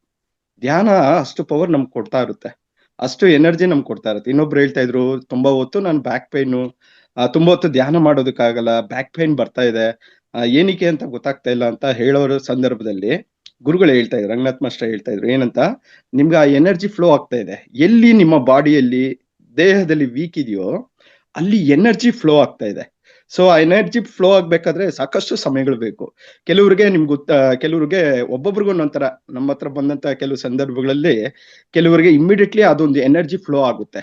ಕಾರಣ ಏನಂದ್ರೆ, ಅವರ ಹಿಂದಿನ ಜನ್ಮ ಏನು ಫಾಸ್ಟ್ ಲೈಫ್ ಅಂತ ಹೇಳ್ತೀವೋ ಆ ಹಿಂದಿನ ಜನ್ಮಗಳು ಪಾಪ ಕರ್ಮಗಳು ಅಂತಾನೂ ಇರ್ತವೆ, ಪುಣ್ಯನೂ ಇರ್ತವೆ. ಸೊ ಇದನ್ನ ಯಾರು ವೇಗವಾಗಿ ತಗೊಂಡ್ಬಂದಿರ್ತಾರೋ ಅವ್ರಿಗೆ ಅದು ಫ್ಲೋಯಿಂಗ್ ಜಾಸ್ತಿ ಎನರ್ಜಿ ಬೇಗನೆ ಅವ್ರಿಗೆ ಬರುತ್ತೆ, ಸಿಗುತ್ತೆ. ಆ ಎನರ್ಜಿ ಅವ್ರು ಸಿಕ್ಕಂತ ಸಂದರ್ಭದಲ್ಲಿ ಅವ್ರಿಗೆ ಯಾವ್ದೇ ರೀತಿಯ ಬ್ಯಾಕ್ ಪೈನ್ ಇರಲ್ಲ, ಏನು ಇರಲ್ಲ. ಕೆಲವ್ರಂತೂ ಏನು ಅಂದ್ರೆ ತುಂಬಾ ಶ್ರಮ ಪಡ್ತಾರೆ, ತಿಂಗಳಾನ್ಗಟ್ಲೆ ವರ್ಷನ್ಗಟ್ಲೆನೂ ಶ್ರಮ ಪಡ್ತಾರೆ. ಬಟ್ ಅವ್ರದ್ದು ನಿರ್ಧಾರ ಹೆಂಗಿರುತ್ತೆ ಅಂದ್ರೆ, ಸಂಕಲ್ಪ ಮಾಡ್ಕೊಂತಾರೆ. ಅವ್ರು ಸ್ಟ್ರಾಂಗ್ ಸಂಕಲ್ಪ ಮಾಡ್ತಾರೆ, ಇಲ್ಲ ನಾನ್ ಧ್ಯಾನ ಮಾಡ್ಲೇಬೇಕು, ನನ್ನದು ಏನೋ ಪೆಂಡಿಂಗ್ ಇದೆ, ನಾನೇನೋ ಅದನ್ನ ಸ್ವೀಕಾರ ಮಾಡ್ಲೇಬೇಕು, ನನ್ನ ಜೀವನದಲ್ಲೇ ಅದು ಬಹಳ ಮುಖ್ಯವಾಗಿ ಬೇಕಾಗಿದೆ ಅಂತ ಸಂಕಲ್ಪ ಮಾಡಿ ನಾವು ಧ್ಯಾನದಲ್ಲಿ ಕುತ್ಕೊಬೇಕು. ನಾವು ಧ್ಯಾನದಲ್ಲಿ ಕುತ್ಕೊಬೇಕಾದ್ರೆ ಎಲ್ಲೋ ಒಂದ್ ಕಡೆ ನಮ್ಗೆ ನೋವಾಯ್ತು ಅಂದ್ರೆ ನಾವು ಯೋಚನೆ ಮಾಡ್ತೀವಿ, ಏನಪ್ಪ ಇಷ್ಟೊತ್ತವರೆಗೂ ಕುತ್ಕೊಂಡಿದೀವಿ, ಯಾಕೆ ಇಷ್ಟೊಂದು ನೋವಾಗ್ತಾ ಇದೆ, ಇಲ್ಲಪ್ಪ ನನ್ನ ಕೈಯಲ್ಲಿ ಆಗ್ತಾ ಇಲ್ಲ. ಸೊ ಸೋಲೆ ಗೆಲುವಿನ ಸೋಪಾನ ಅಂತ ನಾವು ಕೇಳಿದೀವಿ. ಸೋಲು, ಈ ಪೈನ್ ಬರೋದು ಸ್ವಲ್ಪ ದಿನ ಅಷ್ಟೇ, ನೋವು ಬರೋದು ಸ್ವಲ್ಪ ದಿನ. ನಾವು ಅದನ್ನ ಹಠವಾಗಿ ಇಟ್ಕೊಂಡ್ರೆ ನಾವ್ ಎಲ್ಲಿ ಬೇಕಾದ್ರೂ ಸಾಧಿಸ್ಬೋದು. ಈಗ ಒಬ್ಬ ವ್ಯಕ್ತಿ ಏನು ಅಂದ್ರೆ, ಉದಾಹರಣೆ ಕೊಹ್ಲಿ ಅವರು ಅವ್ರು ಕ್ರಿಕೆಟ್ ಆಡ್ಬೇಕಾದ್ರೆ ಅವ್ರ ಮೈಂಡ್ ಸೆಟ್ ಹೆಂಗಿರುತ್ತೆ ಅಂದ್ರೆ, ಇವತ್ತು ನಾನು ಗೆಲ್ಲೇಬೇಕು. ಎಷ್ಟು ಸರಿ ನಾವು ಸೋತಿದೀವಿ, 2000 ಅಂದ್ರೆ ಈ ವರ್ಷದಲ್ಲಿ ಅವ್ರು ಗೆಲ್ಬೇಕಾದ್ರೆ ಆ ಸಂಖ್ಯಾಶಾಸ್ತ್ರಗಳನ್ನು ಸಹ ಅದು ಮ್ಯಾಚಿಂಗ್ ಆಗ್ತಾ ಇದೆ. ಅವ್ರು ಎಷ್ಟು ವರ್ಷಗಳಿಂದ ಶ್ರಮ ಪಟ್ರು, ಆ ಶ್ರಮ ಇವತ್ತು ಪ್ರತಿಫಲ ಸಿಕ್ಕಿದೆ. ಅದೇ ಒಬ್ಬ ಏನು ರನ್ನಿಂಗ್ ರೈಸ್ ಓಡುವಂತ ವ್ಯಕ್ತಿ ಸೋಲ್ತಾನೆ ಇರ್ತಾನೆ ಅನ್ಕೊಂತಾ ಇದ್ರೆ ಅವ್ನು ಸೋಲ್ತಾನೆ ಇರ್ತಾನೆ. ಅವ್ನು ದೃಢವಾಗಿ ಇಟ್ಕೊಬೇಕು, ಎಸ್ ನಾನು ಒಂದಲ್ಲ ಒಂದ್ ದಿನ ಗೆಲ್ತೀನಿ, ನನ್ನ ಗೆಲುವು ಪ್ರಾರಂಭ ಆದ್ರೆ ಕೊನೆವರೆಗೂ ನಾನು ಗೆಲ್ತಾನೆ ಇರ್ತೀನಿ. ಆ ದೃಢ ನಂಬಿಕೆ, ದೃಢ ವಿಶ್ವಾಸ ಯಾವಾಗ್ಲೂ ನಾವು ಧ್ಯಾನ ಮಾಡುವಂತ ವ್ಯಕ್ತಿಗಳ ನಮ್ಮ ಒಳಗಡೆ ಇತ್ತು ಅಂದ್ರೆ ಅದು ನಿಜವಾಗ್ಲೂ ಎಲ್ಲೋ ಒಂದ್ ಕಡೆ ಎನರ್ಜಿ ಫ್ಲೋ ಆಗುತ್ತೆ. ಈಗ ಒಂದು ಸಿಂಪಲ್ ಆಗಿ ಒಂದು ಉದಾಹರಣೆ ಕೊಡ್ತೀನಿ. ಏನು ಅಂದ್ರೆ ನಾವು ಬೆಳಗ್ಗೆಯಿಂದ ಸಂಜೆವರೆಗೂ ನಮ್ಮದೇ ಆದಂತಹ ಕೆಲಸ ಕಾರ್ಯಗಳನ್ನ ಬೇರೆ ಬೇರೆ ಕೆಲಸಗಳನ್ನೆಲ್ಲ ಮುಗಿಸ್ಕೊಂಡು ಬಂದ ನಂತರ ನಮ್ಮ ಮನೆಗೆ ಬರ್ತೀವಿ. ಬಂದಾದ್ಮೇಲೆ ಊಟ ಮಾಡ್ತೀವಿ. ಊಟ ಆದ್ಮೇಲೆ ಆಟೋಮೆಟಿಕಲಿ ನಮ್ ಕಣ್ಣು ಮುಚ್ಚುತ್ತೆ. ಹೇಗ್ ಸಾಧ್ಯ? ನಾವ್ ಯಾರಾದ್ರೂ ಒಂದ್ಸರಿ ಯೋಚನೆ ಮಾಡ್ಬೇಕಲ್ಲ. ಕಣ್ಣು ತಾನಾಗೆ ನಮ್ ಕಣ್ಣು ಮುಚ್ಕೊಳ್ಳುತ್ತೆ, ತಾನಾಗೆ ನಾವು ನಿದ್ರೆಗೆ ಜಾರ್ತೀವಿ. ಕಾರಣ ಏನು? ಹೆಂಗ್ ಸಾಧ್ಯ? ನಿದ್ರೆಗೆ ಹಿಂಗ್ ಜಾರಕ್ ಸಾಧ್ಯ? ನಾವ್ ಯಾರಾದ್ರೂ ಒಂದ್ಸರಿ ಪರೀಕ್ಷೆ ಮಾಡ್ಬೇಕಲ್ಲ, ಯೋಚನೆ ಮಾಡ್ಬೇಕು. ಬಿಡು, ಎಲ್ರು ಮಲ್ಕೊಂತಾರೆ, ನಾವು ಹಂಗೆ ಮಲ್ಕೊಂತೀವಿ. ಒಂದೊಂದು ವಿಚಾರದಲ್ಲಿ ಒಂದೊಂದು ರಹಸ್ಯಗಳು ಇರ್ತವೆ. ನಾವ್ ಅದನ್ನ ತಿಳ್ಕೊಳ್ತಾ ಹೋಗ್ತಾ ಇದ್ರೆ ನಮ್ಮ ಜೀವನದಲ್ಲಿ ಭಗವಂತ ಈ ಮನುಷ್ಯ ಜಾತಿ ಅಂತ ಇಷ್ಟು ಚೆನ್ನಾಗಿ ಕೊಟ್ಟಿದ್ದಾನೆ, ನಮ್ಗೆ ಎಲ್ಲವನ್ನು ಕೊಟ್ಟಿದ್ದಾನೆ. ನಾವ್ ಯಾಕೆ ಮಾಡ್ತಾ ಇಲ್ಲ? ನಾವ್ ಯಾಕೆ ಯಾವ್ದೋ ದಾರಿಲಿ ಹೋಗ್ತಾ ಇದೀವಿ? ನಾವ್ ಯಾಕೆ ನಮ್ಮದೇ ಆದಂತ ಆಲೋಚನೆ ಅಂದ್ರೆ ಒಂದು ಒಳ್ಳೇದು. ರಂಗನಾಥ್ ಮಾಸ್ಟ್ರು ಸುಮಾರು 365 ವರ್ಷ ಇದು ಉಚಿತ ಕಾರ್ಯಾಗಾರದ ನಂತರ ಈಗ 500 ದಿನಗಳು ದಾಟಿದೆ. ಸೊ ಹೆಂಗೆ ವಂಡರ್ಫುಲ್ ಅಂದ್ರೆ ನನ್ ಬಹಳ ಖುಷಿ ಆಗುತ್ತೆ. ರೇವಾ ಕಾಲೇಜಲ್ಲಿ ನಾನು ನಮ್ದು ಒಂದು ಗೃಹ ಪ್ರವೇಶ ಇತ್ತು, ನಮ್ಮ ಅವ್ರ ಮನೆದು. ಶುಕ್ರವಾರ ಗೃಹ ಪ್ರವೇಶ ಇತ್ತು, ಶನಿವಾರ ನನಗೆ ಮೆಸೇಜ್ ಬಂದಿತ್ತು, ಇಲ್ಲ ರೇವಾ ಕಾಲೇಜ್ಗೆ ನಾನು ಹೋಗ್ಬೇಕು, ಅಲ್ಲಿ ಒಂದು ಯೋಗ ಅಭ್ಯಾಸ ಏನಿದೆಯೋ ಅಂತಾರಾಷ್ಟ್ರೀಯ ಯೋಗ ಅಭ್ಯಾಸ, ಅಲ್ಲಿ ಪಾಲ್ಗೊಳ್ಳೋಣ, ಗುರುಗಳು ಸಿಗ್ತಾರೆ, ಎಲ್ರು ಸಿಗ್ತಾರೆ ಅನ್ನೋ ಮಹದಾಸೆ. ನಮ್ ಕುಟುಂಬ ಅಲ್ವಾ, ಇಲ್ಲೇ ಇದ್ದಾರೆ, ನಾನು ಇಲ್ಲೇ ಇದ್ದೀನಿ. ಸೊ ನನ್ನ ಆಲೋಚನೆ ಏನ್ ಬಂತು? ಒಳ್ಳೆ ಆಲೋಚನೆ ಮಾಡಿದೆ. ನಂದು ಗೃಹ ಪ್ರವೇಶ ಶುಕ್ರವಾರ ಮುಗ್ದಿದೆ, ಇನ್ನು ಮಾರನೇ ದಿನ ಶನಿವಾರ ಬಿದ್ದಿದೆ. ಆದ್ರೂ ಹೋಗ್ಬೇಕು. ಫ್ಯಾಮಿಲಿ ಎಲ್ರು ಇದ್ದಾರೆ, ಫ್ಯಾಮಿಲಿ ಆದ್ರೂ ಹೋಗ್ಬೇಕು. ಯಾಕೆ? ಅಲ್ಲಿ ಒಂದು ಒಳ್ಳೆ ಸಂದೇಶ ಇದೆ, ಒಂದು ಒಳ್ಳೆ ಮೆಸೇಜ್ ಇದೆ. ನಾನು ಒಬ್ಬ ಹೋದ್ರೆ ನನ್ನ ಜೊತೆಲಿ ಇರ್ತಕ್ಕಂಥ ಫ್ಯಾಮಿಲಿಗೆ, ನನ್ನ ಸುತ್ತಲಿ ಇರ್ತಕ್ಕಂಥ ವ್ಯಕ್ತಿಗಳಿಗೆ, ನನ್ನ ಸ್ನೇಹಿತರುಗಳಿಗೆ, ಬಂಧು ಬಳಗದವರಿಗೆ, ಹಿತೈಷಿಗಳಿಗೆ, ಬೇರೆಯವ್ರಿಗೆಲ್ಲ ನಾನು ತಿಳಿಸ್ಬೋದಲ್ಲ. ಎಷ್ಟು ವಂಡರ್ಫುಲ್ ಗುರುಗಳೇ. I am so very happy. ಅವತ್ತಿನ ಕಾರ್ಯಕ್ರಮ ಹೆಂಗಿ ಟೈಮ್ ಕಳೀತು ಅಂತಾನೆ ನನ್ಗೆ ಖಂಡಿತವಾಗ್ಲೂ ಗೊತ್ತಿರ್ಲಿಲ್ಲ. ಅಷ್ಟು ಅದ್ಭುತವಾದಂತ ಕಾರ್ಯಕ್ರಮ. ಸೊ ನಿಮಗೆ ನನ್ನ ವೈಯಕ್ತಿಕವಾಗಿ ಹೃದಯಪೂರ್ವಕವಾದಂತ ಧನ್ಯವಾದಗಳನ್ನ ತಿಳಿಸ್ತಾನೆ ಗುರುಗಳೇ. ತುಂಬಾ ಚೆನ್ನಾಗಿತ್ತು, ನನ್ಗಂತೂ ಬಹಳ ಖುಷಿ ಆಯ್ತು. ತುಂಬಾ ಜನ ನೋಡ್ದಂಗೂ ಆಯ್ತು. ಸೊ ಅಂತ ಅದ್ಭುತವಾದಂತ ವೇದಿಕೆ ಎಲ್ರಿಗೂ ಭಗವಂತ ಕೊಡಲ್ಲ. ಸೊ ಈ ಒಂದು ಕುಟುಂಬ ಅಂತ ಏನಿದೀವೋ, ಈ ಒಂದು ಗ್ರೂಪ್ ಅಲ್ಲಿ ನಾವೆಲ್ಲ ಏನಿದೀವೋ, ಕಲಿಕೆ ಜೀವನ ಪರ್ಯಂತ ಇದ್ದೇ ಇರುತ್ತೆ. ನಾವು ಕಲಿತಾ ಇರ್ಬೇಕು. ಜೀವನ ಪರ್ಯಂತ ಕಲಿತಾ ಹೋದ್ರೆ ದೇವ್ರು ಇನ್ನ ನಮ್ಗೆ ಬೇರೆ ಬೇರೆ ಬೇರೆ ರೀತಿಯಲ್ಲಿ ಕಲಿಸ್ತಾ ಹೋಗ್ತಾರೆ. ಸೊ ಅದರಿಂದ ನಾನು ಹೇಳೋದು, ಧ್ಯಾನ ಅನ್ನೋದು ಇದೆಯಲ್ಲ, ಇಲ್ಲ ನಾನ್ ಧ್ಯಾನ ಕುತ್ಕೊಂಡ್ಬಿಡ್ಬೇಕು, ನಾನ್ ಕಲಿಬೇಕು, ನಾನ್ ಮಾಡ್ಬೇಕು, ಒಂದ್ ರೀತಿಲಿ ಒತ್ತಡದ ರೀತಿಯಲ್ಲಿ ಧ್ಯಾನ ಕುತ್ಕೊಂಬೇಡಿ. ಒಂದು ಧ್ಯಾನ ಕುತ್ಕೊಬೇಕಾದ್ರೆ ಅದನ್ನ ಭಕ್ತಿಯಿಂದ, ನಾವು ದೇವ್ರ ಹತ್ರ ಕುತ್ಕೊಬೇಕಾದ್ರೆ ಎಷ್ಟು ಭಕ್ತಿಯಿಂದ ಕೇಳ್ತೇವೆ, ದೇವ್ರೆ ಇವತ್ತೊಂದು ಕೆಲಸ ಮಾಡಕ್ ಹೋಗ್ತೀನಿ, ಇವತ್ತೊಂದು ಏನೋ ಒಂದು ಕೆಲಸದಲ್ಲಿ ನಾನು ಸಕ್ಸಸ್ ಆಗ್ಬೇಕು ಅಂತ ಎಷ್ಟು ಮನಸ್ಫೂರ್ತಿಯಾಗಿ ನಾವು ಕೇಳ್ತೀವಲ್ಲ. ಯಾವ ರೀತಿ ಕೇಳ್ತೀವಿ ಅನ್ನೋದು ನಮ್ಗೆಲ್ಲ ಗೊತ್ತಿದೆ. ಸೊ ಅದೇ ರೀತಿಯಾಗಿ ನಾವು ಧ್ಯಾನ ಮಾಡ್ಬೇಕಾದ್ರೆ ಇಷ್ಟವಾದಂತ ಗುರುಗಳನ್ನ ಸಂಕಲ್ಪ ಮಾಡ್ಕೊಳ್ಳಿ. ಎಸ್, ಇವತ್ತು ನಾನು ಧ್ಯಾನ ಮಾಡ್ಬೇಕಾದ್ರೆ ನನ್ನ ಧ್ಯಾನಕ್ಕೆ ಸ್ಫೂರ್ತಿ ರಂಗನಾಥ್ ಮಾಸ್ಟರ್ ಮತ್ತೆ ಆ ಗ್ರೂಪ್ ನಲ್ಲಿ ಇರ್ತಕ್ಕಂಥ ಎಲ್ಲಾ ಮಾಸ್ಟರ್ಸ್. ಸೊ ಅವರ ಒಂದು ಬ್ಲೆಸ್ಸಿಂಗ್ ನನಗೆ ಸಿಗ್ಲಿ, ಯೂನಿವರ್ಸ್ಗೆ ಕನೆಕ್ಟ್ ಆಗಿ ಯೂನಿವರ್ಸ್ ಹತ್ರ ಸಂಕಲ್ಪ ಮಾಡ್ಕೊಳ್ಳಿ. ಆ ಒಂದು ಎನರ್ಜಿ ಫ್ಲೋ ಆಗುತ್ತೆ. ನಿಮ್ಗೆ ಇಷ್ಟವಾದ ದೇವ್ರನ್ನ ಸ್ಮರಣೆ ಮಾಡಿ, ತಂದೆ ತಾಯಿ ಇರುವಂತ ತಂದೆ ತಾಯಿಗೆ ನಮಸ್ಕಾರ ಮಾಡಿ, ದಿನನಿತ್ಯ ಅವ್ರ ಕಾಲ್ ನಮಸ್ಕಾರ ಮಾಡಿ. ಇಲ್ದಲ್ಲಿರ್ತಕ್ಕಂಥ ತಂದೆ ತಾಯಿ ಯಾರು ಇಲ್ವೋ ಅವ್ರನ್ನ ಸ್ಮರಣೆ ಮಾಡಿ. ಏನೇ ಒಂದು ಕೆಲಸ ಮಾಡ್ಬೇಕಾದ್ರೂ ಮೊದಲನೇ ಗುರು, ಮೊದಲನೇ ದೇವ್ರು ಅಂತ ಏನಾದ್ರು ಇದ್ರೆ ಅದು ನಮ್ ತಂದೆ ತಾಯಿ. ಯಾಕೆಂದ್ರೆ ಮೊದಲನೇದಾಗಿ ಅವ್ರು ನಮ್ ಜನ್ಮ ಕೊಟ್ಟಿದ್ದಾರೆ. ಜನ್ಮ ಕೊಟ್ಟಂತ ತಂದೆ ತಾಯಿನ ಯಾರು ಕಳ್ಕೊಂಡಿರ್ತಕ್ಕಂಥ ವ್ಯಕ್ತಿಗಳಾಗಿರ್ಲಿ, ಇರುವಂತ ವ್ಯಕ್ತಿಗಳಾಗಿ ಪ್ರೀತಿ ತೋರಿಸಿ, ಇರುವಂತ ವ್ಯಕ್ತಿಗಳು ತಂದೆ ತಾಯಿ ಮೇಲೆ ಪ್ರೀತಿ ತೋರಿಸಿ, ಅವ್ರಿಗೆ ಗೌರವ ಕೊಡಿ. ಅದೆಲ್ಲೋ ಒಂದ್ ಕಡೆ ಗೊತ್ತಿಲ್ಲದೆ ಭಗವಂತ ನಮಗೆ ಆಶೀರ್ವಾದ ಮಾಡ್ತಾನೆ ಅನ್ನೋದನ್ನ ನಾನು ತಿಳಿಸೋದಕ್ಕೆ ಬಯಸ್ತೀನಿ. ಸೊ ಧ್ಯಾನ ಅಷ್ಟು ಪವರ್ ಇರುತ್ತೆ, ಅಷ್ಟು ಎನರ್ಜಿ ಇರುತ್ತೆ. ಸೊ ಇಂಥ ಒಂದು ಸಂದರ್ಭದಲ್ಲಿ ಥ್ಯಾಂಕ್ ಯು ಮಾಸ್ಟರ್, ನನಗೆ ಮಾತಾಡೋದಕ್ಕೆ ಒಂದು ಒಳ್ಳೆ ಅವಕಾಶ ಕೊಟ್ಟಿದ್ರ. ಆಮೇಲೆ ಮತ್ತೊಂದು, ಆ ಬೆನ್ನೋವು ಅಂತ ಇದ್ರಿ, ನಿಮ್ಗೆ ಅಷ್ಟು ನೋವು ಅಂದ್ರೆ ಕಂಟ್ರೋಲ್ ಆಗ್ತಾ ಇಲ್ಲ ಅಂದ್ರೆ ಒಂದ್ ಪೆನ್ ತಗೊಳ್ಳಿ. ಈ ಪೆನ್ ಇದೆಯಲ್ಲ, ಪೆನ್ ಯಾವ್ದಾದ್ರು ಒಂದ್ ಪೆನ್, ರೆನಾಲ್ಡ್ಸ್ ಪೆನ್ ಯಾವ್ದಾದ್ರು ಒಂದ್ ಪೆನ್ ತಗೊಳ್ಳಿ. ಬೆನ್ನೋವಿಗೆ ಅಂತ ಹೇಳಿದ್ಗೆ. ಸೊ ಆಕ್ಯುಪ್ರೆಷರ್ ದಲ್ಲಿ ನಾನು ಹೇಳ್ತಾ ಇರೋದು, ನಿಮ್ಮ ಲೆಫ್ಟ್ ಹ್ಯಾಂಡ್ ಇದೆಯಲ್ಲ, ಕಾಣಿಸ್ತಿದ್ಯಾ? ಸೊ ಈ ಪೊಸಿಷನ್, ಒಂದ್ ನಿಮಿಷ ನಾನು ತೋರಿಸ್ತೀನಿ.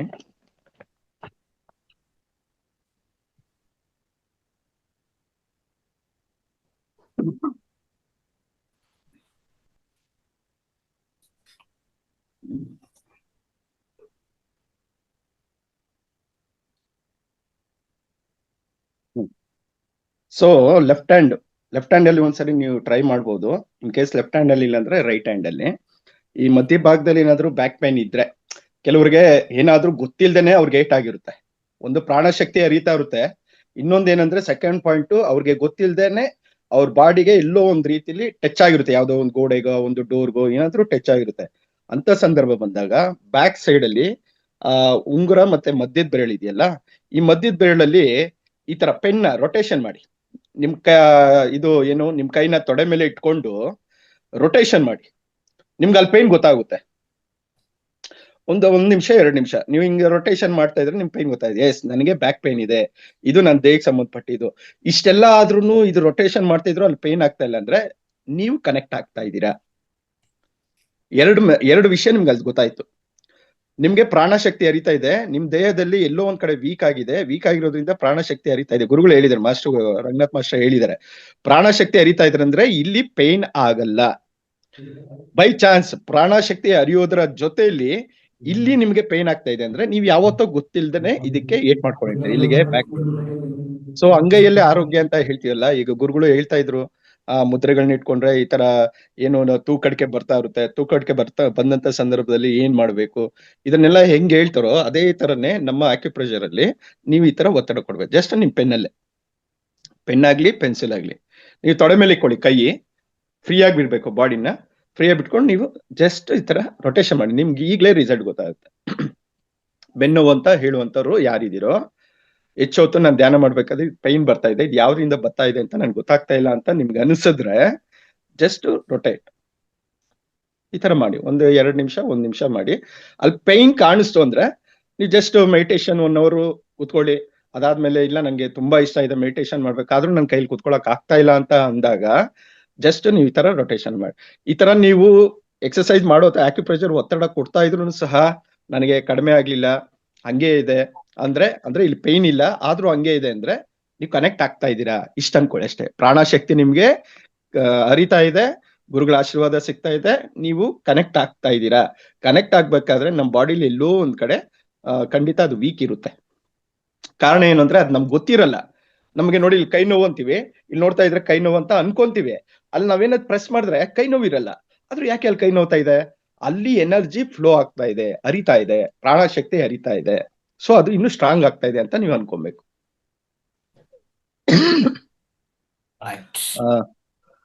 Okay, thank you Suresh sir, thank you so much. ಗುರುಗಳೇ ಥ್ಯಾಂಕ್ ಯು ಸೋ ಮಚ್ ಮಾತಾಡೋದಕ್ಕೆ ಒಂದು ಒಳ್ಳೆ ಅವಕಾಶ ಕೊಟ್ಟೆ. ಆಕ್ಚುಲಿ ಹೊರಗಡೆ ವಾಟ್ರು ಸ್ವಲ್ಪ ವ್ಯತ್ಯಾಸ ಆಗಿರೋದ್ರಿಂದ ಸ್ವಲ್ಪ ಕೋಲ್ಡ್ ಆಗಿದೆ, ಮೊನ್ನೆ ಎಲ್ಲ ಹೊರಗಡೆ ಹೋಗಿದೆ, ಅದರಿಂದ ಸಾರಿ ಮಾಸ್ಟರ್, ಮಧ್ಯದಲ್ಲಿ ಸ್ವಲ್ಪ ಡಿಸ್ಟರ್ಬ್ ಆಯ್ತು ಅನ್ಕೊಂತೀನಿ. No problem. ಸೊ ಒಳ್ಳೆ ಮೆಸೇಜ್ ಕೊಟ್ಟಿದ್ರಿ, ಒಳ್ಳೆ ಟೆಕ್ನಿಕ್ ಇವತ್ತು ಶೇರ್ ಮಾಡಿದ್ರಿ ಬ್ಯಾಕ್ ಪೇನ್ಗೆ. ಆಮೇಲೆ ಹೌದು ಥ್ಯಾಂಕ್ ಯು. ಮತ್ತೆ ಇನ್ನೊಂದು ವಿಷಯ ಏನಂದ್ರೆ ಕೆಲವರಿಗೆ ನಾನು ಸಂಖ್ಯಾಶಾಸ್ತ್ರದ ಒಂದು ಸಿಂಪಲ್ ಹೇಳ್ಬಿಡ್ತೀನಿ. ಯಾರಾದ್ರೂ ಒಬ್ರೆ ಈ ಗ್ರೂಪ್ ಅಲ್ಲಿ ಏನಿದಿರೋ, ನನ್ನ ಫ್ಯಾಮಿಲಿಯಲ್ಲಿ ನಾನು ಒಬ್ಬರೇ ಇದೀರಿ, ನನ್ನ ಜೊತೆ ಯಾರು ಇಲ್ಲ, ನಾನು ಒಬ್ಬರೇ ಇದೀನಿ, ಅಥವಾ ನನ್ನ ಜೊತೆ ಇಬ್ರು ಇದಾರೆ ಅನ್ನೋ ವ್ಯಕ್ತಿ ಯಾರಾದ್ರೂ ಇದ್ರೆ ಅವ್ರ ಹ್ಯಾಂಡ್ ರೈಸ್ ಬರ್ತಾ ಇದೆ ಅನ್ನೋದನ್ನ ಹೇಳ್ತೀನಿ, ಸಿಂಪಲ್ ಆಗಿ ಹೇಳ್ತೀನಿ. ಇಲ್ಲ ಫ್ಯಾಮಿಲಿಯಲ್ಲಿ ನಾವು 4 ಜನ ಇದೀವಿ, 5 ಜನ ಇದೀವಿ ಅಂದ್ರೆ ಜಸ್ಟ್ ನಾನು ಹೇಳ್ತೀನಿ, ನಿಮ್ಮ 5 ಜನ ಫ್ಯಾಮಿಲಿಯಲ್ಲಿ ಲಕ್ಕಿ ಪರ್ಸನ್ ಇವರಿಂದ ನೀವೇನೇ ಮಾಡಿದ್ರು ವಿಲ್ ಸಕ್ಸಸ್, ನಿಮ್ ಲೈಫ್ ಅಲ್ಲಿ ಸಕ್ಸಸ್ ಆಗುತ್ತೆ ಅಂತ ಬೇಕಾದ್ರೆ ಅದೊಂದು ಪಾಯಿಂಟ್ ಆಫ್ ಹೇಳ್ಕೊಡ್ತೀನಿ. ಯಾರಾದ್ರೂ ಇದ್ರೆ ಹೇಳಿ, ಡೇಟ್ ಆಫ್ ಬರ್ತ್ ಮಾತ್ರ ಹೇಳಿ. ಯಶೋಧ ಮೇಡಮ್ ಮಾತಾಡಿ. ನಮಸ್ತೆ ಗುರುಜಿ. ನಮಸ್ತೆ ಸರ್, ಸುರೇಶ್ ಸರ್ ನಮಸ್ತೆ. ನಮಸ್ತೆ ಅಮ್ಮ ಯಶೋದಮ್ಮ, ಹೇಳಿ. ನಾವು ಸದ್ಯಕ್ಕೆ ಈಗ ಮನೇಲಿ ಇಬ್ರು ಇದೀವಿ, ಗಂಡ ಹೆಂಡತಿ ಇಬ್ರು ಮನೇಲಿ ಇದೀವಿ. ಹೇಳಿ ನಿಮ್ ಡೇಟ್ ಆಫ್ ಬರ್ತ್ ಹೇಳಿ. ನಂದು 5/1/1970. 5/1/1970. ಸರ್ದು? ಅವ್ರದ್ದು ಫೆಬ್ರವರಿ 69. ಡೇಟ್ ಗೊತ್ತಿಲ್ಲ, ಫೆಬ್ರವರಿ 69. ನಿಮ್ಮ ಆಧಾರ್ ಕಾರ್ಡ್ ಅಲ್ಲಿ ಏನಿದೆ ಅಂತ ಹೇಳಕ್ ಆಗುತ್ತಾ? ಯಾಕೆ ಒರಿಜಿನಲ್ ಡೇಟ್ ಆಫ್ ಬರ್ತ್ ಗೊತ್ತಿಲ್ವಾ? ಒಂದ್ ಸೆಕೆಂಡ್ ಹೇಳ ಸರ್. ಹೇಳಿ. ನಾ ಹೇಳ ಸರ್. ಹೇಳಿ. ಓ ಸಣ್ಣಗೌಡ್ರು ಹೇಳಿ. ನಮ್ಮ ಮನೆಯವ್ರದ್ದು 6/4/1977 ರೀ. 6/4/1977. ನಿಮ್ದು? ನಂದು 1/5/1970 ರೀ. 1/5/1970. ಆಮೇಲೆ ಇನ್ಯಾರಿದ್ದಾರೆ ನಿಮ್ ಜೊತೆಲಿ? ಈಗ ಸದ್ಯ ಇಬ್ರೇ ಇದಾರೆ, ಗಂಡ ಇಬ್ರೇ ಇದೇವಿ ಇಲ್ಲಿ ಮನೆಯಲ್ಲಿ. ಓಕೆ, ಒಂದ್ ನಿಮಿಷ.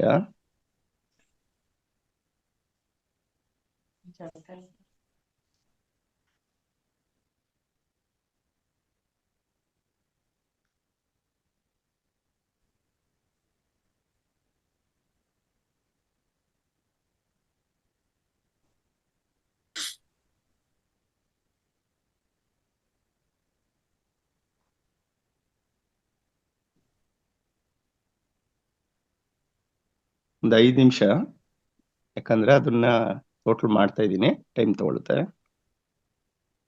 ಬೇಗ ಕ್ಲೋಸ್ ಮಾಡೋಣ ಈಗ. ಐ ಥಿಂಕ್ ಧ್ಯಾನಕ್ಕೆ ಬರ್ತಾರೆ ಈಗ. Okay okay okay master. Time up ಆಗ್ತಾ ಇದೆಯಲ್ವಾ? ನೈಟ್ ಧ್ಯಾನಕ್ಕೆ ಆಲ್ರೆಡಿ ಬರ್ತಾ ಇದ್ದಾರೆ ಮಾಸ್ಟರ್ಸ್. ನೆಕ್ಸ್ಟ್ ಸ್ಯಾಟರ್ಡೆ ತಗೋಬೋದೇನೋ. ಎಸ್.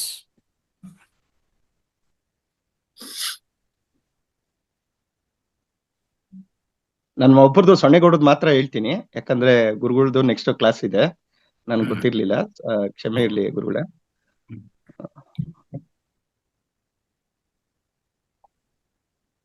ಆ 1/5/1970 ನಿಮ್ದಲ್ವಾ ಸೊನ್ನೆಗೌಡ್ರೆ? ಹೌದು ಸರ್.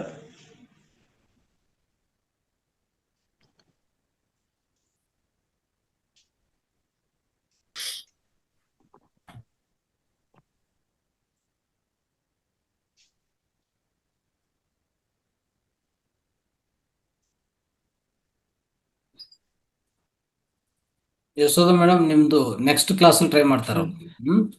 ಇವಾಗ ಮೇಡಮ್ ಹ್ಯಾಂಡ್ ರೈಸ್ ಮಾಡಿದ್ದಾರೆ. ನೆಕ್ಸ್ಟ್ ಕ್ಲಾಸ್ ಅಲ್ಲಿ ಕಂಟಿನ್ಯೂ ಮಾಡೋಣ ಮೇಡಮ್. ಟೈಮ್ ಆಯ್ತು ಆಲ್ರೆಡಿ. ಧ್ಯಾನ ಶುರು ಮಾಡ್ಬೇಕು. ಹೌದು, ನೈಟ್ ಧ್ಯಾನ ಇನ್ಸ್ಟ್ರಕ್ಷನ್ಸ್ ಎಲ್ಲ ಸ್ಟಾರ್ಟ್ ಆಗತ್ತಲ್ಲ.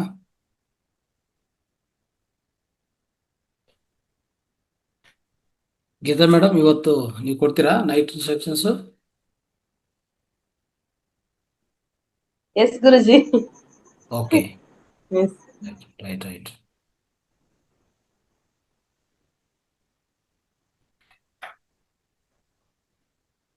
ಓಕೆ ಸುರೇಶ್ ಅವರೇ, ಲೇಟ್ ಆಗುತ್ತಾ? ಟೈಮ್ ಆಗುತ್ತಾ ಅಂತ. ಆಯ್ತು ಆಯ್ತು.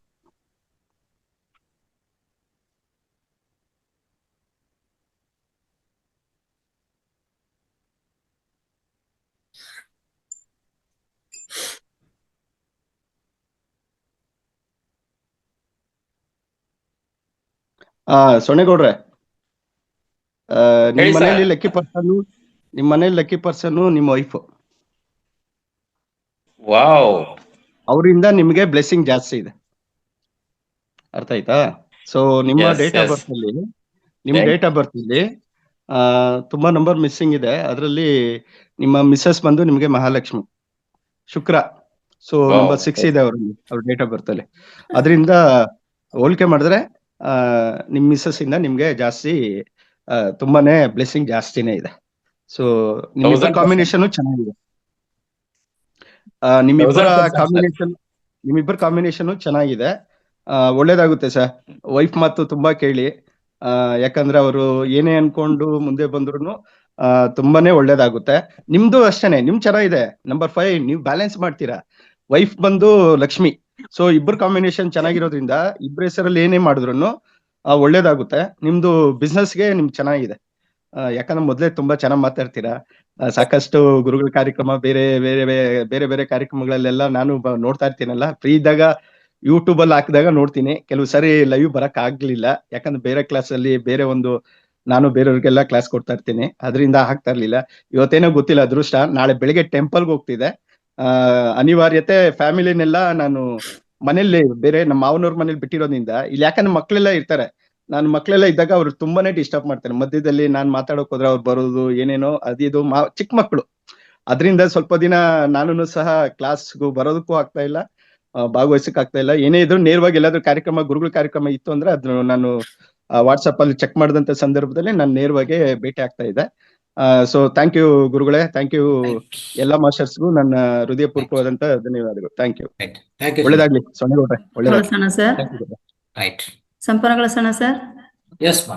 ಎಸ್, ಇದನ್ನ ಅದ್ಭುತವಾದ ಶೇರಿಂಗ್ ಆಯ್ತು. ಆದ್ರೂ ಒಂದು ರಿಕ್ವೆಸ್ಟ್.